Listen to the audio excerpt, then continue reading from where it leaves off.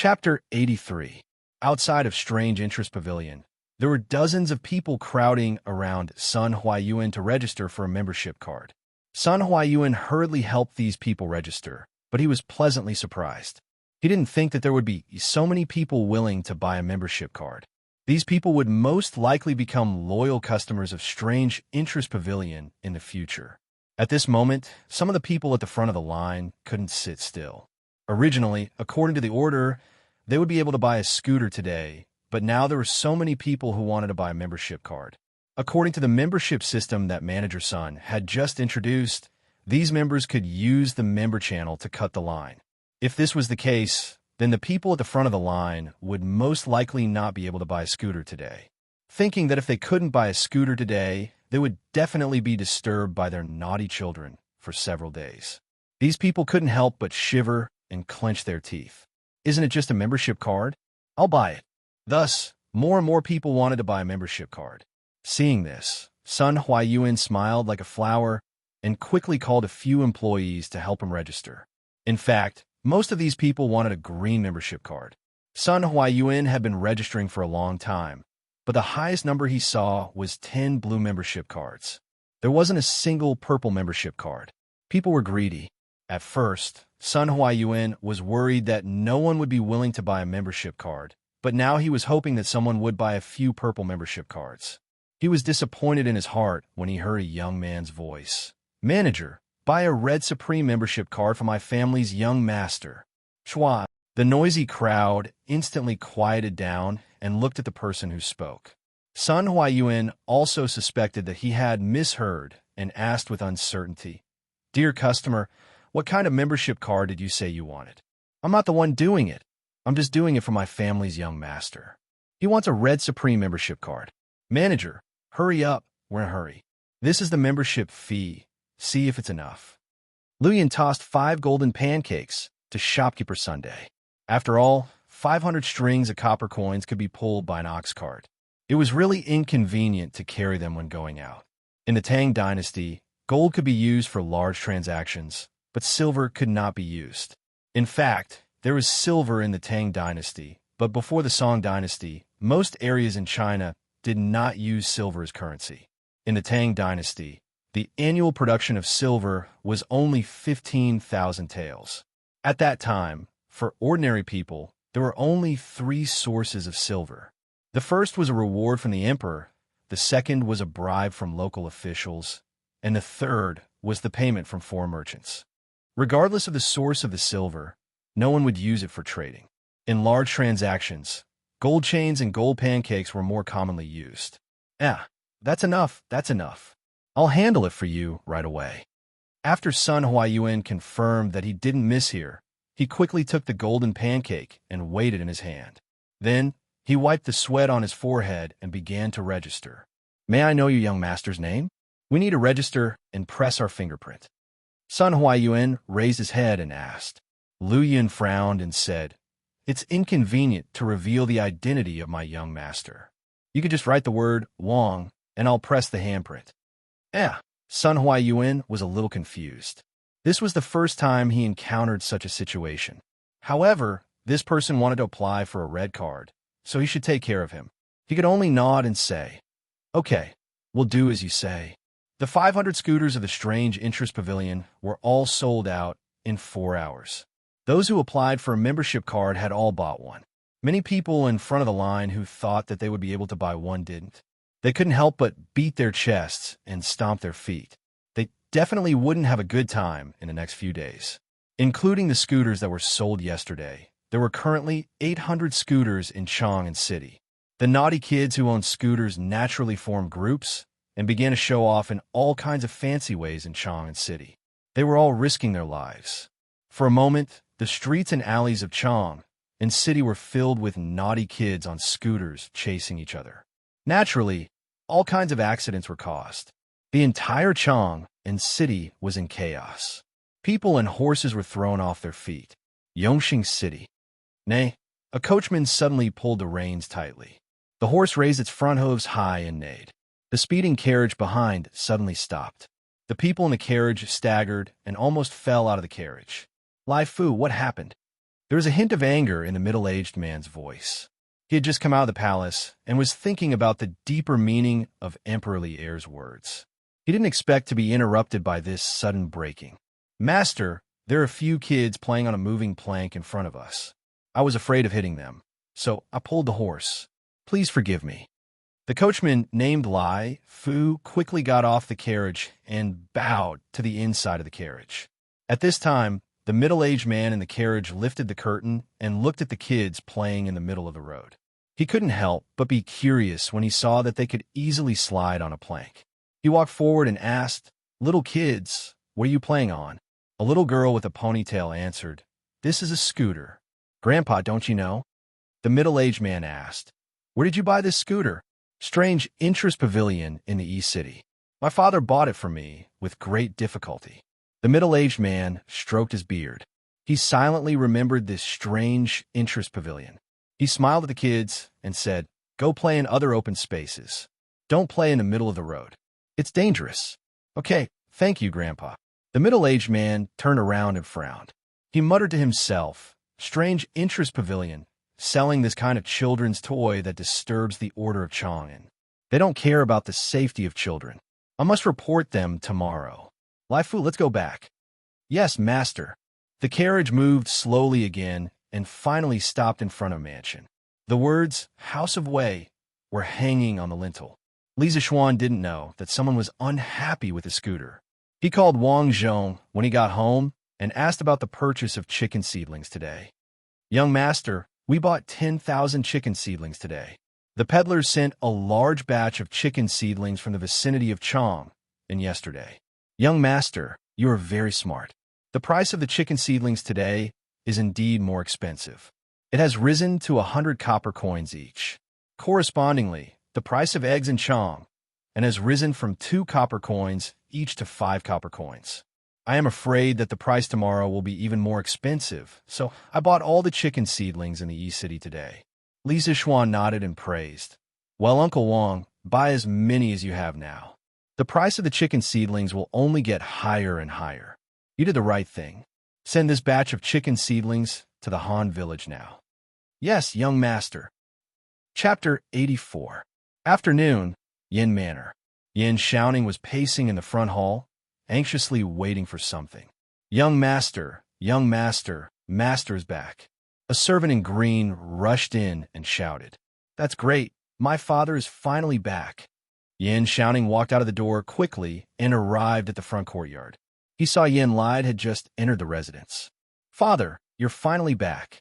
When he returned to Chang, and with Falbert this morning, he wanted to tell his father about the curved yuan plow. However, the old butler said that his father went to the morning court and had not returned yet. Yin Xiaoning could only wait anxiously. The curved yuan plow belonged to Chitsu Pavilion, and he had a share in Chitsu Pavilion. Thinking about it, the curved yuan plow must be related to him. He knew that the court was thinking of a solution for the people's spring plowing. Although Yin Xiaoning had some strange ideas in the past, they were just for fun. Now that the curved yuan plow was born, he could help his father. Thinking of this, Yin Xiaoning could not help but feel excited.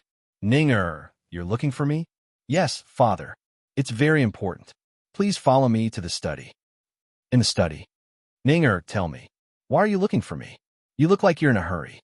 After Yin Lai sat down, he asked curiously.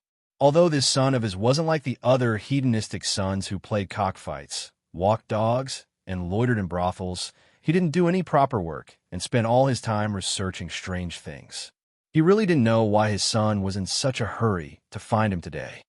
"Father, has the court been thinking of a solution for the spring plowing near Chang'an recently?" Yin Lai sighed. "Yes. A few days ago, His Majesty was planning to bring in a batch of cattle from Bing province to Chang and to solve the urgent problem. However, there was an urgent report today that a group of bandits in Bing province had robbed the cattle prepared by the court.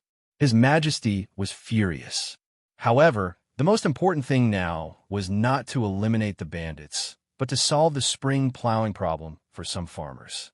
After the morning court, His Majesty asked Minister Fong, Minister Wei, and me to stay behind to discuss this matter. That's why I only came back at this hour." "Ning, when did you become interested in court matters?"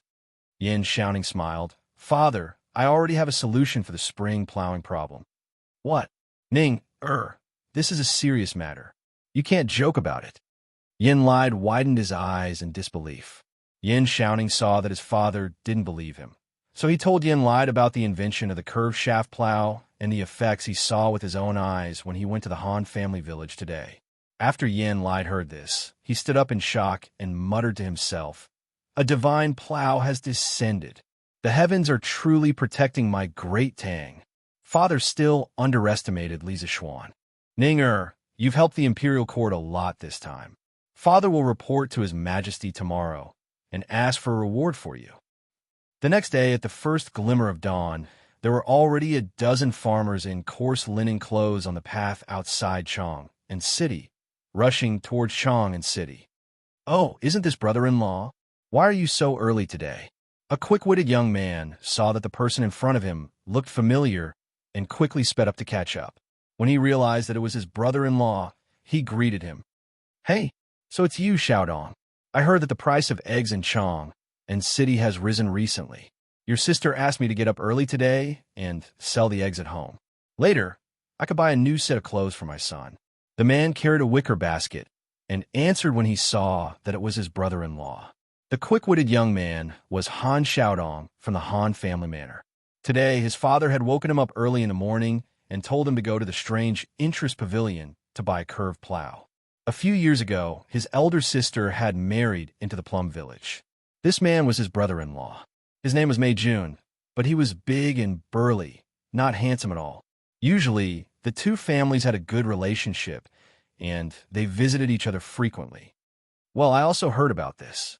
It said that eggs in Chong and City are sold for 5 coins each. Ha! My sister is still as smart as before. The man scratched his head embarrassedly.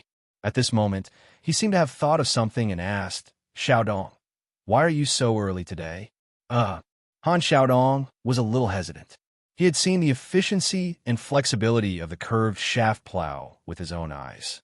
Even if he was not educated, he knew that if everyone knew about the curved shaft plow, the Han family village would definitely not be able to buy it. However, his brother-in-law's family usually treated him very well. Han Xiaodong scratched his ears and cheeks. After hesitating for a long time, he finally made a decision and whispered, "Brother-in-law, come here.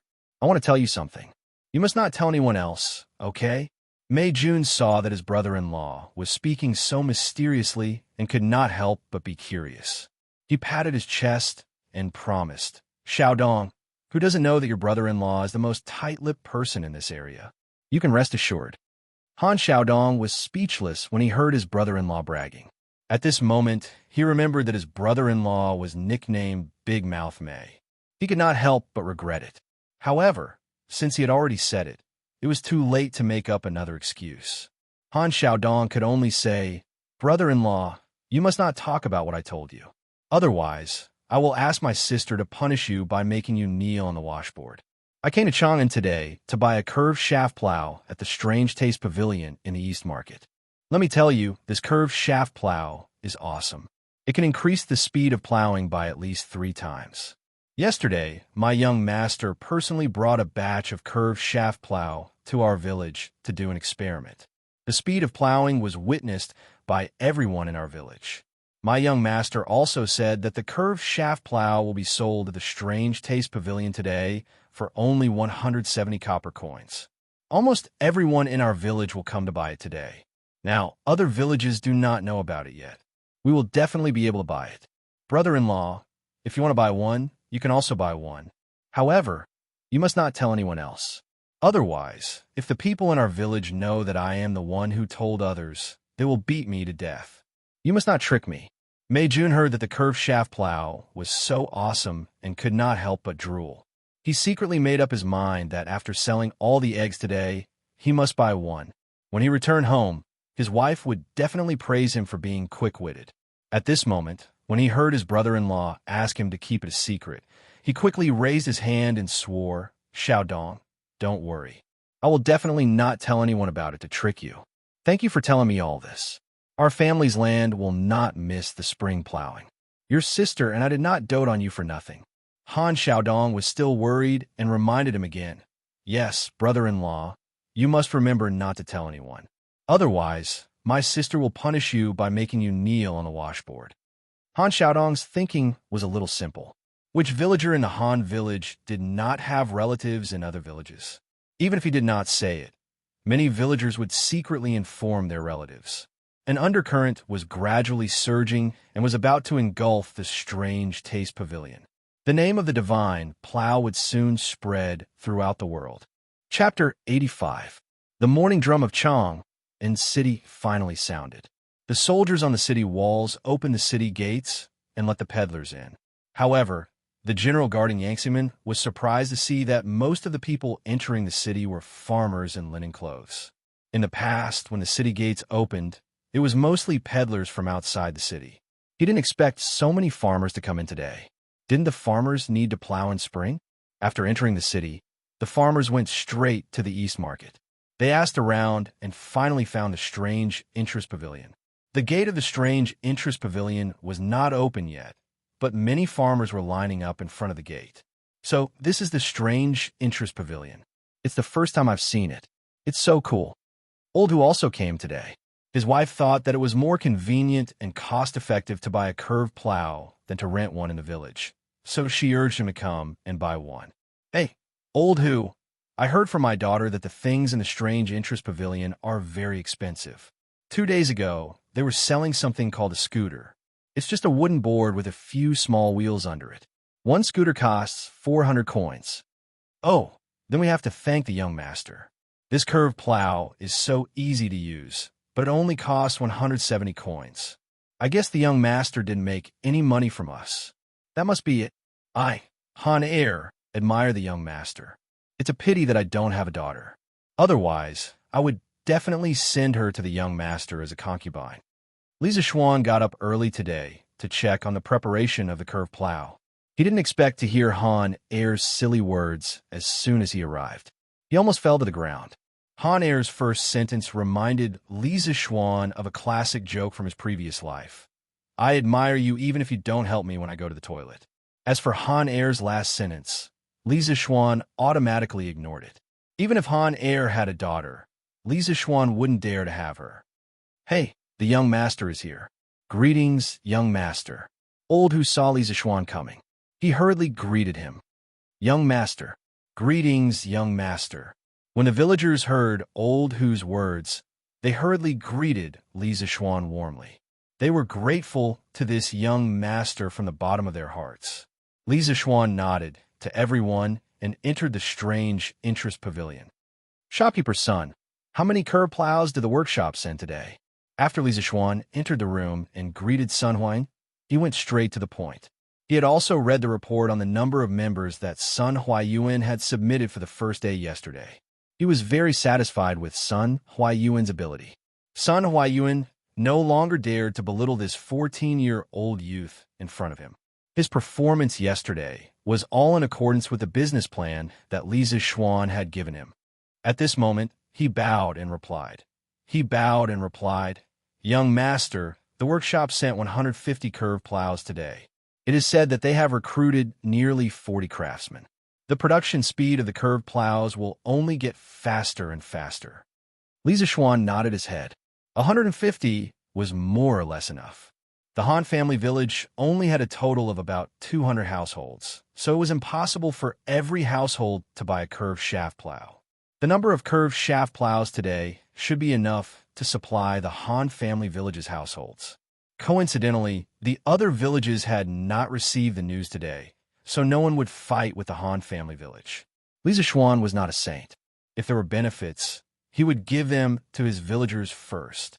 Hey, father, didn't you say that the Strange Interest Pavilion would not be selling scooters today? Why are there so many people queuing up today? A father and daughter walked past the Strange Interest Pavilion. The little girl saw the long queue in front of the pavilion and stopped to ask her father. Yesterday, the shopkeeper did say that they would not be selling scooters for the next few days. Yuan, let's go and ask your father. The father and daughter pair found a burly man with a rough appearance. Brother, the Strange Interest Pavilion is not selling scooters today. Why are you queuing up here? Old Hu woke up before the sun rose. He was standing in the queue and was about to fall asleep when he heard someone talking to him. He opened his eyes and looked at the person in front of him. The person was well-dressed and had a polite attitude. Old Hu bowed and said, "Brother, we're not here to buy scooters today. We can't afford those things." "Then what are you here to buy?" Old Hu looked around and whispered, "We are here to buy plows. Judging from your attire, you are definitely not a villager. Let's leave quickly." Mei Jun hurriedly sold the eggs in the East Market and was about to go to the strange interest pavilion to buy the curved plows. "Hey, isn't this Big Mouth Mei? You sold out so quickly. Are you going home?" At this time, a skinny old man came over with a basket of eggs. He seemed to be here to sell eggs as well. "Hey, Second Master Lu, why are you here to sell eggs personally today?" "I just finished selling my eggs and was about to go to the strange interest pavilion to buy something. It just so happens that you are here at my stall." Mei Jun saw the man and quickly greeted him with a smile. The man in front of him was quite prestigious in the Plum Village. "Brat, what can you buy at that place? You're spending money recklessly. Be careful that your wife will beat you when you go back." Second Master Lu chuckled as he placed his eggs on Mei Jun's stall. "No way." Mei Jun curled his lips. At this time, he looked around and sneakily leaned over and whispered, "Second Master Lu, the thing I want to buy today is very powerful. I only told you because you are tight-lipped. Please don't tell anyone." "I'm telling you." "Okay, Second Master Lu, I have to go quickly. Otherwise, I won't be able to buy it." Mei Jun said a lot of things. Seeing that it was almost noon, he knew he was in trouble and hurriedly said goodbye. "Wait, I will go with you." Second Master Lu agilely picked up the eggs and followed him. At the strange interest pavilion, more than 100 curved plows were quickly sold. There were only 40 left. At this time, Mei Jun and Second Master Lu finally arrived and hurriedly lined up. Of course, Mei Jun's situation was not an exception. After a while, another 20 to 30 villagers came and lined up. Li Zixuan looked at these people and saw that they did not seem to be from the Han village. He could not help but frown slightly. He did not know how these people knew about the curved plows, but he could not say anything about the situation. Since he was open for business, there was no reason to be picky. In fact, these people's situation was similar to Mei Jun and Second Master Lu's. They were all secretly told by their relatives in the Han village. Some people were like Mei Jun and did not know how to keep their mouths shut. Thus, more and more people knew about the curved plows. Li Zixuan silently estimated that there were about 50 to 60 people outside the Han family manor. From the looks of it, there were still some Han family manor's villagers who would not be able to snatch the Tsiyuan plow today. He could not help but feel that it was a pity, but he did not know that at this moment, a storm was sweeping over the imperial court with him as the center. Chapter 86. Taiji Palace, Imperial Palace. The officials arrived and divided into two sides according to civil and military officials. Li Er put down a memorial and looked at a young official in the civil official line. He asked, "Minister Yuan, do you want to impeach the son of Li Jingma, a wealthy merchant in Chang'an?" The young official hurriedly stepped out and bowed. "Your Majesty, I do want to impeach Li Zixuan, the son of Li Jingma. According to the East Market Bureau, this person has been buying chicken seedlings in Chang, and for the past 2 days. Not only has the price of chicken seedlings skyrocketed, but the price of eggs has also more than doubled. This person has disrupted the market and driven up prices. I implore your Majesty to punish him severely." This person was the Taifu Temple's Vice Minister Yuan Wendao. The Taifu Temple was one of the 9 temples of the Tang Dynasty's central government. The chief minister of the Taifu Temple was a secondary 3rd-rank official. The vice minister of the Taifu Temple was a secondary 4th-rank official. Taifu Temple was in charge of the country's finances and government decrees. It was in charge of the officials in the 4 cities of Jingdu, Pingzhuan, Zhuozhang, and Chongping. In addition to managing the country's finances and treasury, it directly led the 4 cities of Jingdu and Pingzhuan in the market management. It provided macro guidance and used measurement and balance to implement specific regulation. The East Market Bureau was only a 6th-rank official. Of course, he was not qualified to attend court. He could only report the abnormalities in the East Market to Yuan Wendao. Li Er curiously asked, "This Li Zishuan is just a commoner.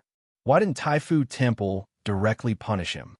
"Your Majesty, according to my investigation, this Li Zishuan has a close relationship with the eldest son of Duke Lu and the Crown Prince. I don't dare to make a decision without your Majesty's permission." Yuan Wendao originally wanted to arrest Li Zishuan directly, but then the East Market Bureau reported to him that Li Zishuan had a close relationship with Cheng Chumo and Li Changxian. Yuan Wendao was not sure about their relationship, so he directly reported it to Li Er. When Li Er heard this, he looked meaningfully at Li Changxian, who was standing below. At the same time, he was somewhat dissatisfied with Yuan Wendao. This person held a high position, yet he was so timid. When interrogating someone, he actually treated them differently based on their status. He was really unqualified. Li Changxian hurriedly lowered his head, not daring to look at Li Er. Yin Lied, who was in front of the civil officials, was shocked when he heard that someone was impeaching Li Zishuan. Just as he was about to defend Li Zishuan, he heard an angry shout. "Bullsh *T, you're full of nonsense. Is it illegal for Li Zishuan to spend his own money to buy things?" Cheng Yaojin was so angry that he was the first to jump out and scold Yuan Wendao. Yesterday, when Cheng Chumo returned home, he repeated Li Zishuan's advice to Cheng Yaojin about raising chickens. Hearing this, Cheng Yaojin thought carefully. After pondering for a while, he waved his hand and slapped the table. "Since that's the case, our family will also raise chickens. Tomorrow, we'll have the housekeeper buy 30,000 chickens and distribute them to the farmers. Let them raise 1 or 200 chickens per household. The conditions for raising chickens will be the same as Li Zishuan's family." Cheng Chumo was flabbergasted. In his mind, his father would at most agree to raise 7 or 8,000, but he never thought that his father would be so bold as to ask for 30,000. Cheng Chumo muttered, That's right. Father, aren't you afraid that when the time comes, you won't be able to sell the chickens and lose everything?" Cheng Yaojin patted Cheng Chumo's head and laughed. "Chonyo, you're still too inexperienced. You haven't seen through it yet. Do you think that Li Zishuan is someone who is willing to suffer losses? Since he dares to raise 80,000 chickens, why should we be afraid of raising 30,000 chickens? Haha, I dare to conclude that there must be a big secret that no one knows. It's just that Li Zishuan doesn't want to talk about it. Our family will just follow behind that kid and make a small fortune." Cheng Yaojin's appearance was rough, but in fact his heart was as meticulous as hair. He understood the twists and turns in this matter with a little thought. At this time, he proudly pinched his beard, walked 2 steps, and continued. "Besides, you forgot who that kid's master is. He is an immortal figure of the Taoist lineage. Li Zishuan's unreasonable actions this time may be a heavenly secret revealed to him by Taoist priest Spirit Void when he was alive. Alas, if it weren't for the fact that our family isn't as rich as that kid, I also want to buy 80,000 chickens. Haha, this kid is a little interesting." After listening to Cheng Yaojin's analysis, Cheng Chumo couldn't help but admire his father. The older the ginger, the spicier it is. In the imperial court, Yuan Wendao's face was tragically sprayed by Cheng Yaojin's spittle, and his ears were buzzing because of Cheng Yaojin's loud roar. He wiped his face and angrily said, "Hi Duke Lu, how can you deliberately cover up for Li Zishuan just because he has a good relationship with your son? Li Zishuan drove up prices and affected the people's livelihood. The evidence is conclusive. Hi Duke Lu, do you want to bend the law for personal gain?" Cheng Yaojin was extremely angry. According to Yuan Wendao's words, his family also bought a large number of chickens today. Wasn't that also breaking the law? Cheng Yaojin was too lazy to argue with him. He directly hit Yuan Wendao's nose with his uppercut. "I'm your mother. You're a villain who is twisting words and forcing logic. I'm not afraid to tell you that my Cheng family also went to the East Market to buy tens of thousands of chickens today. Are you also going to punish me for my crime?" Yuan Wendao was just a weak scholar. How could he withstand Cheng Yaojin's big fist? He was directly hit by this punch and flew far away. His nose was bleeding, and he almost fainted. At this time, he knelt down to Li Er and cried, "Your Majesty, High Duke Lu maliciously hurt people in the imperial court. He also intended to protect the suspect. Your Majesty, please punish him." Cheng Yaojin was furious and wanted to come up and beat him again. Qin Xiong, who was standing next to him, quickly came over and stopped him. "Jijia, you're not allowed to be presumptuous in the imperial court." Qin Shubao's old injury in the past 2 years was acting up. His legs and feet were not very good. Cheng Yaojin did not dare to struggle. Only then did he calm down and looked at Li Er pitifully. "Your Majesty, I was rude in front of you just now. Your Majesty, please forgive me." Li Er was angered by this reckless guy. "Cheng Jijia, why didn't you think of asking me to forgive you when you hit people before? In the imperial court, you actually hit a minister. It's really outrageous." Qin Shubao quickly bowed and begged for mercy. Jijia was just confused for a moment. "Your Majesty, please forgive me." Niu Jinda, Yu Qigong, and the other generals in the army also pleaded for mercy for Cheng Yaojin. Although Li Er had a good relationship with Cheng Yaojin, Qin Shubao, and the other old generals in private, he could not disappoint the other ministers. He shook his head and said, "Cheng Jijia, your salary will be deducted for 3 months. We will see what happens next."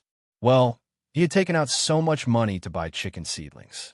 Now his salary was gone. It seemed that he would have to tighten his belt in the future. But Cheng Yaojin also knew that this punishment was very light.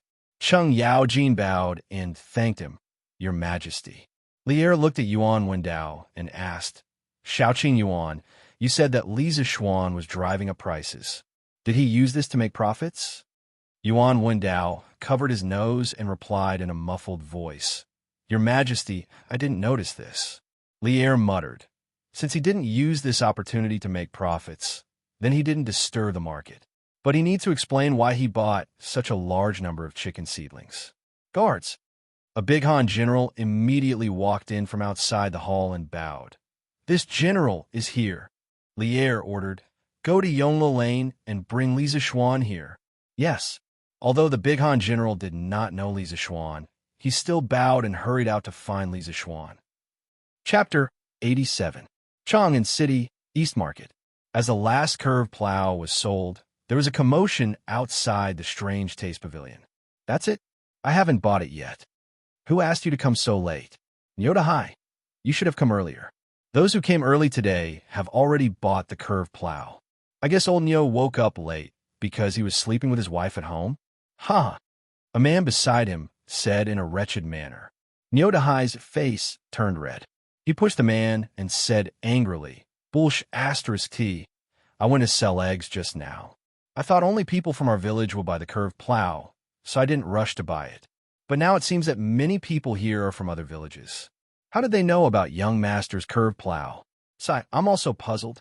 I saw a few people from Plum Village and Liujia Village just now. I asked them where they got the news from, but they didn't want to tell me. It must have been someone from our village who leaked it out. What a traitor. If I, Old Ox, knew who leaked it out, I would definitely beat him up." Nyodahai waved his fists and said angrily. At the side, Han Xiaodong shrank his neck and quickly slipped away with his tail between his legs. "Get out of the way! Get out of the way!" At this time, a burly general in full armor and a group of soldiers squeezed into the crowd. Beside the general was a servant. Young master, His Majesty sent someone to bring you into the palace," San Bao shouted as she entered the Strange Taste Pavilion. Today, the young general brought people to the Li mansion to find Li Zishuan. Li Jingma and Mrs. Li were shocked. They quickly asked the general if their son had caused any trouble. The general shook his head and explained His Majesty didn't punish him. His Majesty is not here to condemn anyone. He just has something to ask of your son.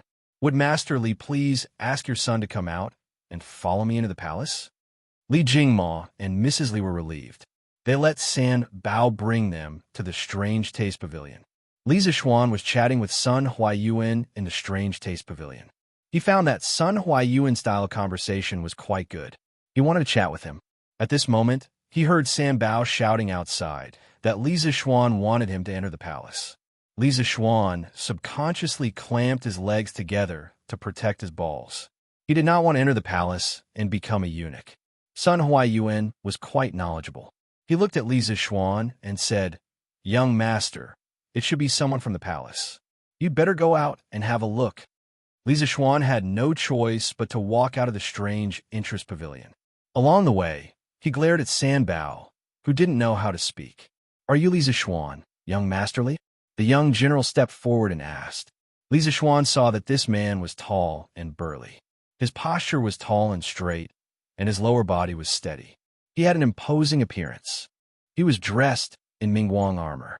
When the sun shone on him, he almost blinded Li Zishuan's titanium alloy eyes. This man's kung fu was probably not weak. Li Zishuan quickly cupped his hands and said, "That's me. How should I address you, General?" "I am Duga Mao. Since you are Li Zishuan, please follow me to the palace to have an audience with His Majesty." Duga Mao?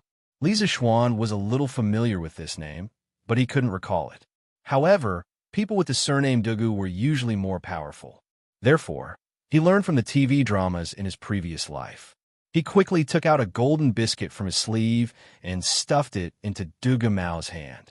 He smiled and said, "General Dugu, may I ask why His Majesty is looking for me?" Duga Mao's expression changed. He quickly returned the golden biscuit and said coldly, "Don't ask too much. Follow me to the palace." All right, it seemed like this man wasn't greedy. Li Zishuan had no choice but to follow Duga Mao to the palace with a worried heart. At this moment, a loud shout was heard. "Hold on, General. What crime did our young master commit? Why are you arresting him?" Niu Dahai stopped Duga Mao and asked loudly. "Yes, you can't leave. Our young master didn't commit any crime. Let go of our young master." When the surrounding Han family manners villagers heard Dugu Mao's cold words, they thought that he had brought people to arrest Li Zishuan. They all came out to stop him. Although commoners were afraid of officials, at this time, the villagers of the Han family manor still stood out bravely. Young Master had shown great kindness to their Han family manor. Young Master could show kindness without asking for repayment, but they couldn't be ungrateful. Otherwise, they would be criticized behind their backs by the villagers. Duga Mao's expression changed drastically when he saw the villagers rushing over. He pulled out the saber at his waist and shouted, "His Majesty has ordered to summon Li Zishuan. Are you trying to rebel by obstructing me?" Li Zishuan hurriedly pulled Duga Mao back and said anxiously, "General Dugu, please hold on. General Dugu, please wait. These villagers don't have that intention. Please allow me to speak with them." Li Zishuan was truly moved by the villagers' actions. In this feudal era where imperial power reigned supreme, they dared to stand up for him. As for him, he had only done something insignificant for them. What a simple and honest people. Li Zishuan naturally didn't want to see them get hurt because of him. Duga Mao put away his saber and shouted, "Hurry up. His Majesty and the ministers are waiting." Li Zishuan nodded and walked towards the villagers, shouting, "Fellow villagers, His Majesty isn't here to punish me. He just summoned me for something. Uncles, please go home quickly." Niu Dahai shouted, "Young master, is it really okay? If His Majesty really wants to punish you, Old Niu, will kneel in front of the palace gates and plead for young master's innocence. I believe that His Majesty wouldn't wrong a good person like young master." "I want to go too." "Me too." A bunch of voices echoed from the side. Li Zishuan said helplessly, "Uncle Niu, it's really okay. Hurry up and bring the villagers back to the village." After calming everyone down, Li Zishuan followed Duga Mao to the palace. After passing through the Vermilion Bird Gate and entering the palace, Li Zishuan looked around curiously. In his previous life, he had been to the Forbidden City in Beijing a few times. However, he had never been to the ancient Chang, an imperial palace in Xin. Furthermore, even if he went, he wouldn't be able to see it. At the end of the Tang dynasty, when Zhu attacked Chang, and he burned the entire city to the ground. Although the later generations repaired it, it was definitely impossible to restore it to its original state. As such, it was really not easy for Li Zishuan to see the original Tang dynasty imperial palace. Although Li Zishuan didn't know why Li Era called him here, it was useless to worry about such things. It was better to look at the scenery of the palace. Furthermore, if Li Er really wanted to find trouble with him, the person who came would definitely not be Duga Mao, but the officials from the Supreme Court. After a while, Duga Mao brought Li Zishuan to the outside of Taiji Palace. Taiji Palace was built on top of 36 stone steps. Standing at the bottom of the steps, one could only see the upturned eaves. The auspicious beasts on the eaves, Xieji and Xieji, looked majestic under the faint sunlight. The pointed eaves that almost pierced through the clear sky were undoubtedly the embodiment of the supreme imperial power. Wait here for a while. I will go in to report. When you go in later, pay attention to your etiquette. Don't forget what I just taught you. Duga Mao instructed. Thank you, General Dugu. I will pay attention. Li Zishuan cupped his hands in thanks. Along the way, other than teaching Li Zishuan about the palace etiquette, Duga Mao didn't say anything else. Li Zishuan felt that Duga Mao was angry about the matter of the golden pancake. In his heart, he thought that he was indeed too rash. Not everyone loved money. The television dramas in his previous life had killed people. Duga Mao nodded and went in to report. A quarter of an hour ago, in Taiji Palace, Li Er saw Duga Mao leaving and looked at Chang Yaojin. He asked with deep meaning, Jijia, if I remember correctly, didn't you just say that your family is also preparing to buy tens of thousands of chicken seedlings? Chang Yaojin stepped forward and answered, Your Majesty, I am indeed planning to buy tens of thousands of chicken seedlings. Li Er smiled and asked curiously, Oh, Jijia, why are you and Li Zishuan buying so many chicken seedlings? Qin Shu Bao, Niu Jinda, and the other generals also looked at Chang Yaojin curiously. Chang Yaojin scratched his head and pretended to be ignorant.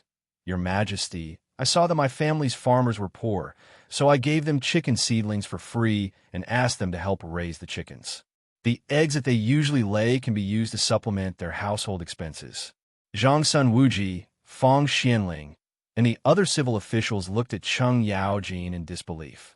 Li Er also looked at Chang Yaojin suspiciously. He didn't believe that this fellow would have such meticulous thoughts. Is it really just because of this? Chang Yaojin hurriedly stepped forward and cupped his hands. Your Majesty, it is absolutely true. Li Er shook his head helplessly. His intuition told him that this matter was definitely not that simple. He made up his mind that when Li Zishuan came, he would definitely interrogate him properly. In fact, Chang Yaojin was wronged. He only followed Li Zishuan and raised chickens on a large scale. As for why Li Zishuan raised so many chickens, he didn't know either. Li Er looked at the officials and asked, Do you have anything else to report? At this moment, Yen Lide was about to walk out from the civil officials group, who knew that another middle-aged official would be faster than him. That person walked out and bowed. Your Majesty, I have something to report. Li Er looked at the person in front of him and rubbed his head with a headache. He asked, What does Minister Wei want to report? In his heart, he thought, I haven't done anything out of line recently, right? What is this Wei Xuanqing doing now? That's right, this person was Wei Zheng. This fellow didn't care who the other party was when he scolded people. Even Li Er had been scolded by him many times. Wei Zheng cupped his hands and said to Li Er, Your Majesty, I impeach Li Jingma's son, Li Zishuan. This child showed off his strange skills and made and sold a toy called a scooter. Countless children rode on it and played wantonly on the streets of Chang and city. Not only did it seriously disrupt the order of Chang and city, but it was also quite dangerous for those children. Your Majesty, please issue an edict to prohibit the sale of this item. When Li Er heard that Wei Zheng wasn't here to scold him today, he heaved a sigh of relief. When he heard that Wei Zheng was also here to impeach Li Zishuan, he couldn't help but be a little surprised. He thought to himself, A few days ago, I was still thinking about how to cultivate this kid. I didn't expect this kid to be a troublemaker. Today, he actually provoked two important officials to impeach him. Li Er was about to speak when he saw Duga Mao come in. Your Majesty, Li Zishuan has been brought here. He is waiting outside the hall. Duga Mao bowed to Li Er and said. Li Er nodded and said, Let him in. Then he looked at Wei Zheng and said with a smile, Just in time, this kid is here. Minister Wei, Let's see how he explains it. Li Er was also looking forward to it. He had read a lot of information about Li Zishuan. In this hall, he was probably the one who understood Li Zishuan the most. Today, he was finally going to see the real person. He wanted to see how this kid was like. However, even he didn't expect to see Li Zishuan under such circumstances. Chapter 88. Outside Taiji Palace. Li Zishuan was waiting for Li Er to summon him. Since he had nothing to do, he looked around. Of course, he looked at the row of palace maids leaning against the wall outside the main hall the most. These palace maids were mostly young and beautiful, and they were all wearing pink low-cut dresses. Li Zishuan had divine skills, so his eyesight was very good.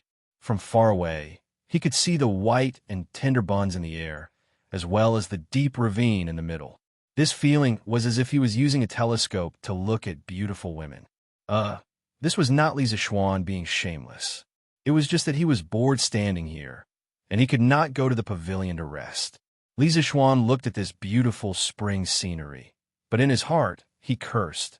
This Li Er really knows how to enjoy life, letting so many young and beautiful women wear such low-cut dresses to serve him. Li Zishuan was lost in his thoughts when he suddenly heard a sharp voice coming from the main hall. Summon Li Zishuan for an audience. Li Zishuan quickly and quietly entered the main hall. It was the first time he met Li Er, so it would be a lie to say that he was not nervous. This was a feudal society, and the imperial power was supreme. If he made Li Er unhappy, it would be so easy to kill him. Therefore, Li Zishuan was a bit cautious. This humble citizen, Li Zishuan, greets your majesty. Li Zishuan bowed. Yes, it was only a bow, and not a kneeling. The Tang dynasty did not kneel, so it was a bow. Before the Song dynasty, it was impossible for a county magistrate to kneel. In the Tang dynasty, the emperor usually sat and the officials stood. Li Zishuan also didn't say anything like, "Long live the emperor, long live the emperor." On the way here, General Dugu told him in detail about the etiquette of meeting the emperor, so Li Zishuan did not make a fool of himself. No need for formalities rise. A dignified voice came from the main hall. Only then did Li Zishuan straighten his back and raise his head. Li Er saw that the young man before him had delicate and pretty features that were sharp and angular. His brows revealed a resolute look, and there was a unique kind of ethereal handsomeness. What surprised Li Er the most was that this was the first time this young man had met him. But he was neither servile nor overbearing, and there wasn't the slightest trace of fear in his eyes. Li Er secretly nodded. This young man could be considered talent. One must know that during the Tang dynasty, one's appearance was the standard for selecting officials. Those who were too ugly would not be able to become officials. However, Cheng Yaojin, Yu Qigong, Niu Jinda, and the other founding generals were exceptions. While Li Er was sizing up Li Zishuan was also secretly sizing up Li Er. He was very curious about this legendary Emperor Taizong of the Tang dynasty and wanted to see what he looked like. He saw Li Er wearing a heavenly crown and a python dragon robe. The pearls hanging down were at the same level as his eyes. Under the illumination of the 99 candles, they shone in all directions. He looked like a singer from the later generations who threw flirtatious glances at him, making people dizzy. It was impossible to see what he looked like. This was probably the greatest effect of the heavenly crown. Li Zishuan was quite depressed. He secretly thought that Li Er was too petty, not letting others see what he looked like. Could it be that he was too ugly? If Li Er knew what Li Zishuan was thinking, he would definitely cut this little brat into 8 pieces. When Li Er was young, he was also a famous wanderer in the Taiyuan area. He was handsome and his martial arts were not bad. How could he be as unsightly as Li Zishuan thought? Li Er said in a deep voice, "Li Zishuan, do you know why I asked you to come here today?" "I don't know." Li Zishuan's mouth twitched. He secretly thought, "How would I know? That cold-faced General Dugu mouth didn't tell me. How would I know?" Li Er pretended to be strict and said, "Humph, since you don't know, I will tell you personally. Just now, Minister Yuan of the Taifu Temple accused you of wantonly buying chicken seedlings, causing the price of chicken seedlings and eggs to skyrocket in Chang'an. You are driving up prices, disrupting the market, and affecting the people's livelihood. This is the first crime. In addition, Minister Wei accused you of showing off your skills and selling scooters. This scooter disrupts the order of Chong and affects the safety of children. This is the second crime. Li Zixuan, do you have anything to say? Li Zixuan was shocked. He really didn't expect that the minister would make an issue out of these two matters. He thought quickly. After a moment, he stepped forward and bowed to Li Er. Your Majesty, I have something to say. Li Er nodded and said, say it. At this time, Li Zixuan cupped his hands and asked the minister next to him, may I ask which one is Minister Yuan? At this time, Cheng Yaojin pointed to Yuan Wendao, whose face was covered with blood, and said with a smile, this is Minister Yuan. Li Zixuan glanced at Cheng Yaojin. Cheng Yaojin nodded at him meaningfully, making him feel at ease. Yuan Wendao stood up and said, I am the minister of the Taifu Temple. What do you want? Li Zixuan smiled and said, Minister Yuan accused me of driving up prices. I have something to say. I need chicken seedlings, but the quantity is a bit large. I use my own money to buy what I need in the East Market. Minister Yuan, which law of the Tang Empire did I violate? Is there a law in the Tang Empire that the people can't buy chicken seedlings wantonly? Yuan Wendao quibbled. You are hoarding, driving up prices, and disrupting the market. You have raised the price of chicken seedlings and eggs so high. How can ordinary people afford it? Li Zixuan walked to Yuan Wendao, looked in his eyes, and said, Minister Yuan, chicken seedlings are not like grain and fodder. They are strategic materials. How can you say that they are hoarding? The so-called market is just supply and demand. The supply is less than the demand, so the price will naturally rise. Do you think that when I need something, I have to consider whether it will cause the price to rise after I buy it? If so, what is the benefit of this market to the people? What's more, Minister Yuan, you only see the price of chicken seedlings and eggs rising. The people can't afford eggs. But why don't you see that because of the rising price of chicken seedlings and eggs, there are tens of thousands of farmers near Chong and who make extra profits by selling their own eggs? The world is full of profit.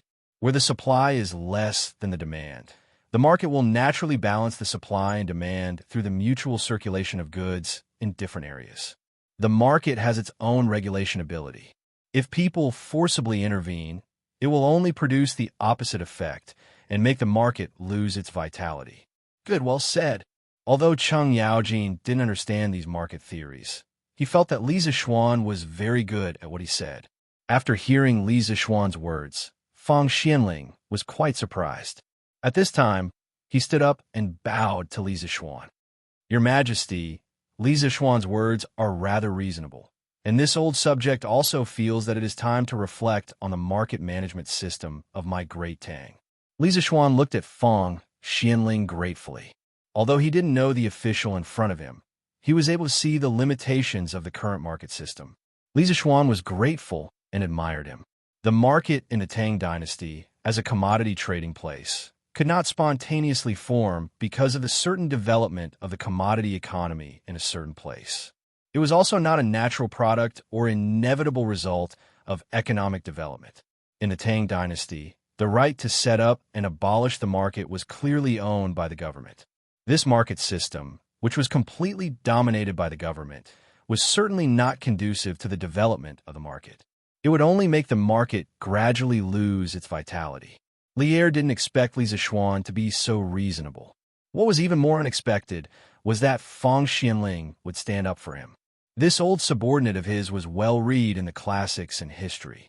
He was far-sighted and had extremely high standards.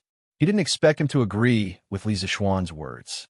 Today, Li Er just called Li Zixuan over to see him. He didn't mean to punish him, but he didn't expect to be surprised. He nodded to Fang Xianling thoughtfully and said, Fang Xianling, let's talk about this later. Then he looked at Li Zixuan and said, in this case, I won't pursue the crime of driving up prices and disturbing the market. But I have to ask, why did you buy so many chicken seedlings? Hearing Li Zixuan's question, Cheng Yaojin also pricked up his ears to listen to what Li Zixuan would say. He was also very curious. Li Zixuan's heart skipped a beat. The question he didn't want to answer the most had come.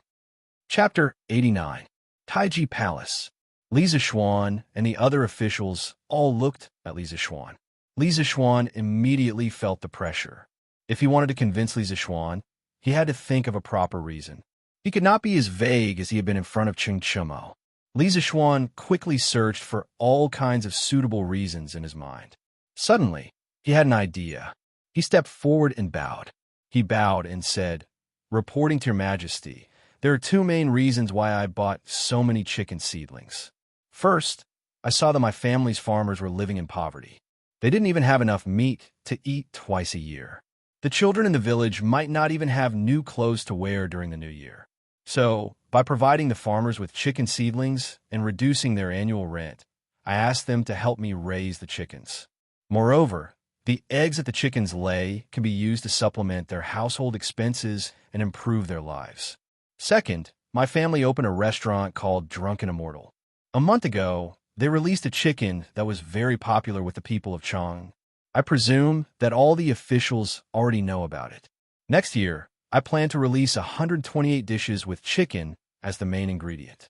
These include braised chicken, stewed chicken with mushrooms, beggar's chicken, roasted chicken, sliced hibiscus chicken, multicolored shredded chicken, crispy chicken, spicy chicken, kung pao chicken, boiled chicken, roasted chicken wings, fried chicken, salt-baked chicken, fragrant concubine chicken, sweet and sour chicken, 3-cup chicken wings, honey ginger chicken, apple pineapple chicken, 100-flower phoenix wings, white-cut chicken, shredded chicken, cold shredded chicken, chicken, skewers, iron plate chicken, chicken stir-fried rice, and so on."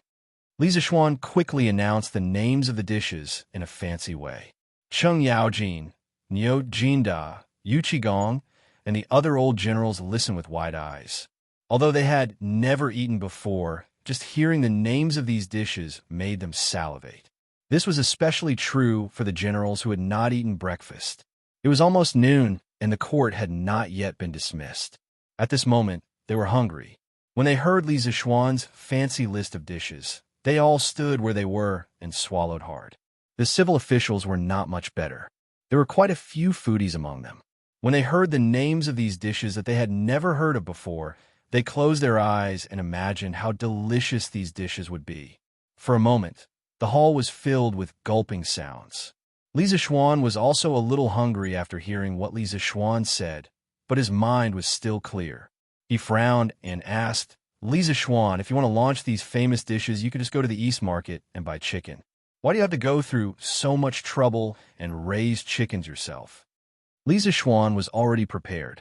He replied, "Your Majesty, the dishes I mentioned have high requirements for the quality of the chicken. Previously, I had set up a very large chicken farm on a mountain behind my family's farmstead.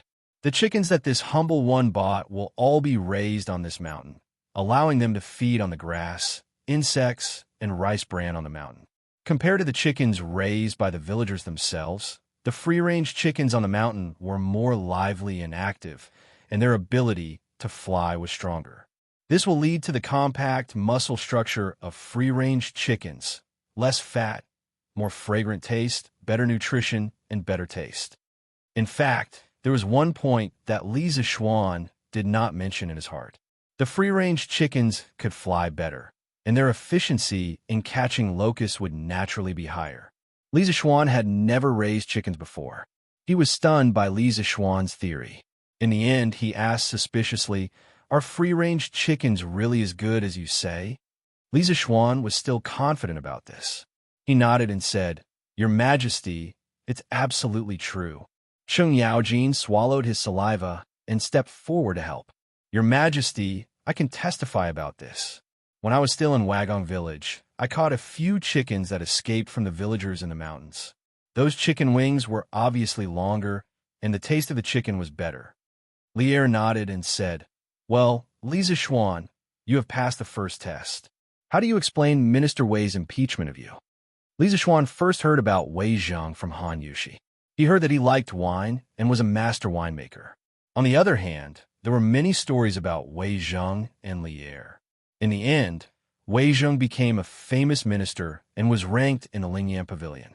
Li Zixuan did not expect that the first time he met Wei Zheng, he would be scolded by the Tang dynasty's biggest troll. He turned around gloomily and looked at the civil officials, wanting to ask which one was Wei Zheng. No need to ask. I am Wei Zheng. What I said about the impeachment is true. What do you have to say? Wei Zheng saw Li Zixuan looking at the civil officials again and knew that he was looking for him. He did not wait for Li Zixuan to ask and directly walked out. As the Tang dynasty's #1 troll, when had he ever been afraid of anyone? Li Zixuan bowed respectfully. This junior greets Left Deputy Wei. This junior has a question. I wonder if Left Deputy Wei can answer this junior's question? What question? There's a blacksmith shop, and the kitchen knives they make are especially sharp. The world isn't peaceful, and many outlaws use this shop's kitchen knives to kill people and rob them. May I ask Left Prime Minister Wei, should the authorities punish the criminal or the blacksmith? Li Zixuan told Wei Zheng a story about whether it was a crime to kill or sell a knife. Wei Zheng said, of course, the murderer should be punished. Before he finished, he realized that something was wrong. Li Zixuan did not give him a chance to change his words. He smiled and said, Minister Wei, you are right. The same logic applies to the scooter. Why would Minister Wei punish me? Children playing with scooters may be dangerous and may disturb the order in the city. But Minister Wei should not set the relevant laws and limit the places where scooters can be used. Why would you find trouble with me? Wei Zheng was speechless. He could not think of a good excuse to refute. This kid is interesting. Zhang Sun Wuji had an inexplicable smile. He bowed to Li Zixuan and said, Your Majesty, I think Li Zixuan's words are reasonable. The Curious Pavilion should not be guilty. I agree. In an instant, the ministers in Zhang Sun Wuji's camp all agreed. The Curious Pavilion had 30% of the Crown Prince's shares. Li Chengxian had mentioned it to Zhang Sun Wuji many times. Currently, Zhang Sun Wuji was the most resolute supporter of the Crown Prince. Although the Curious Pavilion had nothing to do with the Crown Prince's foundation, if Wei Zheng's intention was to seal the Curious Pavilion, it would more or less damage the Crown Prince's reputation. Of course, Zhang Sun Wuji would definitely not be the vanguard. He only needed to deal the final blow when the situation was clear. Li Zixuan nodded. He didn't put these small matters to heart. He brought them out to give Wei Zheng some face and prevent himself from being implicated. He didn't expect Li Zixuan to be able to turn the situation around. This kid was rather quick-witted. Of course, seeing Wei Zheng being defeated, Li Zixuan was secretly happy. He held back his laughter and said, Since that is the case, Li Zixuan is not guilty. Li Zixuan quickly bowed and thanked him. Thank you, Your Majesty. At this moment, Li Zixuan let out a breath of relief. He looked at Zhang Sun Wuji and didn't know why this person was helping him. He had to ask Cheng Yaojin later. The imperial court was indeed a little complicated. Li Zixuan felt a little tired. As expected, he wasn't suitable for this scheming officialdom. Chapter 90. The situation in the imperial court had suddenly changed. Li Zixuan, who was originally charged with 2 crimes, actually managed to resolve the dangerous situation with just a few words, allowing him to escape danger. This quick-wittedness and calmness did not seem like a brat who had just entered the imperial court for the first time.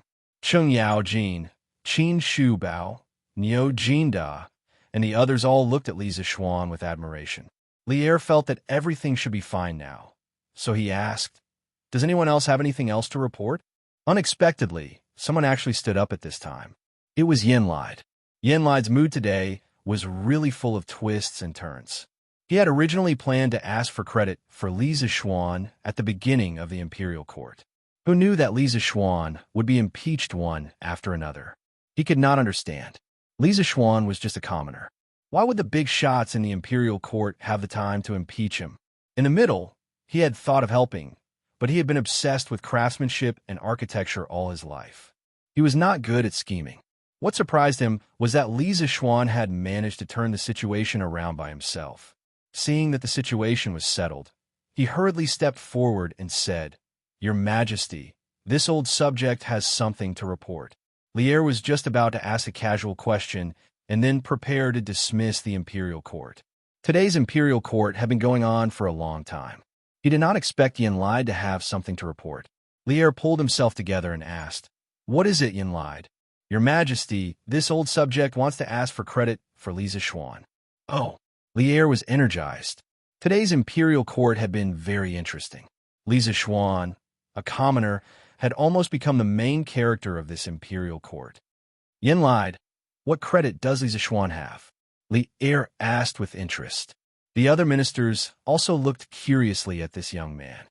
"Your Majesty, Lisa Xuan invented a new component a few days ago called a roller bearing.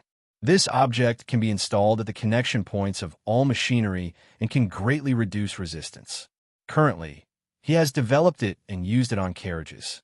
Compared to the carriages with traditional bearings, this new type of carriage was more agile and had less resistance.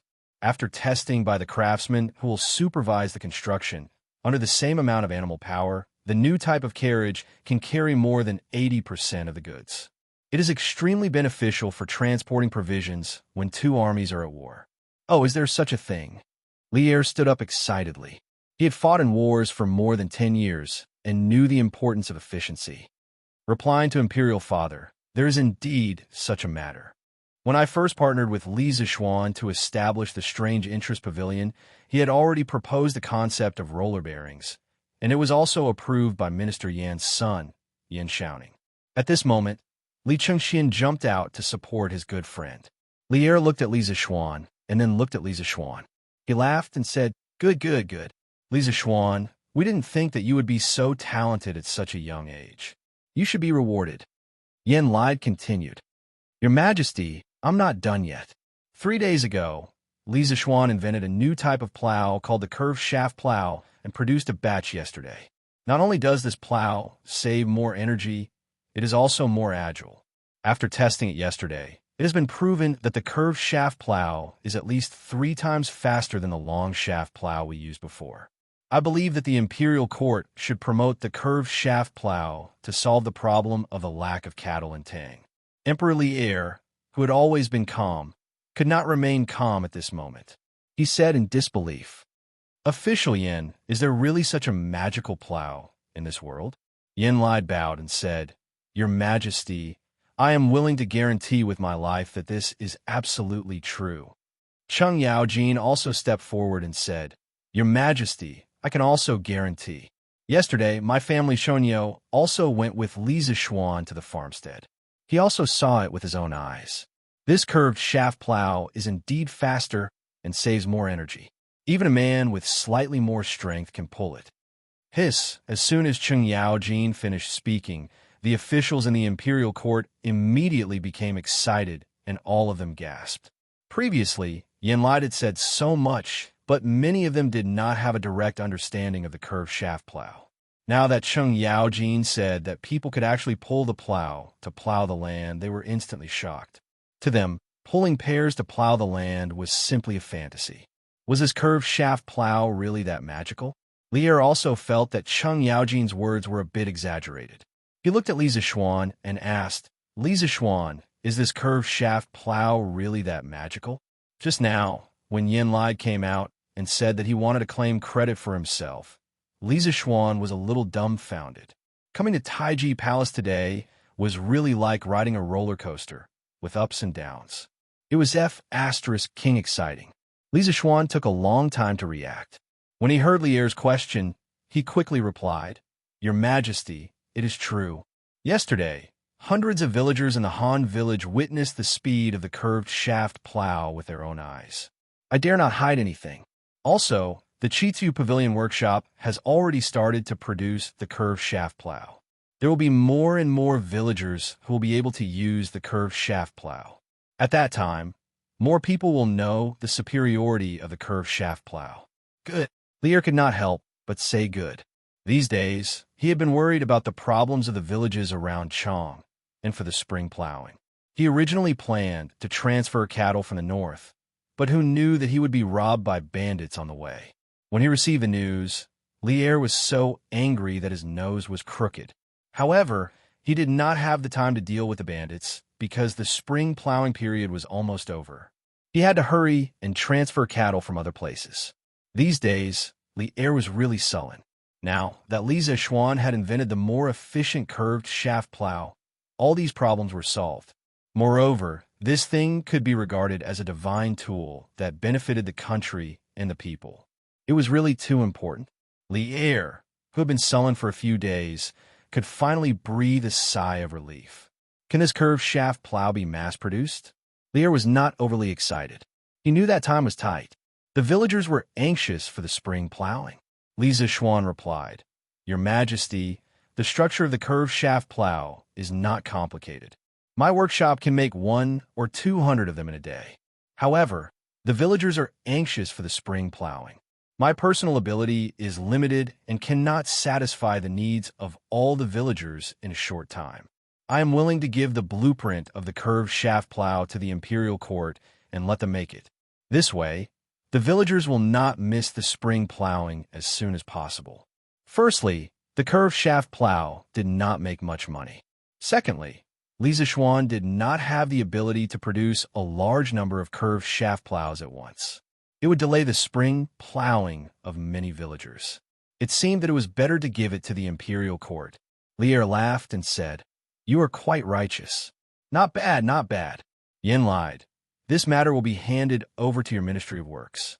During this time, order all the craftsmen to work overtime and rush out a batch of curved shaft plow."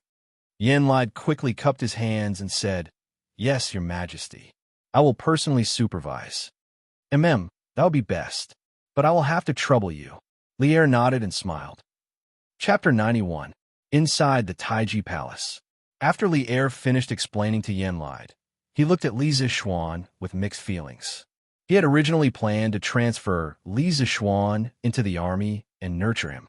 He never expected Li Zishuan to be so talented in machinery. Could be that priest spirit void taught him all this? The roller bearings were indeed very useful. Lier also planned to reward Li Zishuan with some gold and silver as a reward. However, the significance of the curved plow was too great. It was not an exaggeration to say that its merits were in the present and its benefits were in the future. In a feudal society, the rulers attached great importance to agriculture. If he only rewarded some gold and silver for this merit, it would seem that Lier was stingy. Lier pondered for a moment and said to Li Zishuan, "I heard from Jijie that you learned martial arts from Priest Spirit Void when you were a child. Recently, you even created a strange object like the roller bearings. This is one merit. Today, you presented the technique of making the curved plow so that countless farmers would not miss out on the spring plowing. Your merits are in the country, and its benefits are in the future. I'm very grateful. This is the second merit. In the imperial court, rewarding merits and punishing faults, making the best use of people's talents. This is the right that the heavens have bestowed upon me. It is also my life's ambition. Li Zishuan, tell me, what do you want? I will satisfy you." Damn, as long as one's IQ is not lacking, they would be able to tell that there was a trap in Lier's words. "If you really want to reward me, why don't you just say it out loud? Why do you need me to say it myself? If I say too much, you'll definitely be unhappy. If I say too little, won't I suffer a huge loss?" Li Zishuan thought for a moment and simply pushed the question to Lier. "Your Majesty, my livelihood is in the Tang Empire. I have already deeply fallen in love with this land. These small contributions are what I should do. I really do not dare to covet your Majesty's reward." When Sheng Yaojin heard this, he anxiously glared at Li Zishuan from the side. He secretly cursed that his brain was rusty. He actually did not want to reward such a good opportunity. Lier frowned and said, "How can I not reward a merit? If this were to spread out, how would the commoners view me? How about this, Li Zishuan? Are you willing to work under Minister Yin at the Ministry of Works?" Yin Lide's eyes lit up. He also had the same idea. With Li Zishuan's talent, it would be a pity if he didn't join the Ministry of Works. Li Zishuan immediately shook his head like a rattle drum. He didn't want to enter the imperial court and fight for power. Looking at the fate of Zhang Sun Wuji, Fang Xianling, Du Ruhui, Wei Zheng, and the others who fought bravely in Zheng Guan's court, according to the records of later generations, these people committed suicide, had their properties confiscated, their families exterminated, and their corpses whipped. These people were all godlike figures, and they couldn't avoid a tragic end. As a newbie in the bureaucracy, it was better for him to shrink his head and be an honest tortoise. Making a fortune in silence was the right thing to do. It would be best if he could get a position with a high rank, less responsibility, and no management. If he went to the Ministry of Works, not only would he suffer, but if he offended someone, he would probably fall into a trap. He was very envious of Cheng Yaojin's unscrupulous personality. He often made a scene in the imperial court, making everyone think that he was a simple-minded boor. As long as they didn't provoke him, he would be harmless to them. Therefore, he was able to be a free and unfettered duke during Zheng Guan's reign. This was why he was so awesome. Great wisdom disguised as stupidity. He never showed his talents, but he lived for 100 years. After his death, he was conferred the title of Longevity Lu Wan. He lived a rich life and survived 4 emperors. He could be said to be a weirdo in the bureaucracy. Li Zishuan saw Li Er's glare and quickly considered his words before explaining, "Your Majesty, I'm used to being lazy. I'm afraid that going to the Ministry of Works will delay Minister Yan's matters. Moreover, I've been away from home for 8 years and finally returned home. I want to be filial to my parents. Your Majesty, please grant my wish." Well, the banner of filial piety was brought out. What else could Li Er say? Even if he was the emperor, he didn't dare to openly disobey filial piety. Li Er pondered for a while and said, "If that's the case, then forget it. However, you have contributed to the country and can't not be rewarded. How about this? I'll confer you the title of Lantian County Baron and give you 200 households. How about that?" Li Er had spent a lot of money. Everyone in the imperial court was shocked. The imperial court's nobility was divided into 5 ranks: Duke, Marquis, Count, Viscount, and Baron. Li Zishuan was conferred the title of Baron this time. It was a leap from a commoner to a lord. Under the general trend of the country, the conferment of nobility was extremely cautious. The entire imperial court was thinking about how to reduce the number of nobles and reduce the rank of nobility. Li Zishuan was actually conferred the title of Baron with a mere curved plow. Cheng Yaojin hurriedly gave Li Zishuan a look, telling him to quickly agree. He was really afraid that Li Zishuan would be stupid and refuse again. Li Zishuan didn't pay attention to Cheng Yaojin's message. However, when he heard Li Er's words, he was overjoyed. He thought to himself that he had leaped from a commoner to a noble. There was no reason for him to refuse. He hurriedly bowed and thanked the emperor. "I thank your Majesty for your kindness." Li Er nodded with satisfaction and said, "If there's nothing else, the imperial court is dismissed." All the ministers bowed and saluted. "We respectfully send your Majesty off." "Haha, this old man really didn't misjudge you. You're promising." As soon as they left Taiji Palace, Cheng Yaojin excitedly patted Li Zishuan's shoulder and laughed. After that, he looked at Qin Shubao and smiled proudly. "How is it, Brother Qin? I told you before that this kid isn't a fish in a pond, right?" Old Cheng have a good eye for people." Qin Shubao laughed and shook his head. He looked at Li Zishuan and said, "This old man heard from Jijia that your master is spiritual master Ling Su. Your martial arts are excellent and not below Jijia. However, I didn't expect you to be able to make such a thing that benefits the country and the people. His Majesty has granted you the title of Baron. Since you are greatly indebted to the country, you should serve the country well in the future. However, this old man has no chance to meet such an immortal like your master. It is a great regret in my life." When Li Zishuan heard Cheng Yaojin call the person in front of him as Brother Qin, he had already guessed the identity of this person. At this time, when he heard Qin Xiong instructing him in the tone of an elder, Li Zishuan knew that he was treating him as a nephew for the sake of Cheng Yaojin. He was moved and bowed respectfully to Qin Xiong. "This must be great, General Qin. In the past, when I was in the mountains, I often heard my master say that General Qin seized 3 passes in the day and 8 strongholds at night. Your martial arts are rare in the world, and you're the first pillar of our Tang Empire. I will remember General Qin's teachings and will not forget His Majesty's kindness." Qin Shubao was somewhat delighted. "I didn't expect your master to know this old man. Haha, this old man will call you Xiao Xian for the time being." Since Jijia regards you as his nephew, you should also call this old man uncle to avoid estrangement. Li Zixuan hurriedly went along with it and called out to Uncle Qin. Cheng Yaojin looked at Qin Xiong's sallow face and sighed. Alas, little Xian, it would be good if your master was still here. In the past, everyone in Jianghu knew that spiritual master Ling Su not only had great achievements, but also had great medical skills. He was not below Dr. Sunday. If he was still here, he might be able to cure Brother Qin's illness.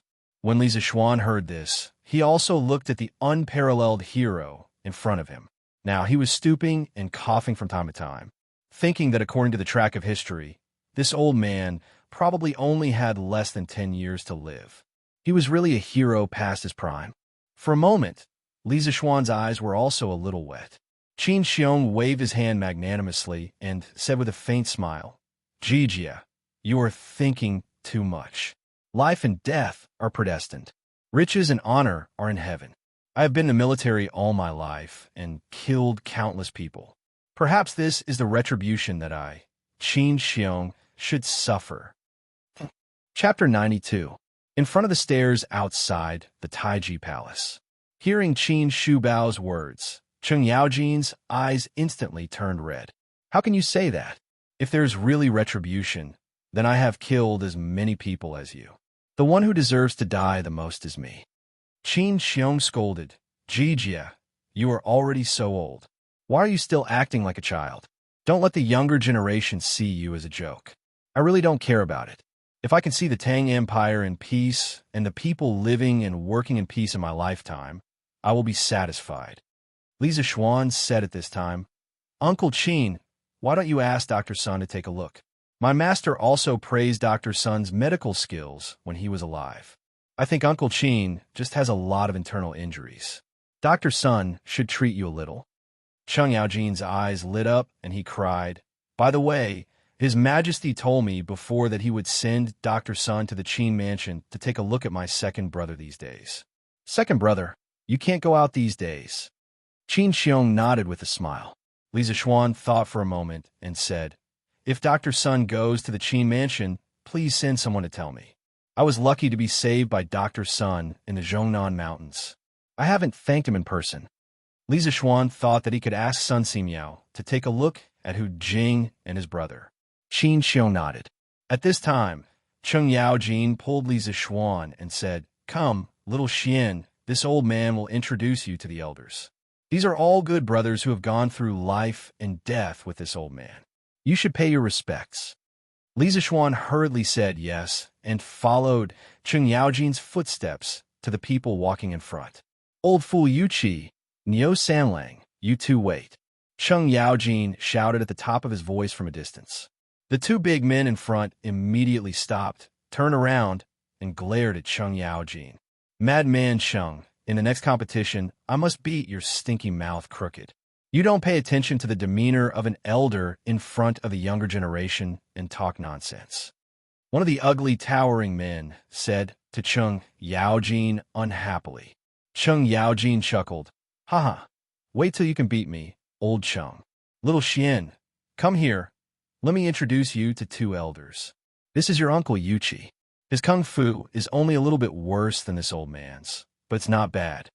Li Zixuan ignored the shameless Cheng Yaojin at the side and hurriedly bowed respectfully to one of the later generation's door gods, Yuqi Jingda, and said, Greetings to Uncle Yuqi. This young one, Li Zixuan, pays respects to you. After Yuqi Jingda glared at Cheng Yaojin, he hurriedly helped Li Zixuan up and laughed. Good. You're quite handsome. But for us men, it's useless to be handsome. You have to be able to pick up a sword and go on the battlefield. Previously, Madman Cheng said that you were actually able to fight him to a draw. You should spar with this old man some other day. Let's see if you are as powerful as Madman Cheng said. Li Zixuan almost vomited blood. Was Yuqi Jingda saying that he looked like a pretty boy? But compared to Yuqi Jingda, this tower-like man, his appearance was indeed a bit fair. Cheng Yaojin said sarcastically, If everyone looked like a charcoal ball like you, whose family's daughter would dare to marry, other than your two sisters-in-law, black and white, who blindly took a fancy to you, Wouldn't other girls jump into a well if they saw your king of hell appearance? Yuchi Jingda was furious, cursing people but not exposing their shortcomings. Cheng Yaojin's words were too king wicked. Madman Cheng, you old thing, your mouth doesn't speak human language. Come and fight 300 rounds with this old man. As he spoke, he was about to go up and fight. On the side, Neo Jinda hurriedly pulled him back. The younger generation is still here. What's with the two of you messing around like this? At this time, Cheng Yaojin chuckled and pulled Li Zixuan over. Pointing at the dark-skinned, muscular man who was pulling Yuchi Jingda, he introduced, "This is your uncle Neo. In the past, we went through fire and water together many times. His battle formation skills are quite exceptional. You kid must follow him and learn well." Of course, Li Zixuan had heard of Neo Jinda's great name. This was one of the few fierce generals of the Great Tang. Li Zixuan respectfully bowed and said, "Greetings, Uncle Neo." Neo Jinda was obviously more composed than Cheng Yaojin and Yuchi Jingda. He twirled his beard and smiled. "Good kid, no need to be so polite. You're truly a young talent. You were able to invent the curved plow, so you could be considered the great benefactor of all the farmers in the world. Old Neo, was also a farmer in the past. I know the severity of missing the spring plowing. With your curved plow, who knows how many fewer people will starve to death." Li Zixuan hurriedly said modestly, "Uncle Neo, you flatter me. I was just fooling around." Cheng Yaojin came over and said, "Little Xian, you said before that you raised chickens to supply your restaurant with new dishes. Is that true?" Li Zixuan nodded and said, "That's true." Cheng Yaojin slapped his thigh and shouted, "Then this time my family raised 30,000 chickens with you. When the time comes, you'll have to take them all. Old Cheng, have really invested a lot this time." Li Zixuan widened his eyes. He did not expect Cheng Yaojin to trust him so much that he directly wanted to raise 30,000 chickens. This was such a big gamble, but this was also good. When the time came, the Cheng family's farm would not have to fear the plague of locusts. Thinking of this, Li Zixuan smiled meaningfully and said, "Uncle Cheng, when the time comes, you may find that the most precious part of your chickens is not the meat. You may not be willing to sell your chickens." "What do you mean?" Cheng Yaojin was confused. Heaven's secrets cannot be revealed. Uncle Cheng will naturally know when the time comes. Li Zixuan said with a smile. Yuchi Jingda could not help but scold Cheng Yaojin. "You shameless old man. You actually want to take advantage of a younger generation. You've really lived like a dog all these years. Little Xian, you don't need to pay attention to him. This old man is actually very interested in the 128 new dishes that your drunken immortal restaurant will release next year. When the time comes, you have to let this old man taste them in advance. Yes, this old bull is also interested in these new dishes. The chicken that your drunken immortal restaurant released before is really the most delicious thing this old bull has ever eaten. When the new dishes come out, you have to send some to this old man to taste in advance." Li Zixuan hurriedly nodded and agreed. "Two uncles, don't worry. When the time comes, I will definitely send some to your residences. And this old man, you can't forget the old when you have a new person." Cheng Yaojin immediately jumped out and added. Qin Xiong, who had just rushed over, was speechless. "Jijia, how come you don't know how to pay attention to the demeanor of an elder at all? Inside the imperial palace. Your Majesty, I heard that you conferred Li Zixuan the title of Baron today?" Empress Zhang's son asked curiously as she fed Lier, who was lying on her lap, a piece of apple that she had cut. Lier smiled gently and said, "What? Does Guanin's servant think that my reward is inappropriate?" Zhang's son hurriedly said, "I wouldn't dare. I was just asking casually." Lier sighed. "Perhaps many people think that my reward is a bit too heavy. Haha, but how many people in the world know Li Zixuan's true value? This kid is far from being as simple as you think. We even suspect that what he said in court today about the reason he raised so many chickens was not the truth. After court was dismissed, I thought about it carefully and felt that there was something else going on. There seems to be something that doesn't make sense." It had to be said that Li Er's eyes were very sharp. He was almost close to the correct answer. Zhang Sun didn't understand and asked, I heard Cheng Xian say before that Li Zixuan invented the gnawing chicken and wrote Journey to the West. Now, this book has spread throughout the palace. However, this child is only 14 years old. Is he really worth a baron? Lier stood up and frowned with his hands behind his back. Actually, Li Zixuan's identity as spiritual master Ling Su's disciple is also worth a baron. Guanin's servant, you might not know what kind of immortal spiritual master Ling Su is. His disciple definitely won't be bad. I originally planned to send Li Zixuan to the army to gain experience, but today I found that this kid is very lazy.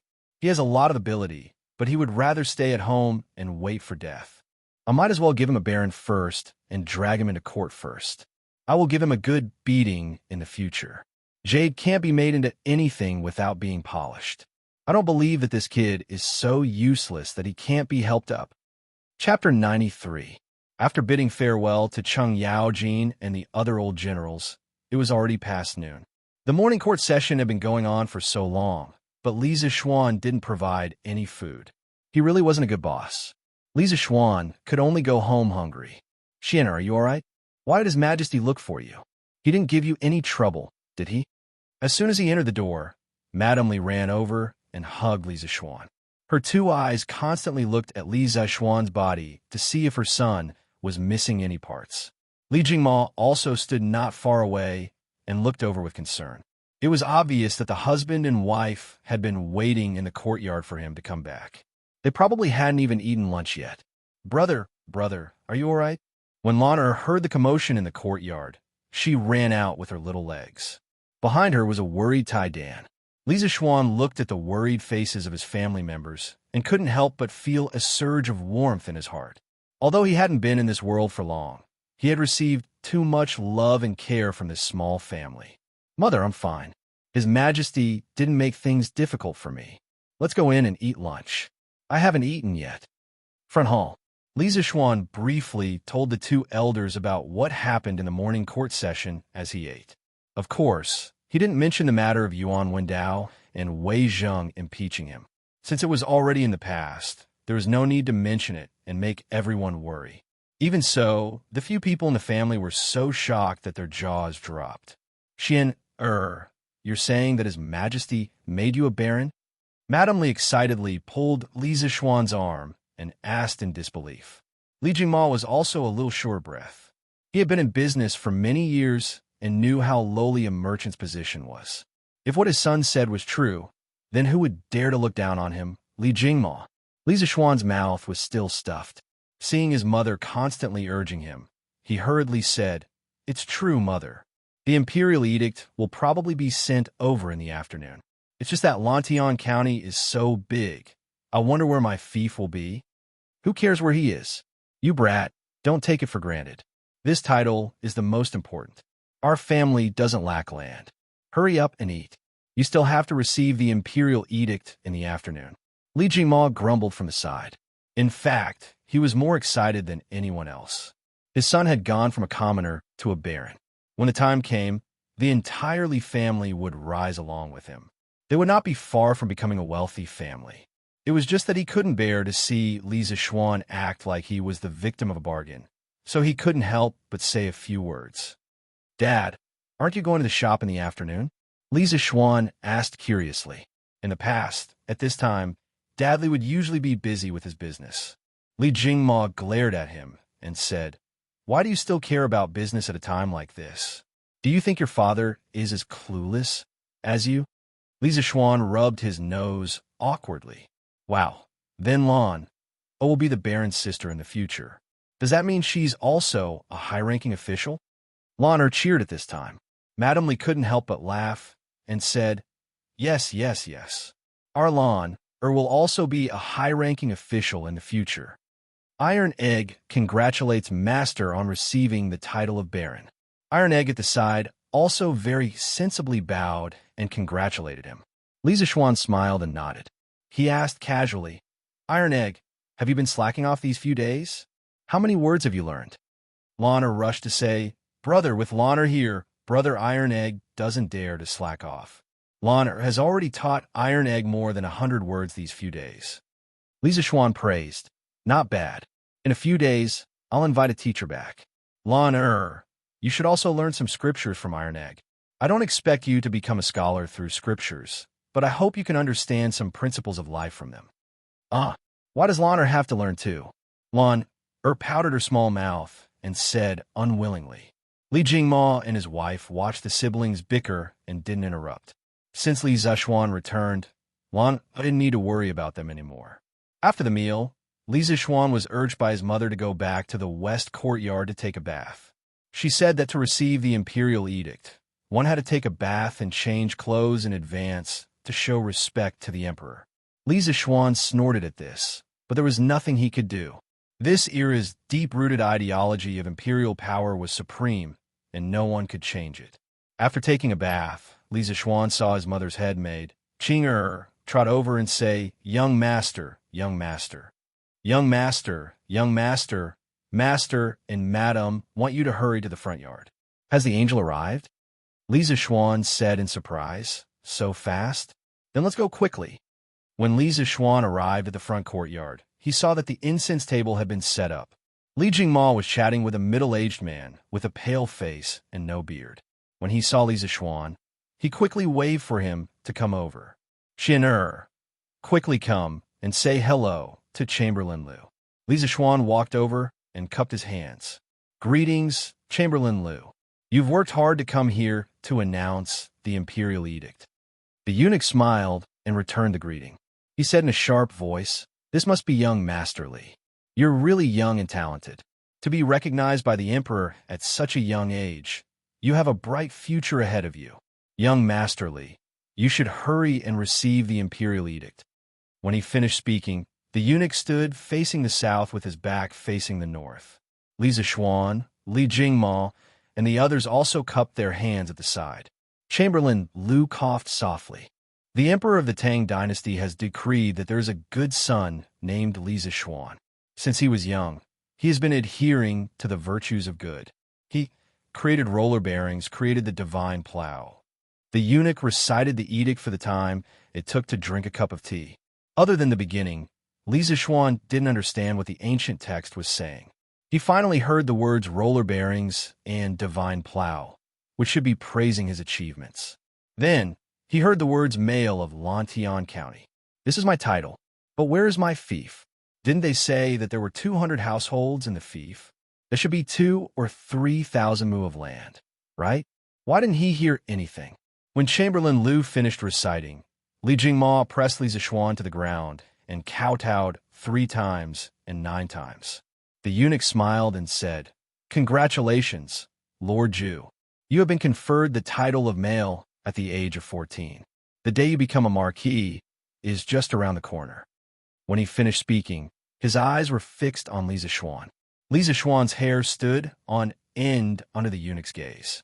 He didn't know what was going on, but Li Jingma knew better. He quickly had someone bring over a tray with a dozen golden pancakes. Li Zishuan was speechless. He secretly praised his father for being so generous. At the same time, he also understood that the eunuch was trying to get money. He was still too inexperienced. Luckily, he had his father by his side to take care of him. It was true that having an old man at home was like having a treasure. Li Jingma handed the tray to Chamberlain Liu. He smiled and said, Both of us are extremely grateful to have Chamberlain Liu deliver the edict. Now that we have received such good news, how can we let Chamberlain Liu return empty-handed? This is a small token of our appreciation. I hope Chamberlain Liu doesn't mind. Chamberlain Liu smiled and took the tray. He bowed to Li Zishuan and said, Thank you, Lord Zhu, for your reward. Li Zishuan nodded. This Tang dynasty eunuch wasn't bad. However, he was most concerned about where his fief was. Chapter 94. After the eunuch left, the Li residence became a sea of joy. Li Jingma and his wife held the imperial edict and flipped it over and over. From time to time, they would whisper and laugh. Their joy was evident in their words. Li Zishuan estimated that if there was an ant on top of the imperial edict, Li Jingma would be able to catch it. Father, have you seen enough? His parents have been looking at it for almost an hour. Lisa Xuan couldn't take it anymore. What? Your mother and I raised you. Now that you've finally made a name for yourself, why can't you look at it more? Father Li was unusually happy today. It was rare that he didn't scold Lisa Xuan. When Lisa Xuan said that he was going to be knighted, Father Li was excited. However, he was still worried that something might happen. Now that the imperial edict was in his hands, Father Li's heart was finally at ease. He could laugh out loud. No, Father, Mother, you can look as long as you want. I just want to ask, where's my fief? Lisa Xuan scratched his head awkwardly. Who told him to not study Chinese? He didn't understand the imperial edict just now. He was at a disadvantage because of his lack of knowledge. Father Li glared at Lisa Xuan. Ignorant and incompetent. You can't even understand the imperial edict. Didn't Lu just tell you the location of your fief? You also said that you wanted to find a teacher for Lan Er. I think you need a teacher to teach you. Lisa Xuan was very embarrassed. Madame Li covered her mouth and laughed. Qian Er, why are you so concerned about your fief? Coincidentally, according to His Majesty's edict, your fief is about 2,000 mu of fertile farmland in Plum Village in Lantian County. It's not far from the Han family village. Ignoring his father's scolding, Lisa Xuan heard his mother's words. He opened his mouth in shock and asked, Plum Village's farmland? Didn't Lu Shuren buy it? Li Jingma snorted. He spent money to buy it, but that doesn't mean it's his. If the imperial court wants to take it back, would he dare to not hand it over? However, the imperial court will also give him some compensation. Lisa Xuan also knew that Lan Er had been bullied in the Han family manor. If it wasn't for the fact that Lisa Xuan had already punished Lu Haojin severely, Li Jingma would have gotten someone to do it himself. Lisa Xuan nodded in understanding and asked, Father, then if the imperial court wants to take away our Han family manor's land in the future, will it be like Lu Shuren now? Li Jingma nodded. In theory, that's true. However, Qian Er, already a baron. As long as you don't commit any crimes, the imperial court shouldn't casually take away the Han manor's land. As far as I know, all the civil and military officials in the court basically spend money to buy some land in other places other than their own fiefs. His Majesty usually doesn't take away their land. So that's how it is. In that case, I'll be in charge of 2 farmsteads in the future. That's more than 5,000 mu of land. I'll have to link the 2 farmsteads together and build a new feudal village. Haha, Lisa Xuan thought happily. In a private room on the top floor of a Yunshi restaurant, a young master was holding a wine cup and sipping wine while looking down at the pedestrians on the street. A soft sound came from the door. Then, a middle-aged scholar in black carefully walked in and respectfully said to the young master, Second young master, Without waiting for him to finish, the young master didn't even turn his head. A cold aura suddenly filled the room. Even though the middle-aged scholar couldn't see the young master's expression, he knew that he had said something wrong. He quickly slapped himself and corrected himself. Young master, the young master then asked, how did it go? Did Yuan Wendao's impeachment succeed? The middle-aged man in black didn't dare to raise his head and whispered, Young master, Yuan Wendao's impeachment failed. Lisa Xuan was instead made a baron by His Majesty. What a piece of trash. The young master slammed the table and snorted angrily. Please forgive me, young master. The man in black immediately kept quiet out of fear and quickly knelt down to beg for mercy. After a while, the young master picked up his wine cup and took a sip of wine. He said lightly, Tell me, what happened? The black-clothed man then reported in full detail how Lisa Xuan had rebutted Yuan Wendao and Wei Zheng's impeachment during the morning court assembly. After listening to the story, the young master closed his eyes and meditated for a long time before muttering to himself, I didn't expect that Lisa Xuan not only escaped this disaster, but also benefited from it. It's like this kid was sent by the heavens to go against me. Half a month ago, when I was sent to take over Yunshi restaurant, that kid pushed out the chicken he ate at Drunken Immortal restaurant. At first, I thought he was just an ant and could easily kill him. I didn't expect that he would soon become friends with Cheng Chumo and the Crown Prince. The ant turned into a grasshopper and had the strength to fight. And now, he was unexpectedly made a baron. This grasshopper turned into a tiger and had its own teeth. Things are getting more and more interesting. Ha ha. The middle-aged man in black was ashamed. It's my fault. Please punish me, young master. Is there any use in punishing you? This young master will remember this matter. If you fail again, don't come back to see me. The middle-aged man in black hurriedly said, Don't worry, young master. There won't be a next time. The young master nodded and asked, Is Wang Eru still unwilling to come to Yunchi restaurant? Reporting to young master, this subordinate offered twice the monthly salary of Drunken Immortal Restaurant, but Wang Eru is still unwilling to come. Young master, this person doesn't know how to appreciate favors. Should this subordinate send someone to teach him a lesson? The young master shook his head. Times are different now. Now that Li Zixuan has been made a baron, if we go overboard, it'll be easy to expose ourselves. Besides, even if we get Wang Eru to our Yunchi restaurant, Li Zixuan can still train a second Wang Eru. To me, Yunchi restaurant's business doesn't matter, but this young master isn't willing to lose to that person. The middle-aged man in black didn't dare to reply. The room fell into silence. After a short moment, the young master spoke and asked, How many customers have we robbed from the Drunken Immortal Restaurant?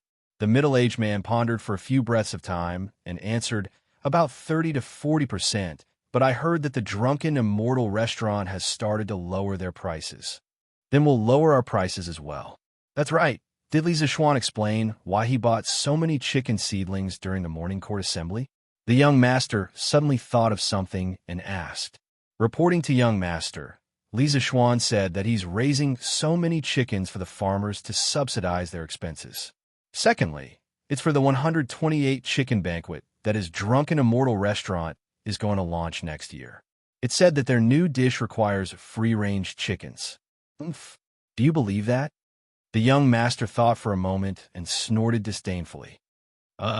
Young master, this lowly one feels that Li Zixuan's words are quite reasonable. The middle-aged man scratched his head and spoke in bewilderment. Your pig's head.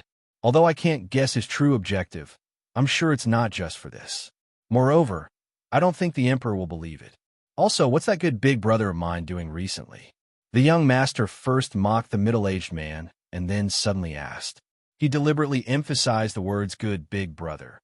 Reporting to young master, the eldest young master hasn't made any moves recently. However, the eldest young master spent 500 strings of coins at the Strange Taste Pavilion yesterday to apply for a Red Supreme membership card. This lowly one doesn't know what the eldest young master's intentions are. The middle-aged man replied respectfully, Oomph, this good big brother of mine is probably interested in my sworn enemy, isn't he? The young master snorted coldly, and the room fell into silence again. Chapter 95. From tomorrow onwards, he would be a happy person. He would feed the horses, chop firewood, and travel around the world. From tomorrow onwards, he would care about food and vegetables. He would have a house that faced the sea. He would have a house, land, and a title. He would finally have a place to settle down in the Tang dynasty. Thinking about this, Li Zixuan felt extremely relaxed. He lay on the bed and did not want to get up. He even wanted to spend the rest of his life eating and waiting for death. After all, he would not be able to use up all the money at home. That's right, Li Zixuan had no ambition and was content with his wealth. What was the point of earning so much money? He was not going to raise a flag or gather people to rebel. The money at home was enough for him to use for a few lifetimes. Young master, it should be Lord Ju. It's time to get up. Xiaoxi entered the room and said with a face full of smiles. It was just that she was not used to being called Lord Ju. The little girl realized that she had said something wrong and was a little flustered. However, the joy in her eyes could not be hidden. Li Zixuan teased, Xiaoxi, what's the occasion today? Why are you so happy? No, nothing. Xiaoxi was a little flustered as she gathered the hair in front of her forehead. Hey, if you don't say it, I won't get up today. Originally, it was just a casual question. However, looking at the little girl's expression, it was obvious that something was wrong. Li Zixuan acted shamelessly. Young, Lord Ju, how can you be like this? Xiaoxi had a new understanding of her young master's shamelessness. Li Zixuan was speechless at the little girl's exaggerated reaction. He was just teasing her and did not act like a hooligan. If you're not used to being called Lord Zhu, then continue to call me young master. I feel uncomfortable hearing it. Xiaoxi, tell me quickly, what good thing did you encounter? Did you pick up some money? Xiaoxi hesitated for a moment before saying embarrassedly, Madam said this morning that all the servants in the residence will have their allowance doubled for the next 3 months to celebrate young master's conferment. Huh, Xiaoxi, you really picked up some money. Half of your extra allowance is due to me. Xiaoxi, you have to thank me. Xiaoxi also felt that the young master's analysis made sense, but she couldn't think of how to thank him. She said awkwardly, Young master, you don't lack anything. Xiaoxi can't think of how to thank you. Hearing this, Li Zixuan said sneakily, Who said that I, your young master, don't lack anything? I've lacked calcium since I was young, and I've lacked love when I grew up. After he finished speaking, he stared at the little girl's small chest with some bad intentions. TSK, it was really quite big, Young master, you rogue. Xiaoxi could feel Li Zixuan's perverted gaze. She screamed and ran away while covering her face. Sigh, this little girl really can't handle teasing. Li Zixuan shook his head helplessly. He could only get up and put on his clothes. Shopkeeper Lu is here today. Li Zixuan went to the front hall and was about to eat breakfast when he saw shopkeeper Lu talking to old man Li.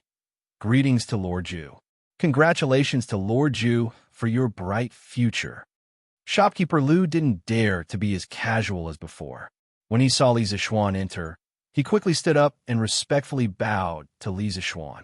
Li Zixuan's current status was different from before. He couldn't be disrespectful. Uncle Lu, in any case, we've worked together before. Why are you acting so distant now? Uncle Lu, you should just call me young master or little Xian. There's no need to be reserved. My father and I remember the contributions you've made to the Drunken Immortal Inn. Li Zixuan could clearly feel that shopkeeper Lu's attitude wasn't right today. However, he understood after thinking about it. He wasn't someone who liked to put on airs. Although he had a noble title now, to him, this title was just a coat to protect himself and his family. It wasn't a tool to put on airs. When shopkeeper Lu saw that Li Zixuan's attitude towards him was still as cordial as before, he was very touched. One had to know how lowly merchants were in this society. Which noble would be willing to treat them as equals? Young master, I'm indebted to you for thinking so highly of this old man Lu. In the future, this old man Lu will definitely take care of the Drunken Immortal restaurant. Shopkeeper Lu's eyes became moist as he spoke. Li Jingma smiled and comforted him. Shopkeeper Lu, sit down and talk. Although my Xian, is now a baron, our Li family is still the same Li family.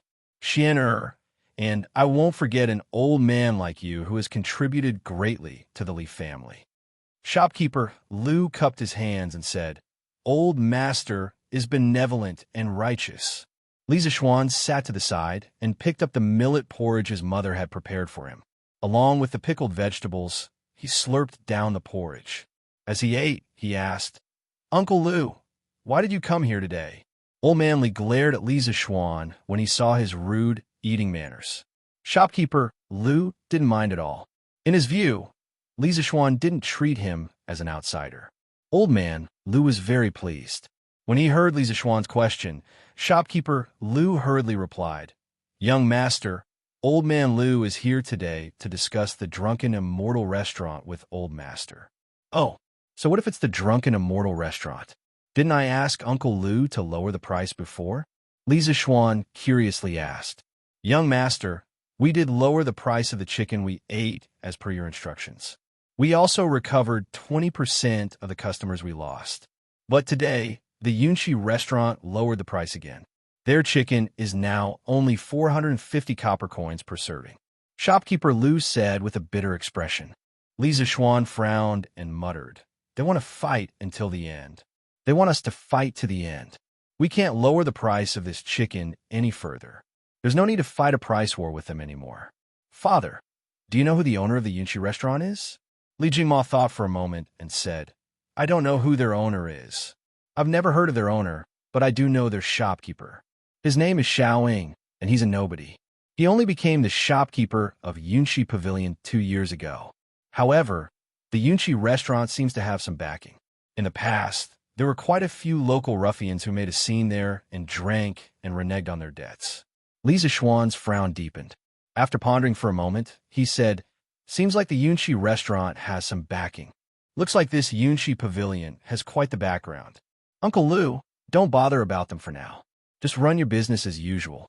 I still have some matters to attend to. Once I'm free, I'll teach Wang Eru a few new dishes. While I'm at it, I'll also bring the Drunken Immortal restaurant a divine wine that no one has ever tasted before." Old Man Li glanced at his son suspiciously. Shopkeeper Lu, on the other hand, was abnormally excited. Since young master wants to take action, then this old man Lu is completely at ease. Oh, right, there's one more thing. Wang Eru previously told me that the Yunxi restaurant wanted to poach him with a higher price, but Wang Eru didn't agree. Li Zixuan was angered to the point of laughing. The Yunxi restaurant is really pushing us hard. They're unscrupulous. Uncle Lu, Eru is a good seedling. Don't mistreat him. Tell him to follow this young master and work hard. Don't think about anything else. I can give him anything that others can give him. I can even teach him to make many new dishes that others can't make. Let him weigh the pros and cons. Shopkeeper Lu hurriedly nodded and said, "Yes, young master. Don't worry. I, old man Lu, feel that Eru is quite reliable.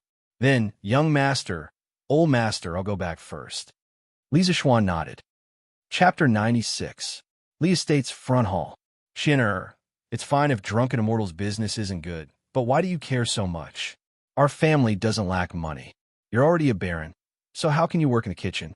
After manager Lu left, Li Jingma looked at his son who was slurping down his breakfast and couldn't help but ask. He couldn't understand his son's actions. In his eyes, although Drunken Immortal's business was good, it wasn't as noble as his status as a baron.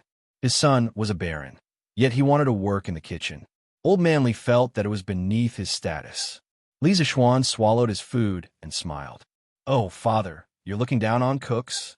Li Jingma shook his head. "That's not it. When I was young, I was a peddler. How could I look down on others? I'm just worried that you'll be impeached, saying that you don't care about the dignity of an official." Li Zixuan curled his lips in disdain. "Let whoever wants to impeach me. I don't believe that His Majesty will punish me for such a small matter. Besides, those who impeach me, if they have the ability, don't eat anything from our strange taste pavilion for the rest of their lives." Li Jingma helplessly shook his head. He could only follow his son's wishes. After breakfast, Li Zixuan went to the Strange Taste Pavilion's workshop. Inside the workshop, everyone was busy and in full swing. Moreover, there were clearly more craftsmen here compared to the last time Li Zixuan was here. "Faubert, how many curved plows can we produce in a day?" Li Zixuan had someone find Faubert and asked. "Young master, this old man has recruited 52 new craftsmen. Our workshop's production capacity has more than doubled. We can now make 300 curved plows in a day." Faubert's face was glowing. There was no trace of the lethargy of an old man on his body. Instead, one could feel his high fighting spirit. Li Zixuan smiled and nodded. "And not bad. Faubert, if you meet skilled craftsmen in the future, feel free to recruit as many as you can. Our family has a lot of money, so you don't have to worry." Currently, Strange Taste Pavilion's products were in short supply. Li Zixuan really wanted to expand the workshop, but he didn't know any craftsmen. He could only ask Faubert to hurry up and recruit more craftsmen. Even someone as indifferent as Uncle Fu's mouth twitched when he heard this.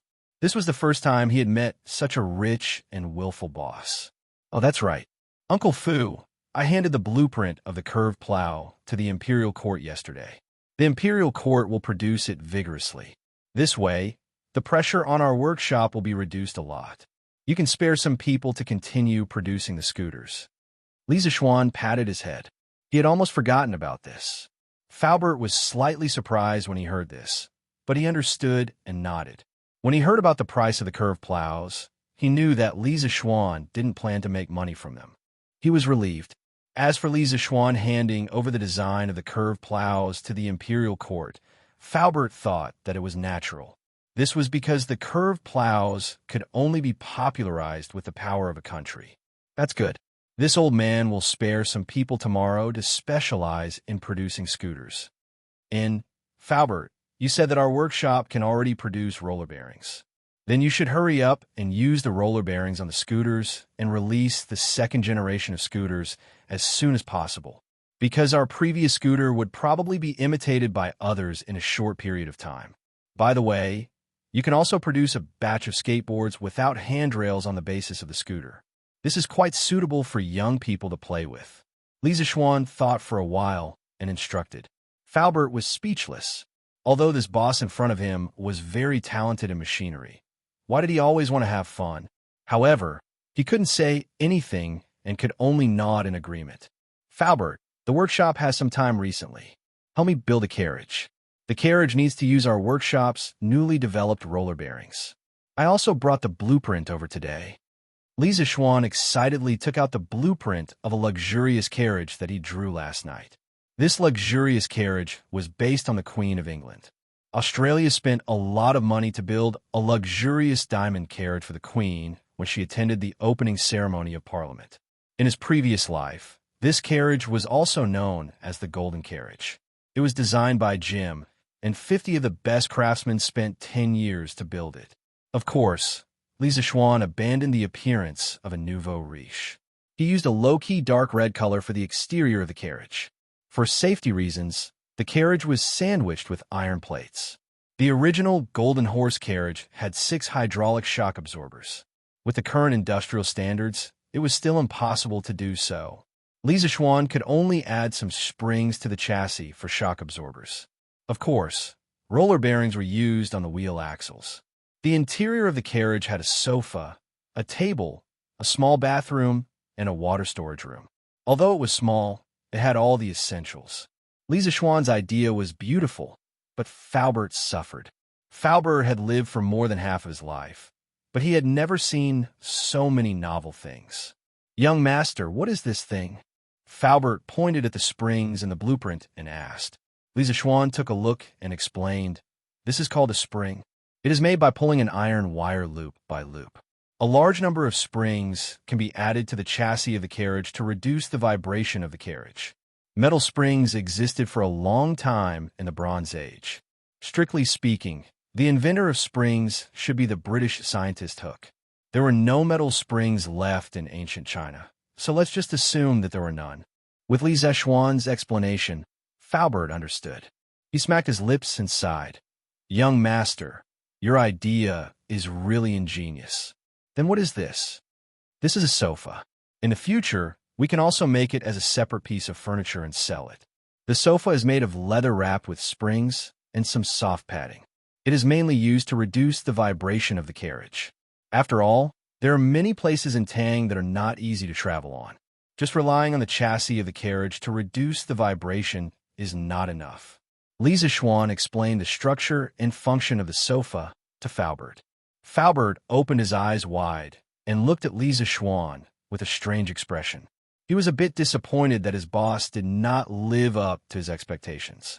His boss was talented, but he did not use it on the right path. He always thought of ways to enjoy himself. The number of ways he used was amazing. Faubert thought that if the person in front of him was his son, he would definitely give him a good beating. Lisa Schwann felt a bit uncomfortable being stared at. He quickly coughed and said, Ahem, Faubert, can the workshop make this carriage? Faubert calmed down and thought for a while before answering. It should be possible, but it will take some time, about 10 days. Lisa Schwann said happily. Then I will have to trouble Faubert. It doesn't matter if it takes a long time. Let the craftsmen accumulate some experience in making this kind of carriage. When the speed is up, our Strange Taste Pavilion will also sell this carriage. Faubert could only nod in agreement. What else could he say when he had such a master? Chapter 97. East Market, Strange Interest Pavilion. After Lisa Schwann left the workshop, he wanted to go to Strange Interest Pavilion to take a look. When he arrived at the East Market, he could see a long line in front of Strange Interest Pavilion from afar. Everyone in the line was whispering to each other. It was very lively. Hey, Zhao Lao Air, why are you here today? Why can't I be here? Wu Lao San. I say, you people are too unkind. You didn't even tell us that you had such a good plow. If I hadn't seen that kid made June plow yesterday, I would still be in the dark. A scar-faced man scolded. Hey, you can't blame me for this. I also heard from the sister-in-law of the child's mother's cousin's eldest uncle yesterday afternoon. Our Liujia village is so far away from your plum village. I can't possibly go over and inform you. Right? Sai, actually the people from the Hanjiao village were the first to know about the curved plow. We all came too late. That's right. However, this curved plow was invented by their main family's young master. Sai, I heard that their main family's young master was conferred the title of Baron yesterday. No one will dare to bully the Hanjia village in the future. Also heard about this. I just don't know where this lord's fief is. If it's in our Plum Village, then our Plum Village's villagers will have good days. I heard that this lord is very good to the villagers of the Hanjia village. Not only did he pay them to help him brew fruit wine, he also provided them with free chicken seedlings to raise and reduce their rent. Bah, you're dreaming. Why don't you say that the Lord's fief is in our Lujia village? Wu Lao San shouted. Sai, Zhao Lao Air. I heard from my uncle who works in the Yamen that Lord Li's fief is in Plum Village. The Yamen has already sent people to your village's Lujia village to negotiate. They said that they want to take back the land and give it to Lord Li. A young man couldn't help but interrupt.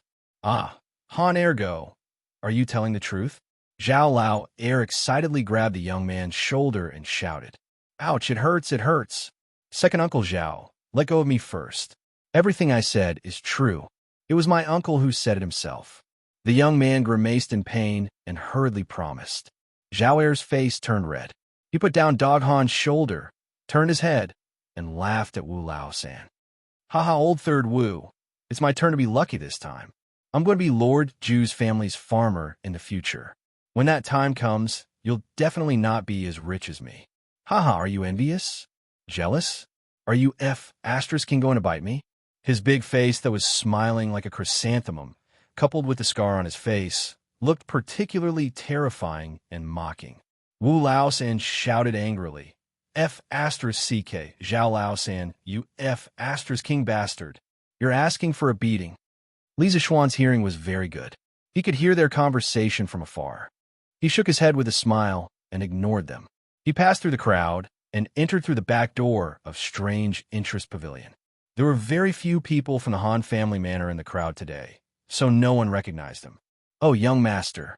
Ah, no, it's Lord Ju. You're here? Sun Huan, who was busy at the front desk, heard the servant's report. He quickly put down his work and ran up to the second floor. He greeted Li Zishuan enthusiastically. Li Zishuan nodded slightly and gestured for Sun Huayuan to sit down. Shopkeeper Sun, I'm sure you've heard that I've submitted the blueprint of the curved plow to the imperial court. From tomorrow onwards, half of the workshop will continue to manufacture the scooters. Shopkeeper Sun, when the time comes, you can set up another team to sell the scooters. Sun Huayuan was pleasantly surprised. That's great. Don't worry, Lord Ju. I'll arrange it well. Although the curved plow was popular, Strange Interest Pavilion didn't make much money. In comparison, Sun Huayuan was more willing to sell the scooters. This was a good performance. Li Zishuan continued. The workshop should be able to develop the second generation of scooters in the next 2 days. Compared to the first generation, the second generation scooter uses our workshop's exclusive technology. It's more flexible and faster. Shopkeeper Sun, you can have people copy some flyers tomorrow to encourage people to apply for a membership card. Later on, we'll introduce more comprehensive products. Sun Huayuan happily nodded. Yes, Lord Ju. Don't worry. I guarantee that when the time comes, everyone in Chong and will know about our second-generation scooters. Li Zishuan nodded with satisfaction. After chatting with Sun Huayuan for a while, Li Zishuan thought that he had told him everything he needed to tell him. So he left the Strange Interest Pavilion and went home. Duke Lu's mansion. Master, the price of the chicken shoots in Chong and has risen to 115 coins. Should we continue to buy them? The old housekeeper of the Chung mansion worriedly reported to Chung Yaojin. So expensive? Chung Yaojin was also shocked. He secretly cursed the merchants in Chong and for being treacherous. Although he was a duke, he wasn't as rich as Lisa Schwan. The Duke Lu's mansion didn't have any extra food. Facing the high price of 115 coins, Cheng Yaojin was a bit hesitant. However, he couldn't help but think of Lisa Schwan's meaningful words after yesterday's morning court. Uncle Cheng, when the time comes, you may find that the most precious part of your chickens isn't the meat. You may not be willing to sell your chickens. Cheng Yaojin frowned. Now he understood that Lisa Schwan raised so many chickens. It wasn't as simple as what he said in court. There must be more to it. Cheng Yaojin thought of Lisa Schwan's godlike master. He clenched his teeth and made a decision. Buy, continue to buy. Housekeeper Liang, when the gate of the Eastern market opens, you go there. Bring more people with you and act separately. Lisa Schwan got a new piece of land yesterday. I think he will continue to raise chickens on his land. The price of the chicken shoots will only get more and more expensive. Try to be ahead of them and buy all the chicken shoots in the Eastern market. Try to get 30,000 chickens as soon as possible. Anyway, that kid's family doesn't lack money. Let them buy later. Huh? As Cheng Yaojin spoke, he burst into laughter. In his heart, he was silently praising himself for being quick-witted. Housekeeper Liang also felt that Cheng Yaojin's words made sense. He quickly bowed and left. It had to be said that Cheng Yaojin's speculation was very accurate. At this time, Lisa Schwan was at home. He asked housekeeper Wang to continue buying chicken shoots. Uncle Wang, how many more chickens do we need from the 80,000 in Han Village? Housekeeper Wang took out a small booklet and looked at it. He said, Young master, with the ones we bought today, we are less than 10,000 chickens. I think we can get them by tomorrow. Lisa Schwan said happily, Not bad. We will have 80,000 chickens by tomorrow. You can continue to buy. I will go to Plum Village tomorrow and see how many chickens the farmers can raise. Conservatively speaking, we need at least 70,000 more. Housekeeper Wang widened his eyes and said, Young master, the price of a chicken shoot in Chong and has risen to 115 copper coins. Do we still need to buy so many? So expensive? It was almost double the initial price of 70 copper coins. Lisa Schwan pondered for a moment and asked, Uncle Wang, how much will it cost to gather all 80,000 chickens for the Han family village? Housekeeper Wang silently calculated for a moment and answered, Young master, it will cost about 13,000 strings of cash. A string of cash in the Tang dynasty was only 800 copper coins. Therefore, it was reasonable to ask for 13,000 strings of cash for 80,000 chickens. Lisa Schwan nodded. It was still within the range he could afford. He said, Uncle Wang, continue to buy. We can still afford it. Although housekeeper Wang did not understand, he still nodded. Chapter 98.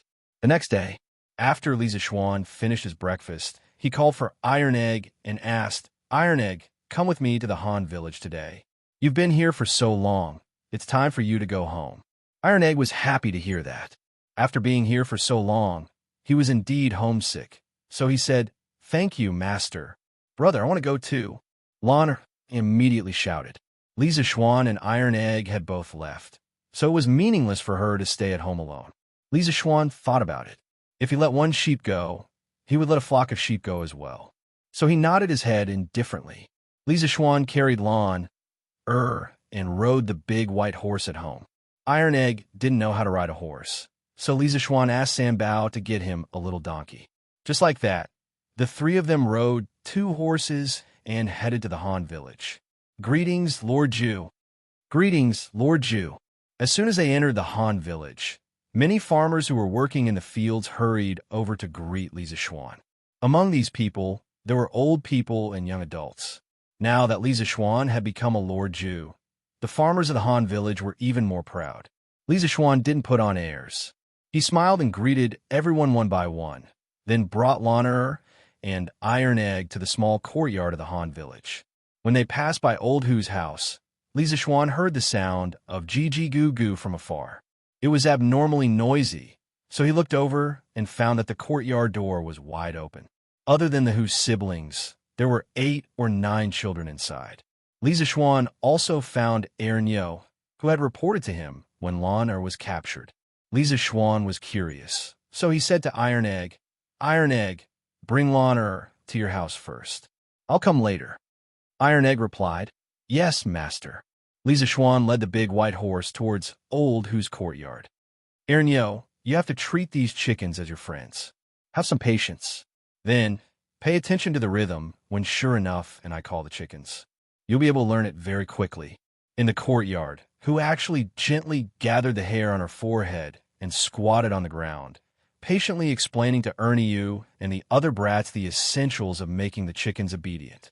It had been a while since they last met, and whose complexion was much better than the last time. Moreover, she looked more energetic. It should be because her family's life had improved recently.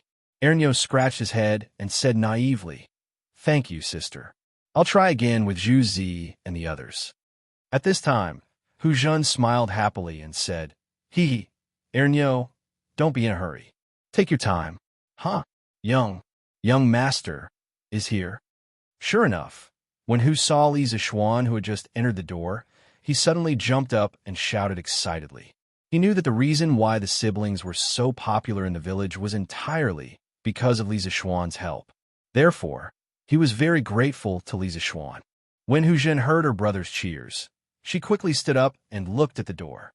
Although she couldn't see, she could feel it. She rushed in the direction where Lisa Schwan was standing and bowed slightly. She smiled sweetly and said, Greetings, Lord Zhu. That sweet smile was like a pure lotus blooming, decorating the entire farmhouse courtyard. When the other brats saw Lisa Schwan, they quickly imitated the adults and bowed. Greetings, young master. Greetings, young master.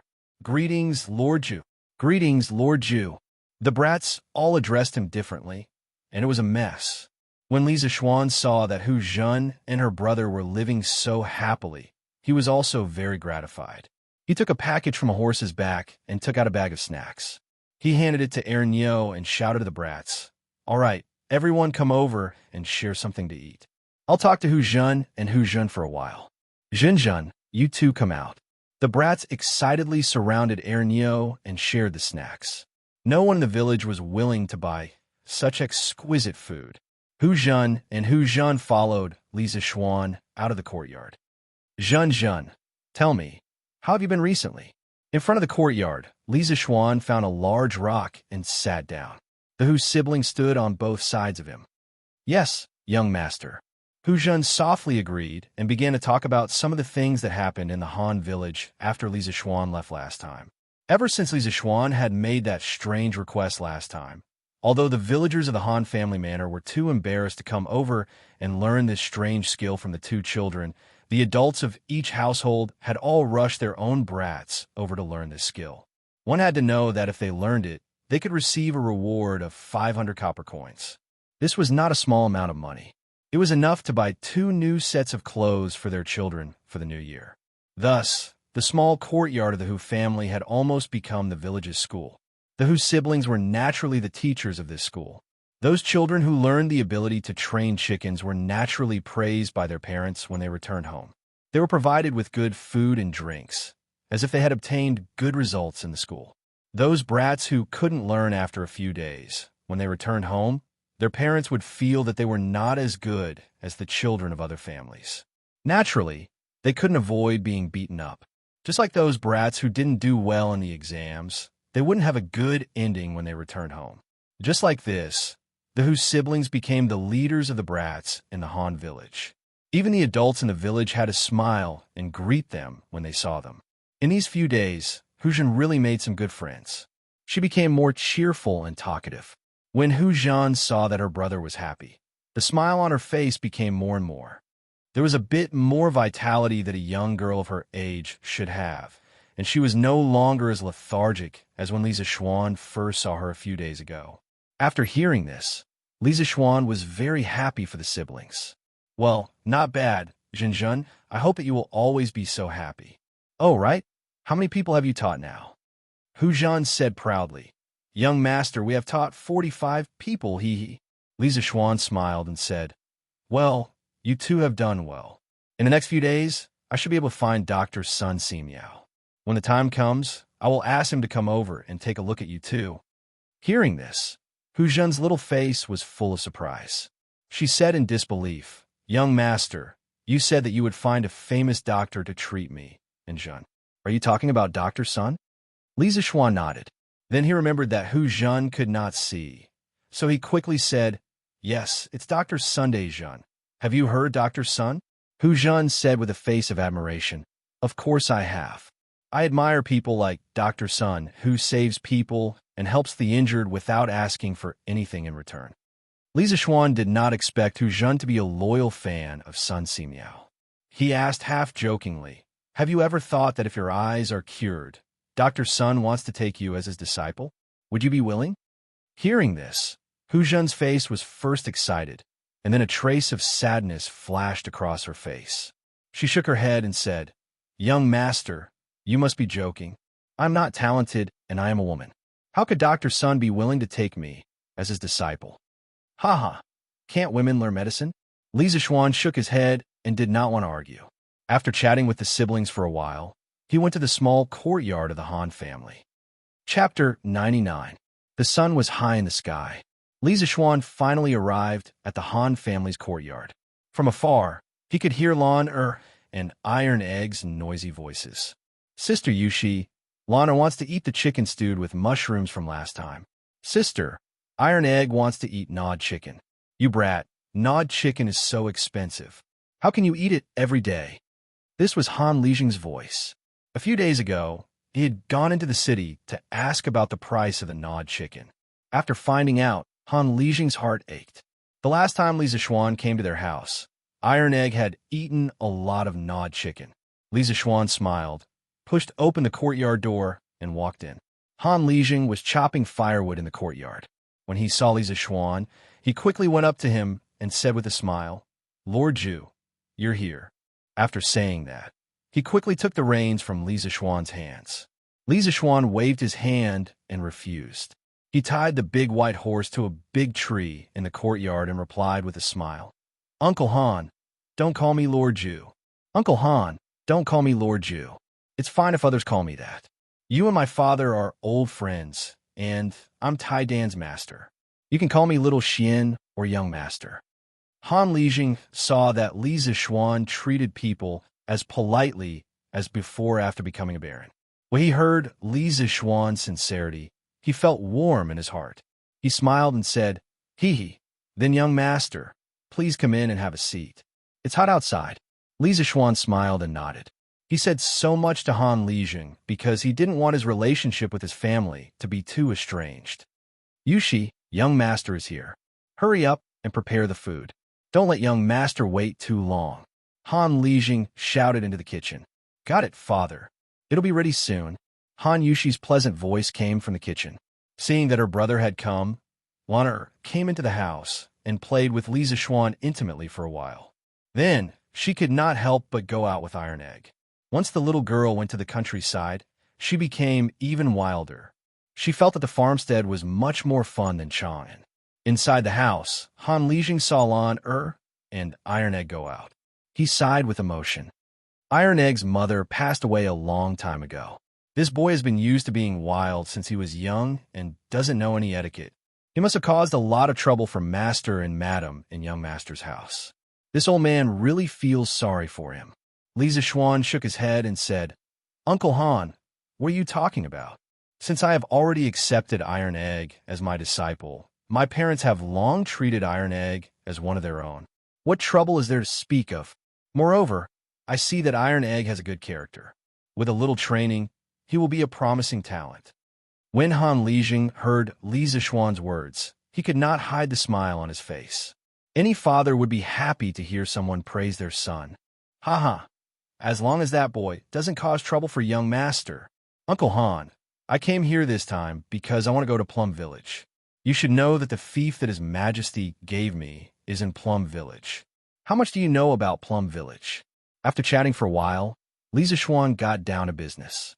Han Lijing nodded and said, Young master, we are all neighbors, so of course I know. Plum Village's Lu Qingfeng was a scholar in his early years. He can be considered a person of virtue and prestige in Plum Village. I have some friendship with him. The previous owner of Plum Village was Lu Shiren. Young master, you already know this. Lu Shiren was rich but heartless. He brought disaster to the village. Lu Qingfeng was angry with him, but he did not dare to say anything.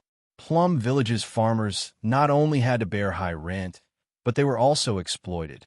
Although I don't like Lu Shuren's actions, I can't do anything about it. But this time, Plum Village has become young master's fief. I think the people of Plum Village will be overjoyed if they know about it. Li Zishuan was silent for a moment, then nodded and said, "Good and evil will happen. There is a cycle of reincarnation. Lu Shuren will receive the retribution he deserves. Uncle Han, take me to Plum Village in the afternoon. I want to see the situation there. Also, I plan to imitate the Han Village and open a chicken farm in Plum Village. It can be considered as increasing the income of the farmers." Han Lijing sighed and said, "Young master is really benevolent. Father, young master, it's time to eat." At this time, Han Yushi's shout came from outside. Then, Han Yushi walked in with a plate of dishes. Of course, she was followed by two little tails. After not seeing her for a long time, Han Yushi became more and more radiant. The joy between her eyebrows made her beautiful face even more moving. Although it was not the first time he saw Han Yushi, Li Zishuan was still mesmerized by her peerless appearance. He was a little dazed for a moment. Ahem! Han Lijing coughed softly twice. Li Zishuan was instantly awakened, and his face turned red in embarrassment. He was even caught staring at Han Lijing's daughter in front of him. No matter how thick-skinned Li Zishuan was, he still felt a little embarrassed.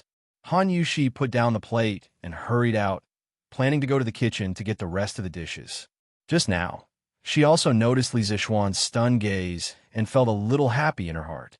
In the morning, when Iron Egg and Lon came over early, she found out that Li Zishuan went to Hu Jing's house and would come over in a while. Then, she did not know why, but when Lon and Iron Egg went out to play, she secretly went back to her room to dress up. Just now, she called Li Zishuan young master and not Lord Ju because she had some ulterior motives.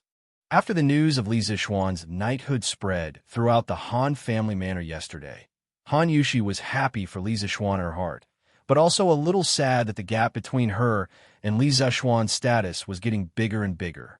But when she thought of how she had ignored her father's dissuasion and resolutely agreed to help Li Zishuan brew wine, Han Yushi could not bear to give up at that time. She secretly decided that even if she could not be with him in the future, she would cherish the days they had now and treat him well. She would not regret it in the future. Therefore, when Han Yushi called Li Zishuan young master just now, she also wanted to numb herself and not let herself think about the gap between their statuses. When the dishes were served, everyone sat down. Only then did Li Zishuan notice that the dishes on the table today were a little unusual.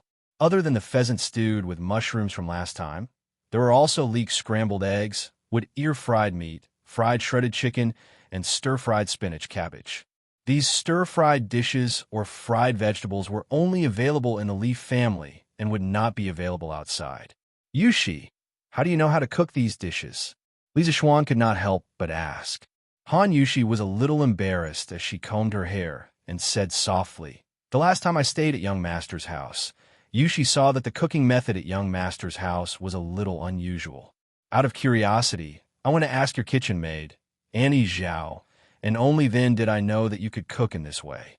So, Yushi went home and tried cooking a few times and found that the taste was not bad. Later, Yushi thought of some other dishes that could be stir-fried with a big fire. "Just nice. I can use these new dishes to treat young master today." Li Zishuan smelled the fragrance of these stir-fried dishes and gave a thumbs up. He praised, "Not bad, not bad. Just smelling this aroma is enough to stimulate one's appetite. Yushi, you are really clever." Han Lijing chuckled and said, "Young master, you don't know. When my Yushi cooked at home for the first time, old Han, almost swallowed my tongue. Cooking like this, the taste is really too good." Lon could not wait to pick up her chopsticks and try the leek scrambled eggs. The little girl immediately narrowed her eyes and exclaimed, "It's really too delicious." "Brother, Lon doesn't even want to go home. I want to eat Sister Yushi's dishes here every day." Everyone was amused by these innocent words. Li Zishuan also picked up his chopsticks and started eating. He realized that Lan was not exaggerating at all. The taste of these stir-fried dishes was basically comparable to some of the big restaurants in his previous life. It was even more delicious than the ones made by Annie Zhao at home. Han Yushi's culinary skills were simply superior. Li Zishuan tasted some of the flavors from his previous life in these dishes. For a moment, his appetite was stimulated. He ate a total of 4 bowls of rice before he put down his bowl and chopsticks in satisfaction. However, in his heart, he thought that if he could marry this fairy-like and clever girl, he would have accumulated 8 lifetimes of virtue. Han Yushi saw that Li Zishuan was eating happily. She could not help but feel a little sweet in her heart. Her efforts over the past few days had not been in vain. She had just said it was simple, but in order to come up with these new dishes, only God knew how much effort she had put in. However, from the results, all her efforts were worth it. She had already taken the first step and captured Li Zishuan's stomach. Chapter 100. After lunch, Li Zishuan sat in the front hall and happily drank the chilled fruit wine that Han Yushi had taken from the ancient well. He was chatting with Han Li in the house. There was no helping it. The weather had been a little abnormal recently. It was just May, and the weather had started to heat up.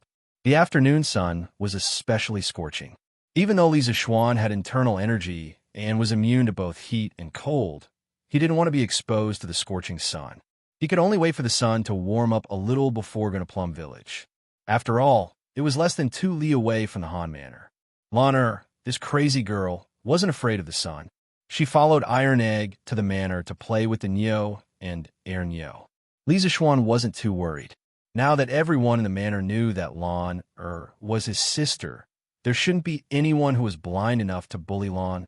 Li Zishuan didn't know that while he was enjoying the cool air in the Han Manor's courtyard, there were many manor owners in Plum Village who were exposed to the scorching sun.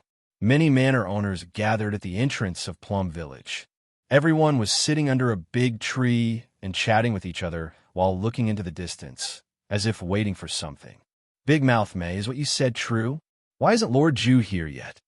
A tanned old man with bare arms was fanning himself with a straw hat as he asked casually. Mei Jun quickly nodded and said with certainty, "Fourth Master, I wouldn't dare to lie about this.